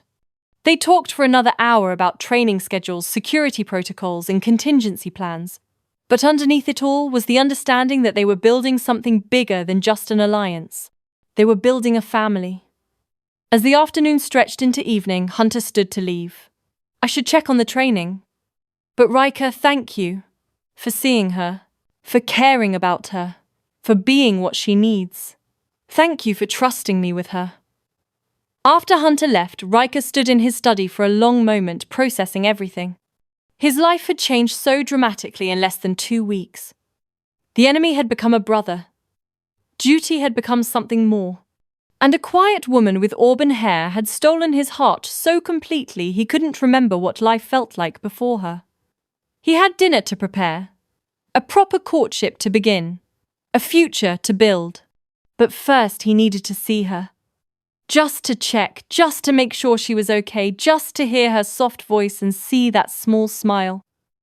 It had become his favorite part of every day, and he suspected it would be for the rest of his life. That evening, Sage sat across from Ryker at a small table in his private quarters. Candles flickered between them, the same scented ones from her nightmare, now a symbol of comfort and care. Dinner was simple but perfect. Roasted chicken, fresh vegetables, warm bread, and a conversation that flowed like water. Tell me about your favorite memory, Ryker said, his eyes warm in the candlelight. Before everything, before the trauma, what made you happy? Sage thought for a moment. My mother's garden. She grew herbs and flowers, and I'd help her tend them. She'd hum while she worked, and I'd try to copy the melodies. I was terrible at it, but she always said my humming sounded like contentment, and that was music too. That's beautiful. What about you? What's your favorite memory? My grandmother taught me to make her tea blend. I was 8, so serious about getting it exactly right. She'd laugh and tell me the recipe didn't matter as much as the love I put into making it. He smiled at the memory. She said healing wasn't about the herbs. It was about the intention. They talked for hours, about small things and big things, about fears and hopes and dreams. And in the candlelight, with the world quiet around them, something deeper took root. Not just attraction, not just affection, something that felt like forever beginning. The afternoon sun streamed through the windows of Ryker's sitting room, painting everything in warm, golden light. Sage sat in her usual chair, wrapped in the soft grey blanket, surrounded by the people who'd become her chosen family. Ryker occupied the chair beside her, close enough that she could feel his warmth, but respecting her space. Hunter leaned against the window frame, his arms crossed, but his expression relaxed. Kira perched on the ottoman, animated as she told a story. Liam stood by the door, his posture alert but casual. Maya sat on the floor near Sage's chair, her back against the wall. And then Damon actually challenged Axel to an arm wrestling competition. Kira was saying, her eyes bright with laughter. In the middle of the training yard, all the warriors stopped to watch. Who won? Sage asked, smiling at Kira's enthusiasm. Axel, but barely. Damon made him work for it. Kira grinned. The best part was afterward they both admitted they'd been sizing each other up since the alliance formed, wondering who was stronger. The match settled it, and now they're actually friends, planning joint strength training sessions. That's what I like to see, Hunter said, his voice warm with approval. Competition that builds respect instead of resentment. The whole pack dynamic is changing, Ryker observed. Yesterday I saw Moonvale pups playing with Southland pups. No hesitation, no suspicion, just children being children. That's because they don't carry our baggage, Maya said from her position on the floor. They don't remember the rivalry. To them, we're just wolves. Pack. The way it should have been all along, Liam added. Sage listened to the conversation flow around her, feeling the warmth of belonging settle into her bones. This was what safety felt like. What family felt like. Sage, you're quiet, even for you, Kira teased gently. What's on your mind? Just happy, Sage said softly. Listening to all of you, feeling grateful. Gods, you're going to make me cry, Kira said, but her smile was fond. Though you should probably catch Sage up on the new training schedule, Hunter. She's been so isolated, she doesn't know what's happening. Right. Hunter straightened. We've implemented daily joint training sessions, 2 hours in the morning, 2 in the afternoon. All warriors from both packs participate. We're focusing on coordinated attacks, communication protocols, and Sage's vision blurred. It happened so fast she didn't have time to brace herself. One moment she was looking at her brother, the next the world shifted. She was standing in the darkness. Not the sitting room. Somewhere cold and damp. A cave? No, an abandoned building. She could smell rot and copper. Blood. The rogue alpha stood before her, though she couldn't see his face clearly. 7 other rogues flanked him. More than before. He was gathering forces. His voice cut through the darkness like a blade. Tell them. Tell both packs. I will have what's mine. She tried to speak to ask what he meant, but no sound came out. The girl. The chronosensor. The key to everything I'm building. His voice was obsessive, fevered. She will bond with me. She will become my Luna. She will use her gift to help me claim every territory from here to the coast. The vision shifted. She saw herself, or a version of herself, standing beside the rogue alpha. Her eyes vacant, her will broken. Touching objects, reading territories, identifying weaknesses. A puppet. A weapon. Tell them, the rogue alpha repeated, his voice echoing. 3 days. At the next full moon I come for her. She surrenders herself willingly and bonds with me, or I destroy both packs. Every wolf, every pup, every elder. I will burn their territories to the ground and claim the ashes. His laugh was cruel, delighted by his own power. She's the key. You were right to hide her abilities, but I learned anyway. I watched, I waited, I planned, and now she's mine. She always was. The vision shifted again. She saw the attack, dozens of rogues, not 7. Not a test this time, but an army. They would overwhelm the defenses, slaughter anyone who stood between them and her, unless she surrendered. 3 days, little Luna. 3 days until you become mine, or everyone you love dies screaming. Sage! Liam's voice cut through the vision. She's having another one. Sage felt her knees buckle. Strong hands caught her, Liam on one side, Maya on the other. They lowered her gently to the floor, their movements smooth and practiced. Get the blanket, Maya commanded, her voice sharp with focus. Kira was already moving, grabbing the grey blanket from Sage's chair. Maya took it and spread it over Sage's trembling body, tucking it around her shoulders. How long? That was Ryker's voice, tight with concern. 20 seconds so far, Liam said, checking his watch. Longer than the last one. Sage could hear them, could feel their presence, but she was still caught between worlds. The rogue alpha's voice echoed in her mind. 3 days! Mine! Destroy them all! Sage! Come back! Ryker's voice, closer now. He must be kneeling beside her. You're safe. Follow my voice back. Everyone stay calm, Maya said. Her hand found Sage's, squeezing gently. She'll come out of it. Just give her time. Should we call Dr. Rivera? Hunter asked, his voice strained. Not yet. Her breathing is steady. Heart rate elevated but not dangerous. Maya's medical training was showing through. She's processing something. Let her finish. Sage fought to pull herself back. The rogue alpha's laughter still rang in her ears, but she focused on the real sounds. Ryker's breathing, Maya's hand in hers, the worried murmurs of her family. 3 days. Surrender, or watch them die. With a gasp, Sage's eyes snapped open. She was staring at the ceiling of Ryker's sitting room, wrapped in her blanket, surrounded by concerned faces. There you are, Maya said softly. Welcome back. How long? Sage managed her voice hoarse. 45 seconds, Liam reported.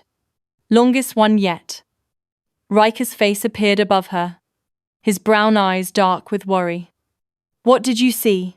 Sage tried to sit up, but her body felt like lead. Hunter was there immediately, helping her into a seated position, propping her against the chair. Maya kept the blanket around her shoulders. Liam positioned himself protectively between her and the door. Water, Kira said, already pressing a glass into Sage's shaking hands. Sage drank, buying herself time to process what she'd seen. When she finally looked up, 6 pairs of eyes were watching her, with varying degrees of concern and dread. "He's coming," she whispered. "The rogue alpha. In 3 days. At the full moon." The room went deathly silent. "Tell us everything," Hunter said, his alpha authority surfacing. "Every detail." Sage took a shaky breath. He was in an abandoned building, or maybe a cave somewhere dark and cold. He had 7 rogues with him, but... She closed her eyes, remembering. But the vision showed more, dozens more. He's been gathering forces. This won't be a small strike team. This will be an army. "Fuck," Liam breathed. "What else?" Ryker's voice was controlled, but she could feel the tension radiating from him. "He spoke to me. Directly. Like he knew I'd see this." Sage's hands trembled so badly that water sloshed in the glass. Maya steadied it for her. "He said he wants me. That I'm his. That I'm the key to building his empire." "Your abilities," Hunter said grimly. "Your chrono-sensing." "Yes." Sage looked at her brother. "He knows everything. About my gift, about what I can do, about the class I was taking to enhance it. He said he'd been watching, learning and planning, and now he's ready to claim me." "Over my dead body," Ryker growled. "That's exactly what he's counting on." Sage's voice broke. "He gave me an ultimatum. 3 days. At the full moon, I either surrender myself willingly and bond with him, or..." She couldn't finish. "Or what?" Kira asked, though her face said she already knew. "Or he destroys both packs. Every wolf. Every pup. Every elder. He'll burn the territories to the ground." Tears streamed down Sage's face. "He showed me. The attack. Dozens of rogues overwhelming our defenses. Slaughtering everyone I love." The room erupted. "Absolutely not. We'll fortify. Evacuate the vulnerable. He's bluffing. Enough." Hunter's alpha command silenced everyone. He crouched in front of Sage, taking her face gently between his hands. "Little sister, look at me. You are not surrendering yourself to that monster. Do you understand? That is not an option. But if it means saving everyone..." "No." Ryker's voice was absolute. "We don't sacrifice you to save ourselves. That's not how this works." "He's right," Maya said firmly. "Your pack. We protect our own." "Besides," Liam added, his voice hard, "giving you to him doesn't guarantee he'll leave the packs alone. Rogues don't honor deals. He'd take you and attack anyway." "Liam's right," Kira said. "This isn't really a negotiation. It's psychological warfare. He's trying to make you feel guilty, make you think surrendering is noble. But it's a trap." Sage looked around at all of them. Her brother, her alpha, her friends, her bodyguards. All of them are ready to fight, to die if necessary, to protect her. "He showed me something else," she whispered. "In the vision. He showed me what I'd become if I bonded with him. A puppet, empty. Using my gift to hurt people, to identify weaknesses, to help him conquer pack after pack." She shuddered. "I was alive but not living. Just gone." "That will never happen," Ryker said, his voice fierce. He took her hand, heedless of the emotions that would flow through her gift. "I promise you, Sage. We will find another way." Through her gift, she felt his determination, his rage at the threat, his absolute refusal to let her sacrifice herself. "We need to call an emergency meeting," Hunter said, standing. "Both packs. Everyone needs to know what we're facing." "Agreed," Ryker said. 1 hour. Great Hall. Full assembly." "I'll spread the word," Kira said already, moving toward the door. "Liam, Maya, stay with Sage," Hunter ordered. "Don't let her out of your sight." "We won't," they said in unison. After the others left to prepare, Sage sat wrapped in her blanket, feeling numb.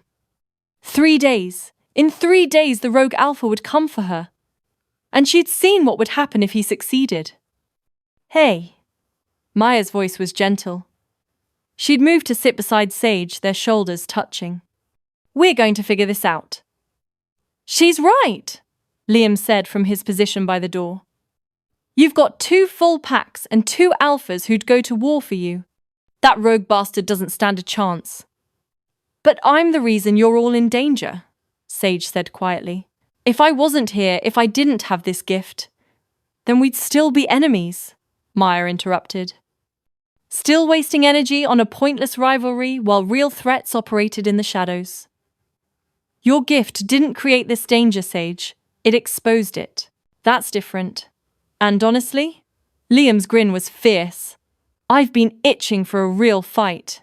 Testing ourselves against a common enemy, fighting alongside wolves we used to call rivals. That's what being a warrior is about. That rogue alpha thinks he's scary. Wait until he faces 100 unified wolves protecting someone we love. Sage felt tears prick her eyes. You love me? Of course we do, Maya said like it was obvious. You're ours to protect. That makes you family. The simplicity of it, the absolute certainty in their voices made something loosen in Sage's chest. She wasn't alone. She'd never been alone, not since that night in the parking lot when Ryker and his wolves had saved her. Thank you, she whispered, for being here, for not letting me face this alone. Always, Liam said. That's what bodyguards are for. Well, that and making sure you eat properly and get enough rest.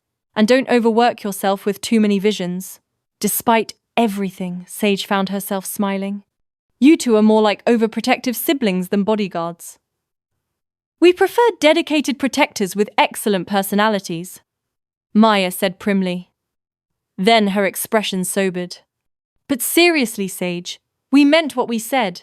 You're not surrendering yourself. We're going to fight, all of us together. And we're going to win. An hour later, the great hall was packed. Both packs assembled, warriors, elders, healers, everyone. The mood was tense, urgent. Word had spread that there had been another vision, another threat. Sage stood between Ryker and Hunter at the front of the hall, Liam and Maya flanking her protectively. Kira stood nearby, ready to support if needed. Hunter raised his hand for silence. Thank you all for coming so quickly. Sage has had another vision. This one. His voice hardened.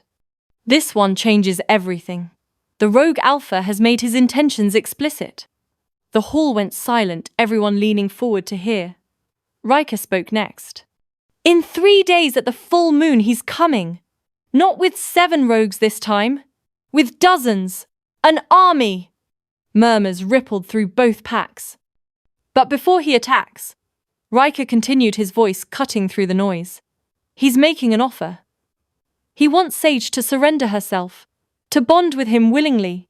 If she does, he paused, jaw clenched. He claims he'll leave both packs alone. And if she doesn't, someone called out. He destroys us all, Hunter said bluntly.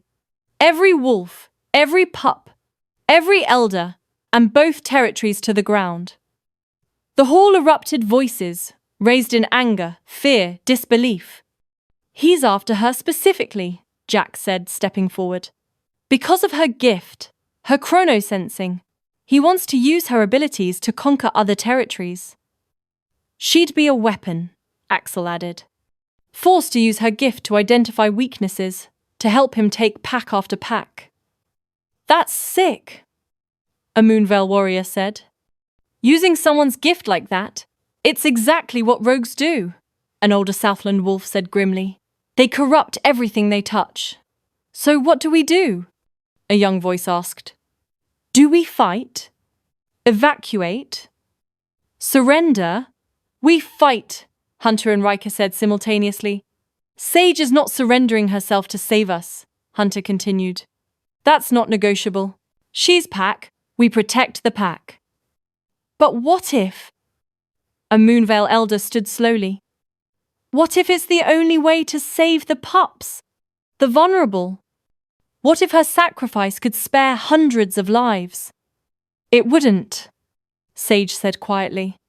Every eye turned to her. She stepped forward, her voice soft but carrying. Even if I surrendered, he wouldn't honor the deal. Rogues don't keep promises. He'd take me and attack anyway. This isn't really a negotiation. It's psychological warfare. She's right, Kira said. He's trying to divide us, make us question whether protecting Sage is worth the cost. But that's exactly what he wants, to weaken our unity, our resolve. Besides, Damon added, if we surrender her, what's to stop the next Alpha from demanding the same thing? From threatening packs until they hand over their vulnerable members? We'd be setting a precedent that terror works. Exactly, Ryker said. We fight. We protect our own. And we show this rogue bastard what happens when you threaten our pack. The hall erupted in agreement, fists pounding, voices raised in determination. But we're not stupid about it, Hunter said, calling for quiet again. We have 3 days to prepare.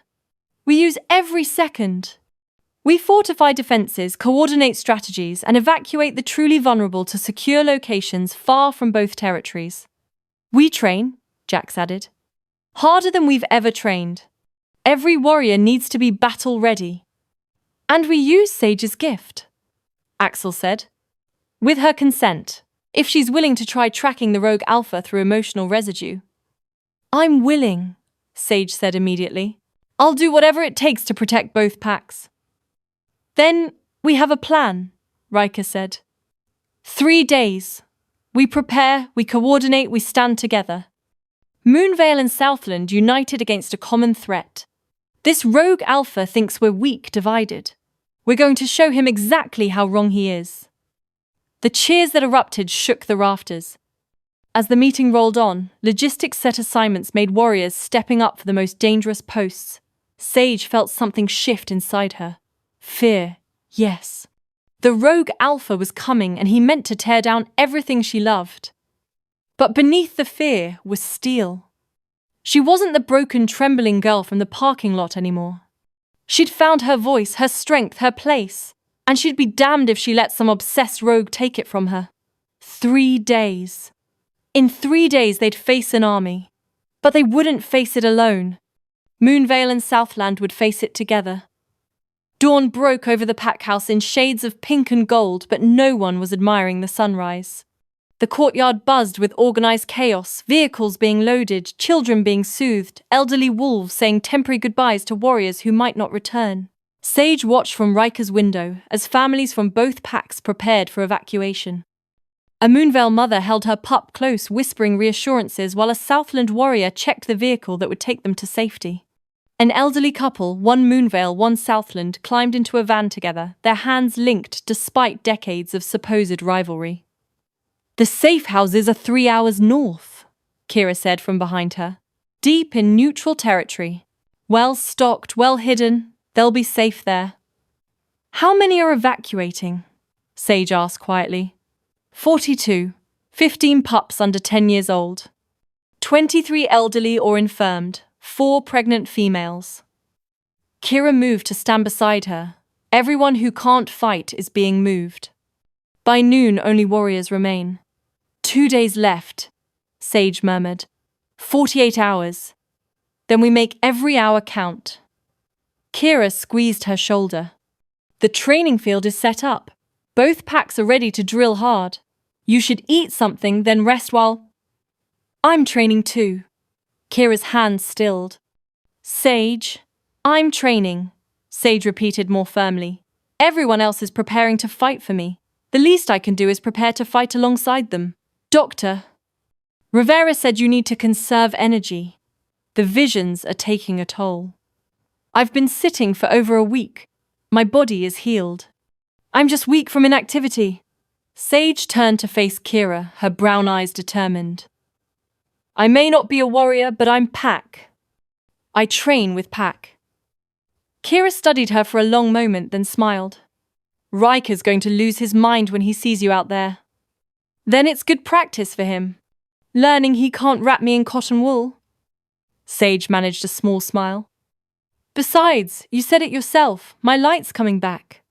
Let me use it.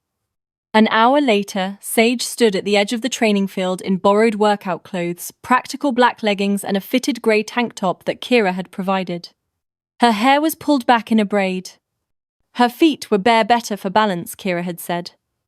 The field was massive, divided into sections for different types of training. In one area, warriors practiced hand-to-hand combat.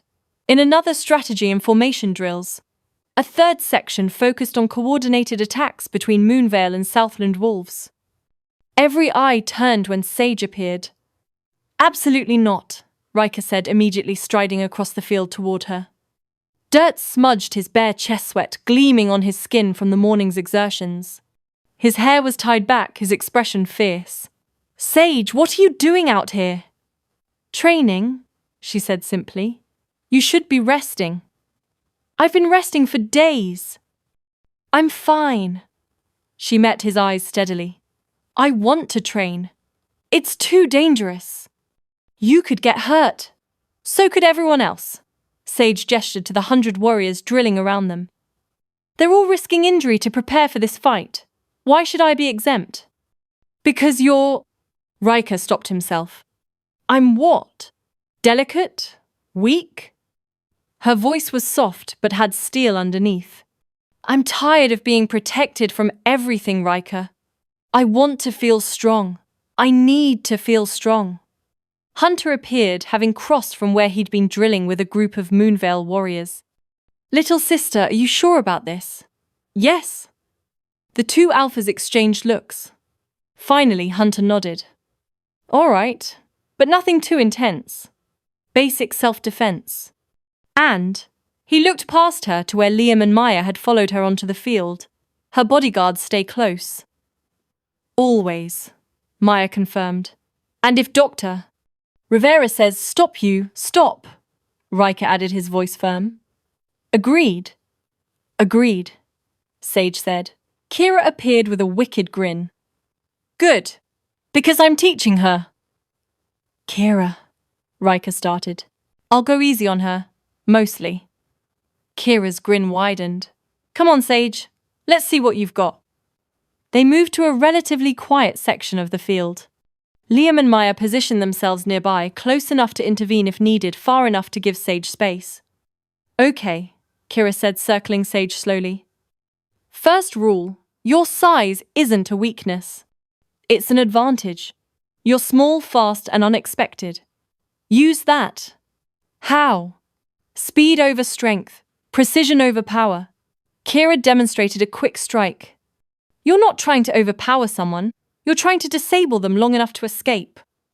For the next hour, Kira taught Sage basic defensive moves. How to break a hold. Where to strike to cause maximum pain with minimum force. How to use an attacker's momentum against them. Sage was clumsy at first, her movements uncertain. But slowly something clicked. Her body remembered the wolf instinct she'd been suppressing for years. Her reflexes sharpened. Good! Kira encouraged as Sage successfully broke free from a hold. Again, faster this time. Around them, other warriors had paused their own training to watch. Not with mockery, but with quiet respect. The small, shy woman who'd been hidden away was choosing to stand and fight. Your turn to attack, Kira said. Come at me. Try to grab my arm. Sage hesitated. I don't want to hurt you. You won't. I promise. Now come on. Sage moved forward, reaching for Kira's arm. In a flash, Kira had turned, redirected Sage's momentum, and swept her legs out from under her. Sage landed on her back in the dirt with an oof. Kira stood over her, grinning. That's what happens when you telegraph your moves. Again. Sage got up, brushed off the dirt, and tried again. And again. And again. By the third hour, Sage was exhausted, covered in dirt and sweat, and grinning. She'd successfully executed several defensive moves. She'd even managed to surprise Kira once with a feint that Dr. Rivera, watching from the sidelines, had taught her. That's enough for today, Kira finally called. You did great. Really great. Sage's legs were shaking, her muscles screaming, but she felt alive, strong, capable. Water, Maya said, appearing with a bottle. Drink slowly. And then you're resting, Liam added. No arguments. Sage drank gratefully, letting the cool water soothe her parched throat. Around the field, training continued. Warriors from both packs pushing themselves to their limits, preparing for the battle that was coming. Ryker approached, his expression unreadable. You're incredible, he said quietly. Stubborn and reckless and absolutely incredible. I needed this, Sage said. To feel like I could do something. Contribute somehow. You contributed by being brave enough to try. He wanted to touch her, she could see it in his eyes, but held back, respecting her boundaries in front of the pack. Now, please, for my sanity, go rest. I will. She smiled up at him. After I watch a few more drills. I want to see the formations you've been practicing. He sighed, but couldn't hide his fondness. Stubborn. You like it, she teased. I really do. That night, after dinner and more training sessions and endless strategic planning, the pack house finally quieted. Warriors collapsed into beds, exhausted from the day's efforts. The pups and elderly were safe in their hideaways. Only 48 hours remained. Sage sat in the small library off the main hall, a book in her lap that she wasn't reading. Her muscles ached pleasantly, the kind of soreness that came from use, not injury. She felt accomplished. Strong. The door opened softly. Hunter stepped in, carrying 2 mugs of hot chocolate. Thought you might want company. Always yours, Sage said, setting aside her book. Hunter settled into the chair beside her, handing her one of the mugs. The chocolate was rich and sweet, topped with small marshmallows, exactly the way their mother used to make it. You remembered, Sage whispered. I remember everything about her, everything about our family. Hunter's voice was thick with emotion. I've been thinking about them a lot lately. Mum and Dad, wondering what they'd think of all this. They'd be proud, Sage said. You've built something amazing. 2 packs united, a true alliance. We built it, Hunter corrected. You're as much a part of this as I am. More, maybe. Your gift, your bravery, that's what changed everything. They sat in comfortable silence for a moment, sipping chocolate, just being together. Sage, Hunter said eventually, his voice careful. I need to talk to you about something. About the future. The future? After this is over? After we deal with the rogue alpha? He turned to face her fully. I want you to know I'm okay. Running Moonvale on my own. Being alpha without you there every day. Sage's breath caught. Hunter, let me finish. He took her hand gently. For 18 years you've been my responsibility. My purpose. Raising you, protecting you, making sure you healed from what happened to our parents. It's been my whole life. I know. And I'm grateful. I'm not asking for gratitude. I'm telling you, I'm releasing you from any obligation to stay. To be near me. To build your life around mine. His eyes were bright with unshed tears. I've watched you with Ryker. I've seen your light return. I've seen you smile more in the past 2 weeks than in the past 2 years.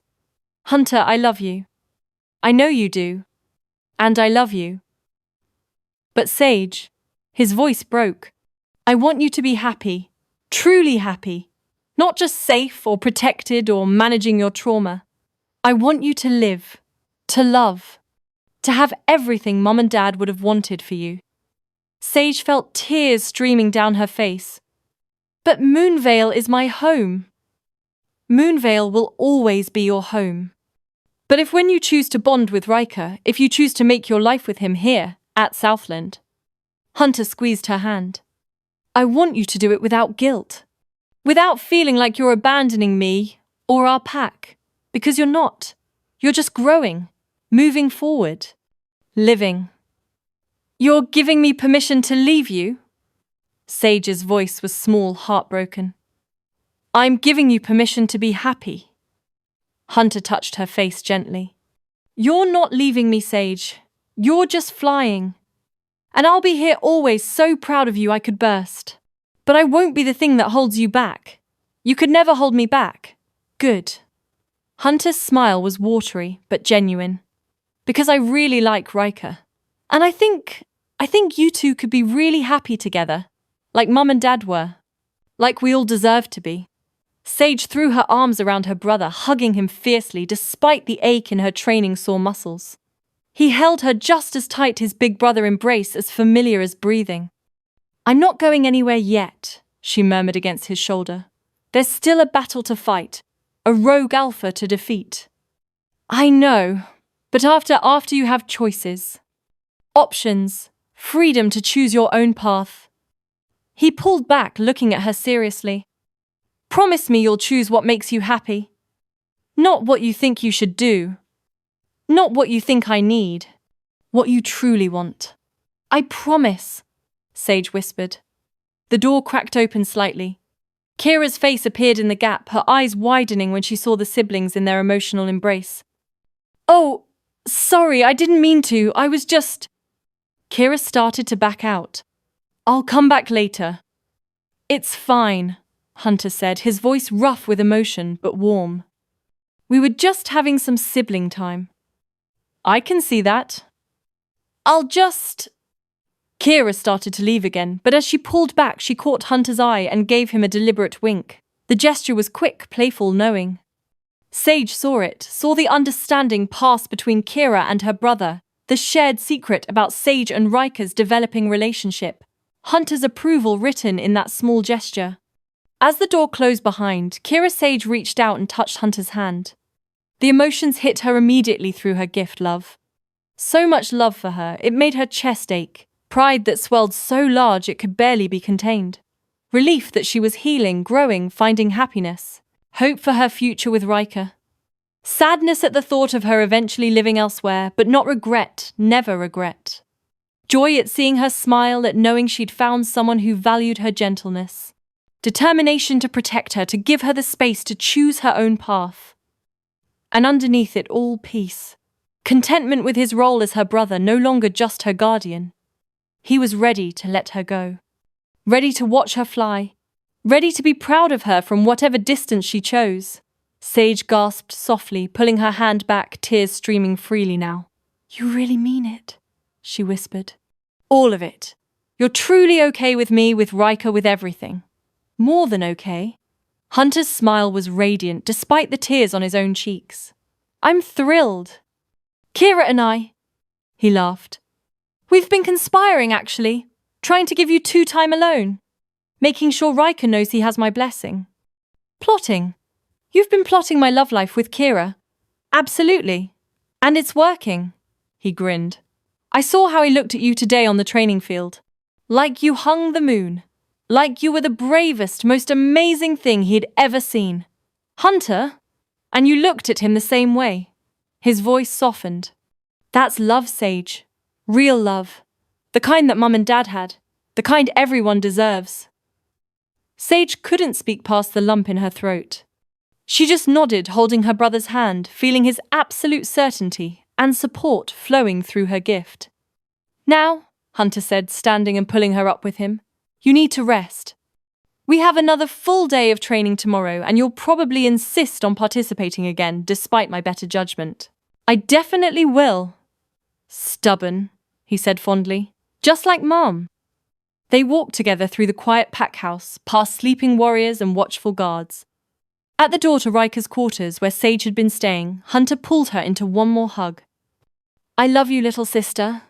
No matter what happens, no matter where you end up, no matter who you choose to spend your life with, I love you. Always. I love you too. Always. He kissed her forehead, then stepped back. Get some rest. Big day tomorrow. After he left, Sage entered the quiet room. Liam and Maya were stationed outside as always. Inside, candles were already lit. Ryker must have asked someone to prepare the room. The scent was soothing, familiar. She changed into comfortable clothes and climbed into the massive bed. Her muscles ached pleasantly from training. Her heart ached beautifully from her conversation with Hunter. Everything was changing. In 2 days they'd face an army of rogues. Her future hung in the balance. Would she survive? Would they all survive? But tonight, wrapped in blankets that smelled like pine and cedar, knowing her brother supported whatever path she chose, feeling the strength she'd found on the training field, that night calm finally found her. The battlefield waited. So did love. So did the unknown. Tomorrow would be drills and strategy hours marked by the slow tolling of fate. But for now, Sage surrendered to sleep. She drifted off with certainty at her back, her brother's blessing, her pack's unshakable loyalty, and the quiet hope of a man who saw in her not weakness, but a strength carved from gentleness, a voice in silence worth hearing. 2 days remained, 2 days before everything turned. Yet fear had lost its grip. What lay ahead no longer felt like an ending, but an opening. She would meet it head-on with steel in her hand, love in her heart, and a life she was finally ready to claim. Dawn broke blood-red over the horizon. Sage woke with a gasp, her heart already racing before her eyes opened. The full moon had set hours ago, and today was the day the rogue alpha had promised to come. Around her, the pack house stirred with quiet, determined energy. Warriors checking weapons. Healers preparing the medical tents. Both packs moved with synchronized purpose, no longer rivals, but one unified force. She rose and dressed in the practical clothes Kira had given, her dark pants-fitted shirt boots that would let her move quickly if needed. Liam and Maya would be outside her door already, ready to shadow her every movement. But first she needed to see Ryker. She found him in the war room with Hunter, both alphas bent over maps, making final adjustments to their defensive positions. They looked up when she entered, and the love in Ryker's eyes made her chest ache. "Good morning," he said softly, crossing to her. He took her hands, carefully aware of her gift, but needing the contact. "How did you sleep?" The world tilted. Not now. Please not now, but the vision slammed into her with brutal force. Sage's knees buckled. She heard Ryker shout her name, felt hands catching her, lowering her to the ground. But she was already gone, pulled into the vision, the longest, most detailed one yet. The battlefield. Twilight. The rogues came from 3 directions, simultaneously north, east, and south. Not dozens, 50. 50 rogues against their 100 warriors. They moved in coordinated waves. The first wave of 15 hitting from the north, drawing defenders away from the eastern border. Then 20 from the east, the main assault trying to break through to the pack house. Finally, 15 from the south attempting to flank. She could see the strategy, brutal, effective. The rogue alpha had learned from his previous failure. He'd studied their defenses, identified their patterns. The vision shifted, focusing. She saw Ryker on the eastern front fighting alongside Hunter. They moved like extensions of each other, 2 alphas working as one. The rogue pack fell before them until the rogue alpha himself emerged from the shadows. He was massive in his wolf form, scarred, vicious, radiating corruption. He lunged not for Sage but for Ryker. Strategic. Kill the Southland Alpha, first weaken the unified defense. Ryker turned to face him, but there was a second rogue hidden waiting. It struck from behind, from Ryker's blind spot, jaws closing around his throat. Blood. So much blood. Ryker falling, his eyes finding hers across the battlefield, surprise and regret in his gaze. "No!" She tried to scream, but no sound came. She watched him collapse. Watched the light leave his eyes, watched everything they could have been die in the dirt. The vision continued, showing the aftermath. The unified packs faltering without Ryker's leadership. The rogue alpha's triumphant howl. His approach towards Sage, who stood frozen in grief and horror. "Sage! Sage!" She came back gasping, sobbing, clutching at whoever held her. The war room materialized around her. She was on the floor, Ryker's arms around her, Hunter kneeling beside them, Liam and Maya and Kira and both betters crowded in the doorway.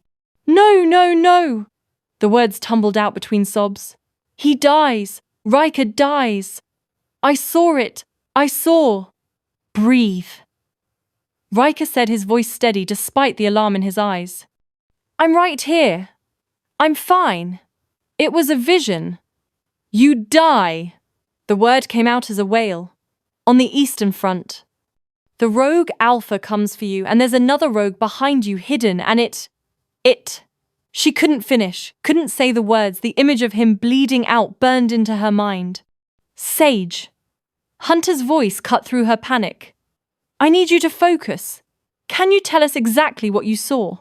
All of it? She nodded, forcing herself to breathe, to think past the terror. Ryker held her, his heart beating strong and alive against her ear for now. 50 rogues, she managed. Not dozens. 50. They come at twilight from 3 directions simultaneously. North, east, and south. 3-pronged attack, Jack said grimly. Classic strategy. 15 from the north first, Sage continued, her voice shaking. It's a diversion. They're trying to pull our defenders away from the real target, the east. 20 rogues hit the eastern border, that's the main assault. They're trying to break through to the pack house. And the south? Axel asked. 15 more. A flanking maneuver. They wait until we're engaged on the other 2 fronts, then strike to divide our forces. Hunter and Ryker exchanged looks. That's smart, Hunter said. Smarter than we gave them credit for. The rogue alpha learned from the last attack, Sage said. He studied our defenses. He knows our patrol patterns, our communication style. He's prepared. So are we, Ryker said firmly. Thanks to you. Keep going. What else did you see? Sage closed her eyes, forcing herself to relive it. The northern diversion works partially. We split forces to defend both fronts. The eastern assault is brutal. They're hitting hard, trying to overwhelm through sheer numbers. Casualties? Dr. Rivera asked from the doorway. Minor injuries on our side initially. We're holding. You and Hunter are on the eastern front. Her voice broke. You're fighting together. Winning. The rogues are falling. But, Ryker prompted gently. But the rogue alpha comes. He enters the fight himself, targeting you specifically. Not me. You. He wants to kill the Southland Alpha, first break our unity. Tears streamed down her face. You turn to face him. You're ready. But there's a second rogue. Hidden. It attacks from behind, from your blind spot. Your left side. She couldn't continue. The sobs took over, violent and desperate. It kills me, Ryker finished quietly. From behind, while I'm focused on the alpha. Sage nodded, unable to speak. The room fell silent except for her crying. Then we change it, Hunter said firmly. We know it's coming now. We can prevent it. How? Kira asked. If Ryker doesn't engage the rogue alpha, someone guards his left flank, Ryker said, his mind already working. Someone I trust absolutely to watch my blind spot while I fight. Me, Hunter said immediately. I stay on your left, always, no matter what. And I'll position warriors to watch for hidden rogues, Jax added. If there's one trying to strike from behind, we'll intercept. The southern flank, Axel said. When do they strike? Sage forced herself to focus through the tears. 15 minutes after the eastern assault begins. They're waiting for us to be fully engaged, distracted. They come through the forest near the old copper mine. Then we station a hidden reserve there, Axel said. They think they're flanking us, but we're ready for them. What about after? Maya asked. After the rogue alpha attacks Ryker, what happens next in the vision? Sage's voice was hollow. If Ryker dies, the packs falter. We lose cohesion without his leadership. The rogue alpha breaks through. He comes for me. And if we prevent Ryker's death? Liam pressed. Did you see that far? What happens if we change it? I don't know, Sage whispered. The vision ended with him dying. I don't know what happens if we save him. Then we make our own future, Ryker said. He cupped Sage's face gently, making her look at him. You just saved my life. Again. This vision, this warning, it's the advantage we need. But what if I miss something? Sage's voice cracked. What if there's another way he dies? What if? Then we adapt. We fight. We survive. His eyes were intense, certain. But Sage, listen to me. Whatever happens today, you've given us the chance to change fate. That's incredible. You're incredible. I can't lose you, she whispered. I just found you. I can't. You won't. He pressed his forehead to hers. I promise, I'm not going anywhere. Hunter stood, his alpha authority settling over him. We have hours until twilight. We use every second. Jack's Axel reconfigured the defensive positions based on Sage's intelligence. Northern Front gets reinforcements to handle the diversion quickly. Eastern Front is our main line's strongest warriors there. Southern Reserve stays hidden until the flanking attack comes. On it, both beaters said, already moving. Kira, coordinate with Dr. Rivera, Ryker added. Medical tents positioned to handle incoming wounded from all three fronts. Done. And Sage? Hunter crouched beside his sister. You stay in the command center with communications. If you have any other visions, any other warnings, I'll tell you immediately, she promised. Actually, Ryker said slowly, an idea forming. What if she's on the battlefield? Everyone turned to stare at him. Absolutely not. Hunter started. Hear me out. Ryker held up a hand. Her visions come when they're needed. What if she's there protected but present, and something changes? Something we didn't see. She could give real-time warnings. It's too dangerous, Hunter argued. Everywhere is dangerous today, Ryker countered. At least on the battlefield we can protect her directly. Liam, Maya, and a dedicated guard unit. She stays back from the fighting, but close enough to sense if anything changes. I want to be there, Sage said quietly. Everyone looked at her. I want to see this through. And? She took a shaky breath. My wolf. I've been suppressing her for so long. But today she wants to fight too. Not physically, but... She struggled for words. She has strength I haven't been using. A voice I haven't been letting out. Your howl, Kira said softly. Silent strength becomes thunder, Sage nodded. I don't know what it means, but I feel it. My wolf wants to be heard. Hunter and Ryker exchanged another look. Finally, Hunter sighed. Fine. But Liam and Maya don't leave her side for a second. And 6 additional guards form a protective circle. She stays far from the actual combat. Agreed, Ryker said. The war room emptied as everyone moved to their assignments. Sage remained on the floor, Ryker still holding her, both of them processing what was coming. I'm terrified, she admitted quietly. So am I. His honesty surprised her. But we face it together, all of us. Twilight painted the sky in shades of purple and crimson. The battlefield was eerily quiet. Warriors from both packs stood ready at their positions, northern, eastern, and southern fronts all prepared. Hidden reserves waited in the shadows. Medical tents stood ready to receive wounded. Sage stood on a slight rise overlooking the eastern front, surrounded by her 8 guards. Liam and Maya flanked her directly with 6 more warriors forming a protective circle. She could see Ryker and Hunter positioned together at the center of the eastern line, ready for the main assault. She could feel her wolf pacing beneath her skin. Restless. Ready. Wanting something Sage didn't fully understand yet. They're coming! Jax's voice crackled over the radio. Northern sensors just lit up. 15 signatures. Northern team engage, Hunter commanded. Eastern and southern teams hold position. Sage watched as the northern front erupted into combat. The diversion was working, the rogues hitting hard, trying to draw defenders away. Don't take the bait, Ryker said calmly over the comms. Northern team contain them. Don't pursue. Everyone else holds. 5 minutes passed. 10. The northern team was handling the diversion, keeping the rogues from advancing but not overcommitting forces. Eastern sensors, Jax reported. 20 signatures. Moving fast. Here we go, Hunter said. Eastern team ready. Sage's heart hammered as she watched 20 rogues burst from the tree line. They were massive, feral, moving with coordinated violence, and her pack met them head-on.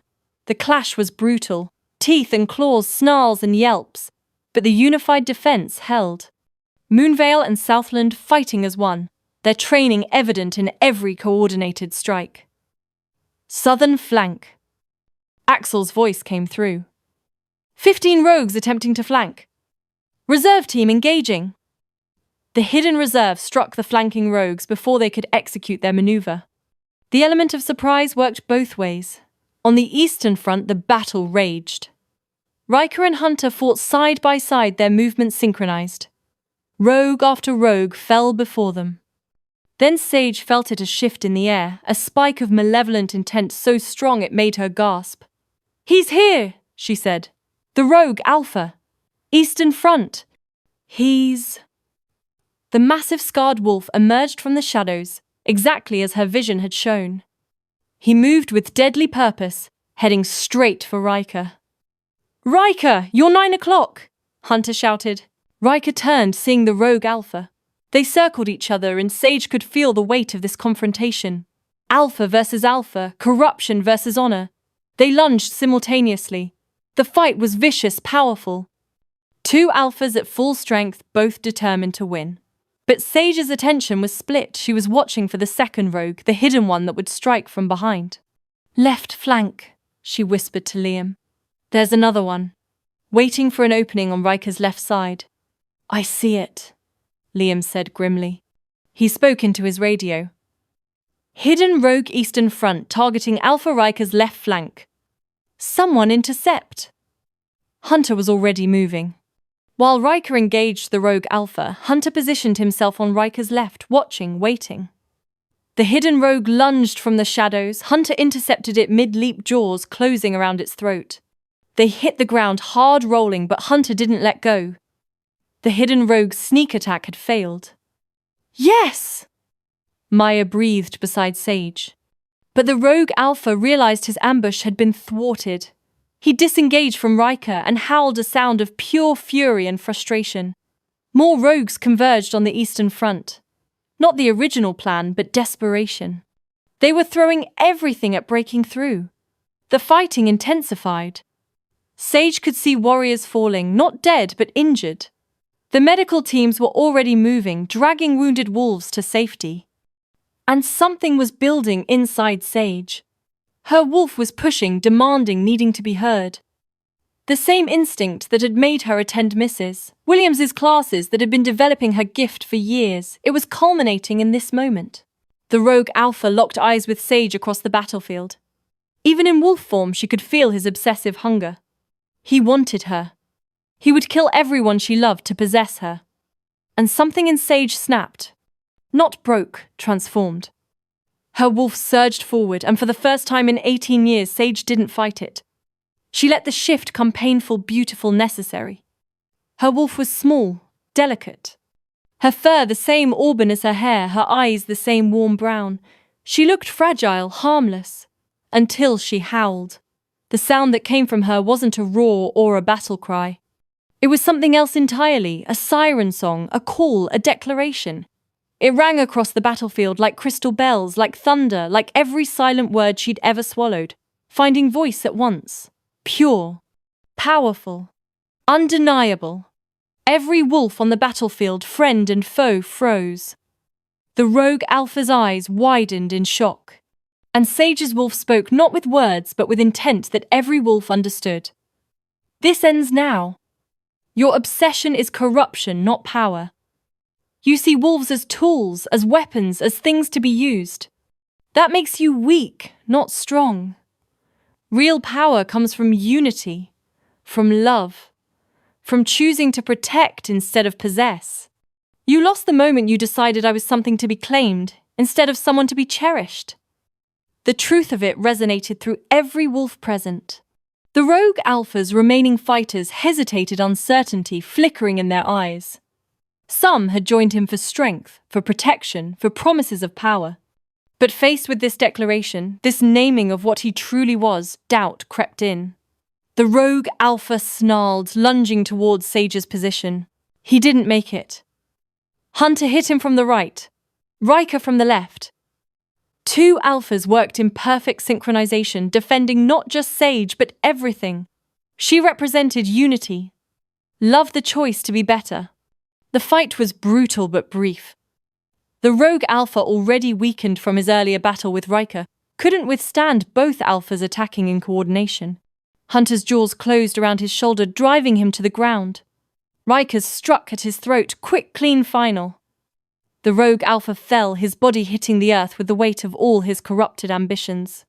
Without their leader, the remaining rogues broke. Some fled, others surrendered. A few fought to the death, too far gone in their corruption to see reason. But within 20 minutes of Sage's howl, it was over.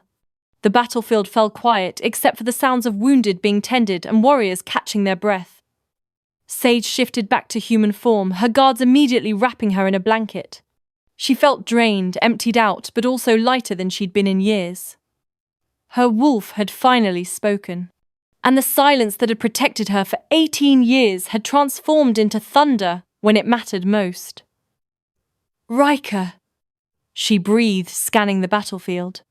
He was there, standing over the rogue alpha's body with Hunter, both alphas covered in dirt and blood, but alive. Alive. He looked up, finding her across the distance. Their eyes met, and she saw the promise kept. I'm not going anywhere. Casualties, Dr. Rivera was calling. Bring the wounded to medical. Warriors moved with purpose, helping injured packmates to the medical tents. Sage could see the damage, torn flesh, broken bones, deep gashes. But no deaths. No one had died. Sage. Ryker was suddenly there, having crossed the battlefield in long strides. He was bleeding from several wounds, his left shoulder torn, where the rogue alpha had landed a blow. You're okay? You're hurt, she said, reaching for him, then pulling back, remembering her gift. It's minor. Thanks to your warning, thanks to Hunter. He shook his head. You saved my life. Your vision, your warning. Your howl, Hunter said, appearing beside them, equally battered but grinning. Little sister, that was the most amazing thing I've ever heard. Did you know you could do that? No, Sage admitted. My wolf she needed to speak. And it came out as truth, Kira said, joining them with the medical kit. You named his corruption for what it was, and every wolf heard it, felt it. She began cleaning Ryker's wounds, her hands efficient. Some of his rogues surrendered because of what you said, because you made them see what they'd become. Is everyone? Sage couldn't finish. Minor injuries, Dr. Rivera reported, approaching with his tablet. 15 warriors wounded, none critically. 3 with broken bones that will take a week to heal fully.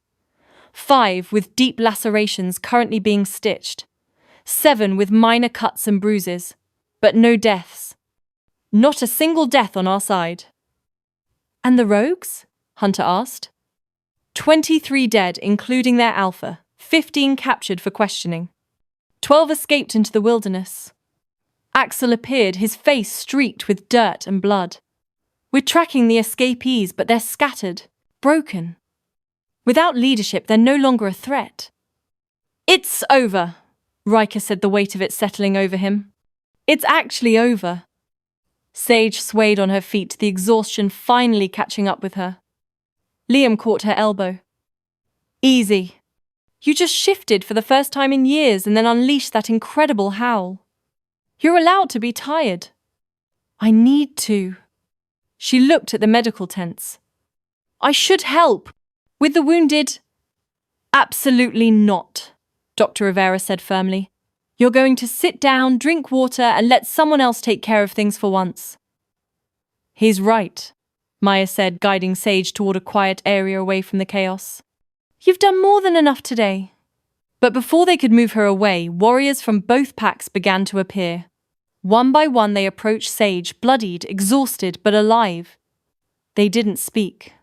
They just bowed their heads in respect, in gratitude, in acknowledgement of what her warning had done, what her howl had meant. Moonvale wolves and Southland wolves, showing unity in honoring the small, quiet woman who'd given them victory. Sage felt tears streaming down her face again, but these were different tears. Not fear or grief, but overwhelming emotion at being seen, valued, accepted by an entire pack. By 2 entire packs. Your pack, Kira said softly, standing beside her. Real pack. And we're so grateful for you. As the stars emerged overhead and the medics worked to heal the wounded, as warriors helped each other to the medical tents and shared stories of the battle as 2 packs celebrated victory. Together Sage stood wrapped in a blanket, flanked by her chosen family, watching the beginning of something beautiful. The rogue Alpha was dead. His army was broken. The threat was ended. And she, quiet, shy, damaged Sage, had found her voice. Not in words, but in a howl that had shaken the battlefield. Silent strength becomes thunder. Gentle power changing everything. She'd never be voiceless again. 3 days had passed since the battle. 3 days of healing, of rebuilding, of warriors telling and retelling the story of the small auburn wolf whose howl had shaken the battlefield. 3 days of captured rogues being questioned and either reformed or escorted far beyond pack boundaries. 3 days of both packs working together to repair damage and strengthen bonds that had been forged in combat. And tonight was for celebration. The great hall had been transformed. Flowers from both territories woven together. Moonvale's silver lilies and Southland's burgundy roses cascaded from the rafters. Long tables groaned under the weight of food prepared by both packs' best cooks. Candles, hundreds of them, flickered in every corner, their light warm and welcoming. The evacuees had returned that morning, tearful reunions as pups threw themselves into their parents' arms, as elderly wolves embraced the warriors who'd protected them, as pregnant females touched bellies gratefully and whispered prayers of thanks. Sage stood in Ryker's room, soon to be their room, staring at herself in the full-length mirror. Kira had dressed her in a gown that made her breath catch. It was ivory silk that flowed like water, with delicate lace at the shoulders and a neckline that was modest but beautiful. Her auburn hair had been left loose, cascading down her back in waves. "You look like a dream," Kira said from behind her, making final adjustments. "Ryker's going to lose his mind when he sees you." "I can't believe this is happening," Sage whispered. "A bonding ceremony. Me and Ryker. It feels like destiny?" Kira's smile was knowing. "Because it is. You two were always meant to find each other. That parking lot, that attack, it was terrible, but it led you here. To him. To all of us." Sage turned to face Kira, taking in the other woman's appearance. She wore a deep green dress that brought out her eyes, her russet hair swept up elegantly. "You look beautiful too. Are you? Is there someone special you're hoping will notice?" Kira's cheeks flushed pink. "Maybe." Before Sage could press, a knock sounded at the door. Maya poked her head in, grinning. "Ready? Everyone's waiting. And Hunter sent me to tell you he's going to cry when he sees you, so prepare for that." "He's already crying?" Sage asked. "Started the moment he put on his ceremonial robes." Maya confirmed. "Big softy, your brother." The 3 women made their way downstairs. As they approached the great hall, Sage could hear voices, laughter, music, the sounds of celebration already beginning. At the doors, Liam waited in formal attire, offering his arm. "Ready to become a Luna?" he asked with a warm smile.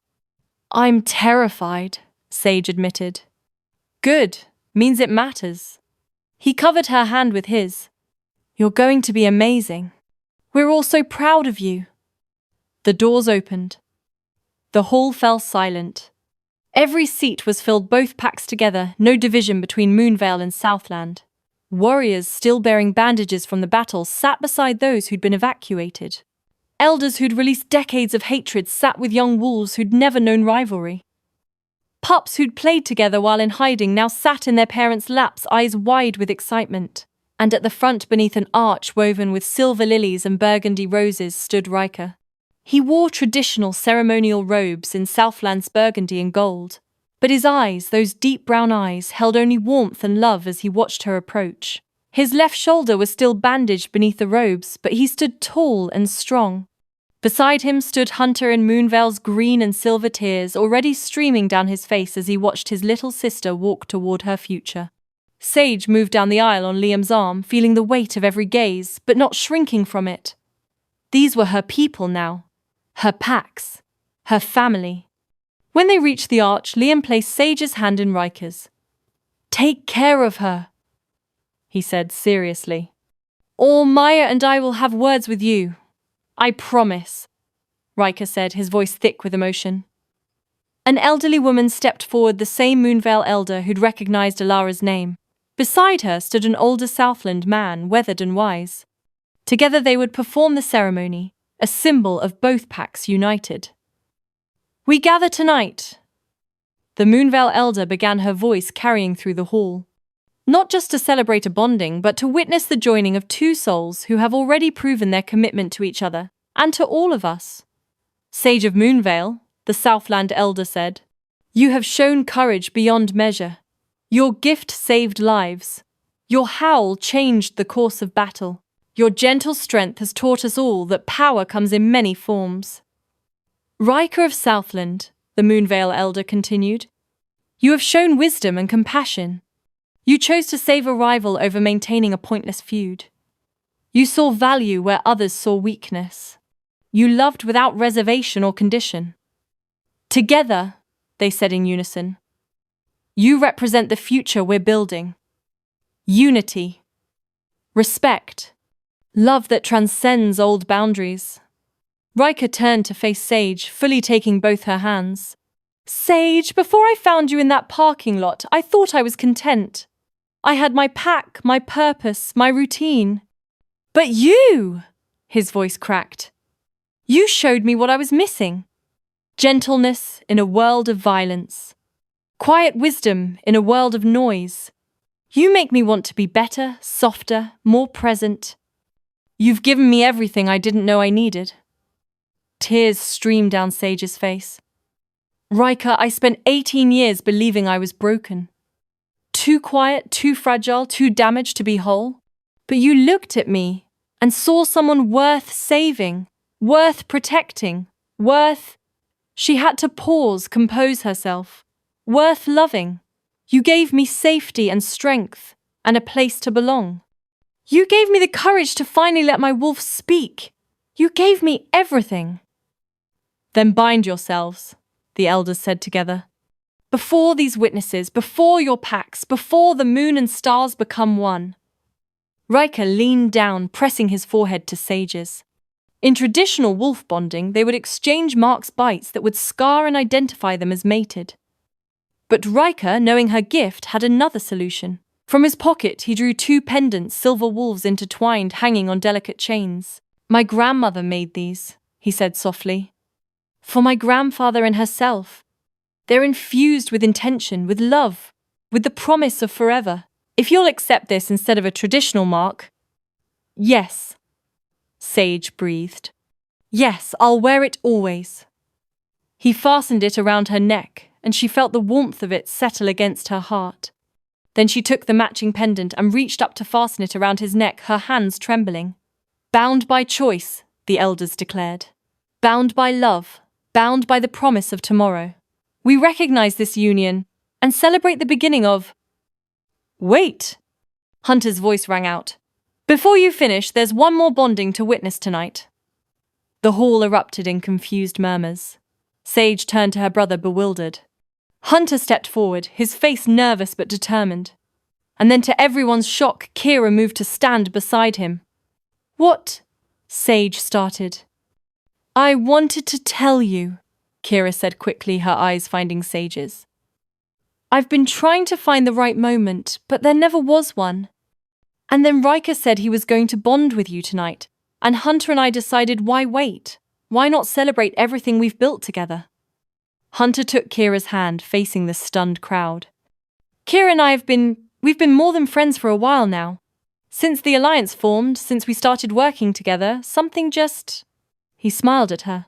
"Something just clicked." "He makes me laugh," Kira said, grinning despite her obvious nerves. "Even when I'm trying to be serious. He challenges me and respects me and sees me as an equal. And when Sage got hurt, when everything was chaos and danger, he was the person I kept turning to. The person who made me feel safe. And she's the person who made me want to live again. Hunter added, his voice rough. Not just exist as Alpha, not just survive as Sage's guardian, but actually live. Take risks. Open my heart to possibility. To love. Sage stared at her brother, at Kira, at their linked hands. Then she burst into tears. Happy tears. She managed through the sobs. Happy tears, I promise. Kira, you're going to be my sister. My actual sister. I'm getting a sister! She launched herself at Kira, hugging her fiercely. Kira held her just as tight, both women crying and laughing simultaneously. Is that a yes? Hunter asked, his voice amused. Do we have your blessing, little sister? Yes! Sage pulled back, wiping her eyes. Yes, of course, yes! Hunter, I'm so happy for you. Both of you. This is perfect. The hall erupted in cheers and applause. Warriors from both packs celebrated not just for one bonding, but for two. For love found in unexpected places. For family growing in beautiful ways. The elders, chuckling at the surprise, gestured for Hunter and Kira to join Sage and Ryker beneath the arch. Then we shall witness two bondings tonight. The Moonveil elder declared, two unions that represent everything we've built together. The ceremony continued, Hunter and Kira exchanging their own vows, their own promises. When they bonded, it was with traditional marks. Kira had no gift that made touch complicated, and they wanted the physical symbol of their union. Finally, the elders raised their hands. By the authority of Moonveil and Southland, by the witness of both packs united, we declare these bonds sacred and eternal. Ryker and Sage, Hunter and Kira bonded, mated and blessed. The hall exploded with celebration. Music started, drums and strings and voices raised in joy. Food and drink appeared as if by magic. Warriors who'd faced death days ago now danced with abandon, celebrating life and love and victory. Sage found herself swept into embrace after embrace. Liam and Maya hugging her doctor. Rivera kissing her forehead, both betas congratulating Ryker young wolves, asking to see her pendant elders blessing their union with weathered hands on her head. And through it all, Ryker never left her side, his hand always finding hers, his warmth always near. Eventually, the newly bonded couples were ushered to seats of honor at the main table. Food was served, dishes from both packs' traditions blended together like the packs themselves. Toasts were made, some serious, some hilarious, all heartfelt. To Sage! Someone shouted. Who taught us that the quietest voices carry the most truth? A cheer went up for Ryker, the one who proved compassion could cut deeper than claws. Another voice praised Hunter, bold enough to end a feud that never should have begun. Laughter broke out for Kira, who could flatten half the camp in training and still look flawless doing it. Laughter and cheers and the clink of glasses filled the hall. As the evening wore on, as the celebration showed no signs of slowing, Hunter stood and called for quiet. The hall settled, everyone turning to their alpha. I have an announcement, Hunter said, his voice carrying through the space. Ryker and I have been discussing the future. The permanent future of our alliance. Ryker stood as well. We don't want to go back to separate packs. Separate territories. The division that nearly destroyed us all. So, we're proposing something unprecedented. Hunter continued. Not a merger, both Moonveil and Southland maintain their identities, their traditions, their individual packs. But we become sister packs, Ryker finished. Formally and permanently. Open borders, shared resources, coordinated leadership. Where one pack goes, the other follows. Where one pack struggles, the other supports. We're stronger together, Hunter said. We've proven that. So why not make it official? The hall erupted in discussion, wolves from both packs talking excitedly, debating, considering. Finally, Bernard, the elderly Moonveil warrior who'd extended his hand to his Southland counterpart, stood slowly. I've lived through 30 years of pointless rivalry. Watched good wolves die over a grudge that stopped making sense decades ago. If you're asking whether we should make this alliance permanent, he looked around the hall. My answer is yes. Enthusiastically, yes. The Southland elder who'd performed the ceremony stood as well. Agreed. What we've built here, the trust, the unity, the family, this is worth preserving. Worth making permanent. One by one, wolves from both packs stood in agreement. Young and old warriors and healers, parents and children, all standing, all showing their support for a permanent sister pack alliance.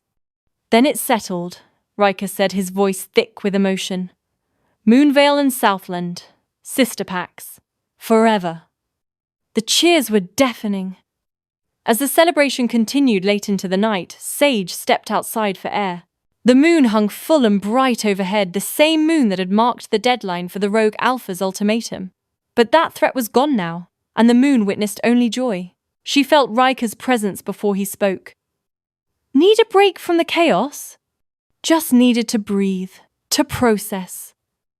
She turned to him, her new mate, her forever. Did all of this really just happen? The bonding Hunter and Kira, the sister pack alliance? It did. He moved to stand beside her, his arm around her waist. How do you feel? Happy, overwhelmed, grateful, terrified, hopeful. She laughed. Everything all at once. They stood in comfortable silence watching the stars. Then Sage felt it, a gentle pulling sensation different from her usual visions. Softer, warmer. Ryker, I think I'm having another vision, but it's different. Should I call? No. Stay. Just stay with me. The vision came softly like a dream. The pack house expanded, rebuilt to hold 2 packs, living side by side. It felt like years ahead, children laughing in the courtyard, their voices carrying on the wind. Moonvale and Southland blood mixed so thoroughly that no one could tell the difference anymore. Didn't care to tell the difference. A little girl with auburn hair and brown eyes, hers, and Ryker's playing with Hunter, and Kira's son, dark-haired and strong. The children laughing, racing their wolves, young and untamed and beautiful. Warriors training together, their movements so synchronized they fought like one entity. Elders teaching combined history, not rival packs but sister packs, who'd found their way back to each other. And herself, older, standing on this same spot, Ryker's arm around her waist, watching their daughter play. She felt a peace so profound that it brought tears to her eyes. The vision expanded, showing years beyond that. Generations. Moonvale and Southland are so intertwined that the old rivalry became nothing but a cautionary tale told to teach young wolves about the dangers of pointless grudges. Peace, prosperity, family, a future built on the foundation they'd laid tonight. Sage came back to herself, tears streaming down her face. But these were the best tears, the kind that came from seeing something so beautiful it hurt to witness. What did you see? Ryker asked gently. Our future. She turned to him, her eyes bright with tears and joy. Our children. Our family. Decades of peace and unity. Everything we fought for is actually happening. It's all going to be real. Children? His voice was soft, wondering. We're going to have children? A little girl first. Auburn hair and brown eyes. She plays with Hunter and Kira's son in the courtyard of a pack house that's been expanded to hold both our families. Sage smiled through her tears. We're going to be happy, Ryker. So happy. He cupped her face, gently mindful of her gift, but needing to see her clearly in the moonlight. You're sure? You saw it? I saw it. Years and years of it. Our daughter and other children after her, grandchildren, generations of peace. She covered his hands with hers, feeling the warmth of his love flowing through her gift. Everything we're building tonight, it lasts, it endures. Then I want to start building that future right now, Ryker said softly. His thumb brushed across her cheek, wiping away a tear. Sage, I've been wanting to do something since the moment I saw you walk down that aisle. Since before that, really. Since you first opened your eyes in my bed and looked at me like I was worth trusting. What? She breathed. This. He leaned down slowly, giving her time to pull away if she needed to. May I kiss you? Please. Yes, she whispered. Please, yes. Their lips met softly, gently.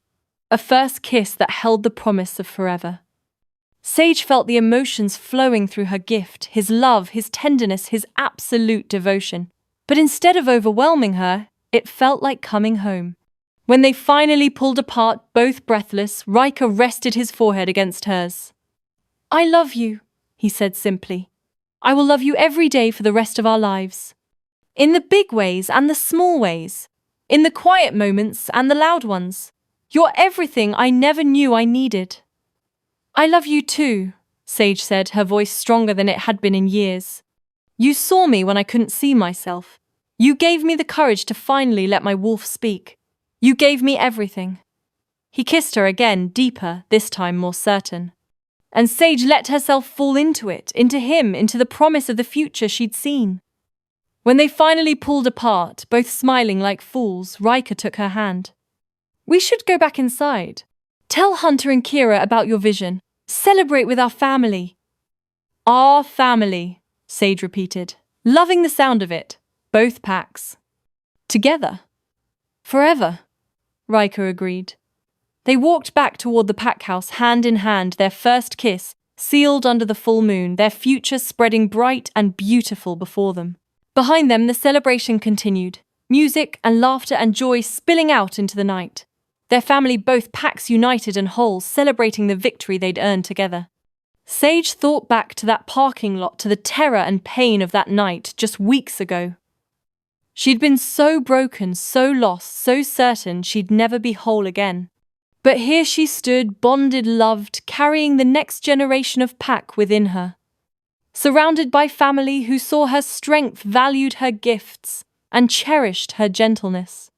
She found her voice in a howl that shook the battlefield, her strength in the vulnerability of sharing her gift, and her home in the space between two rival packs who chose unity over division. And she'd found her love in an alpha who saw her delicate nature as something precious rather than something to fix. "We should go back inside," Ryker said softly. "Tell Hunter and Kira. Tell everyone. In a minute." Sage turned to face the pack house, watching through the windows as her family celebrated.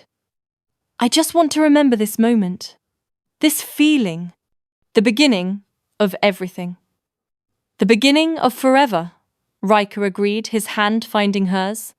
And as they stood there, the moon blessing them with silver light, the sound of celebration washing over them, the promise of tomorrow growing beneath Sage's heart, everything was exactly as it should be.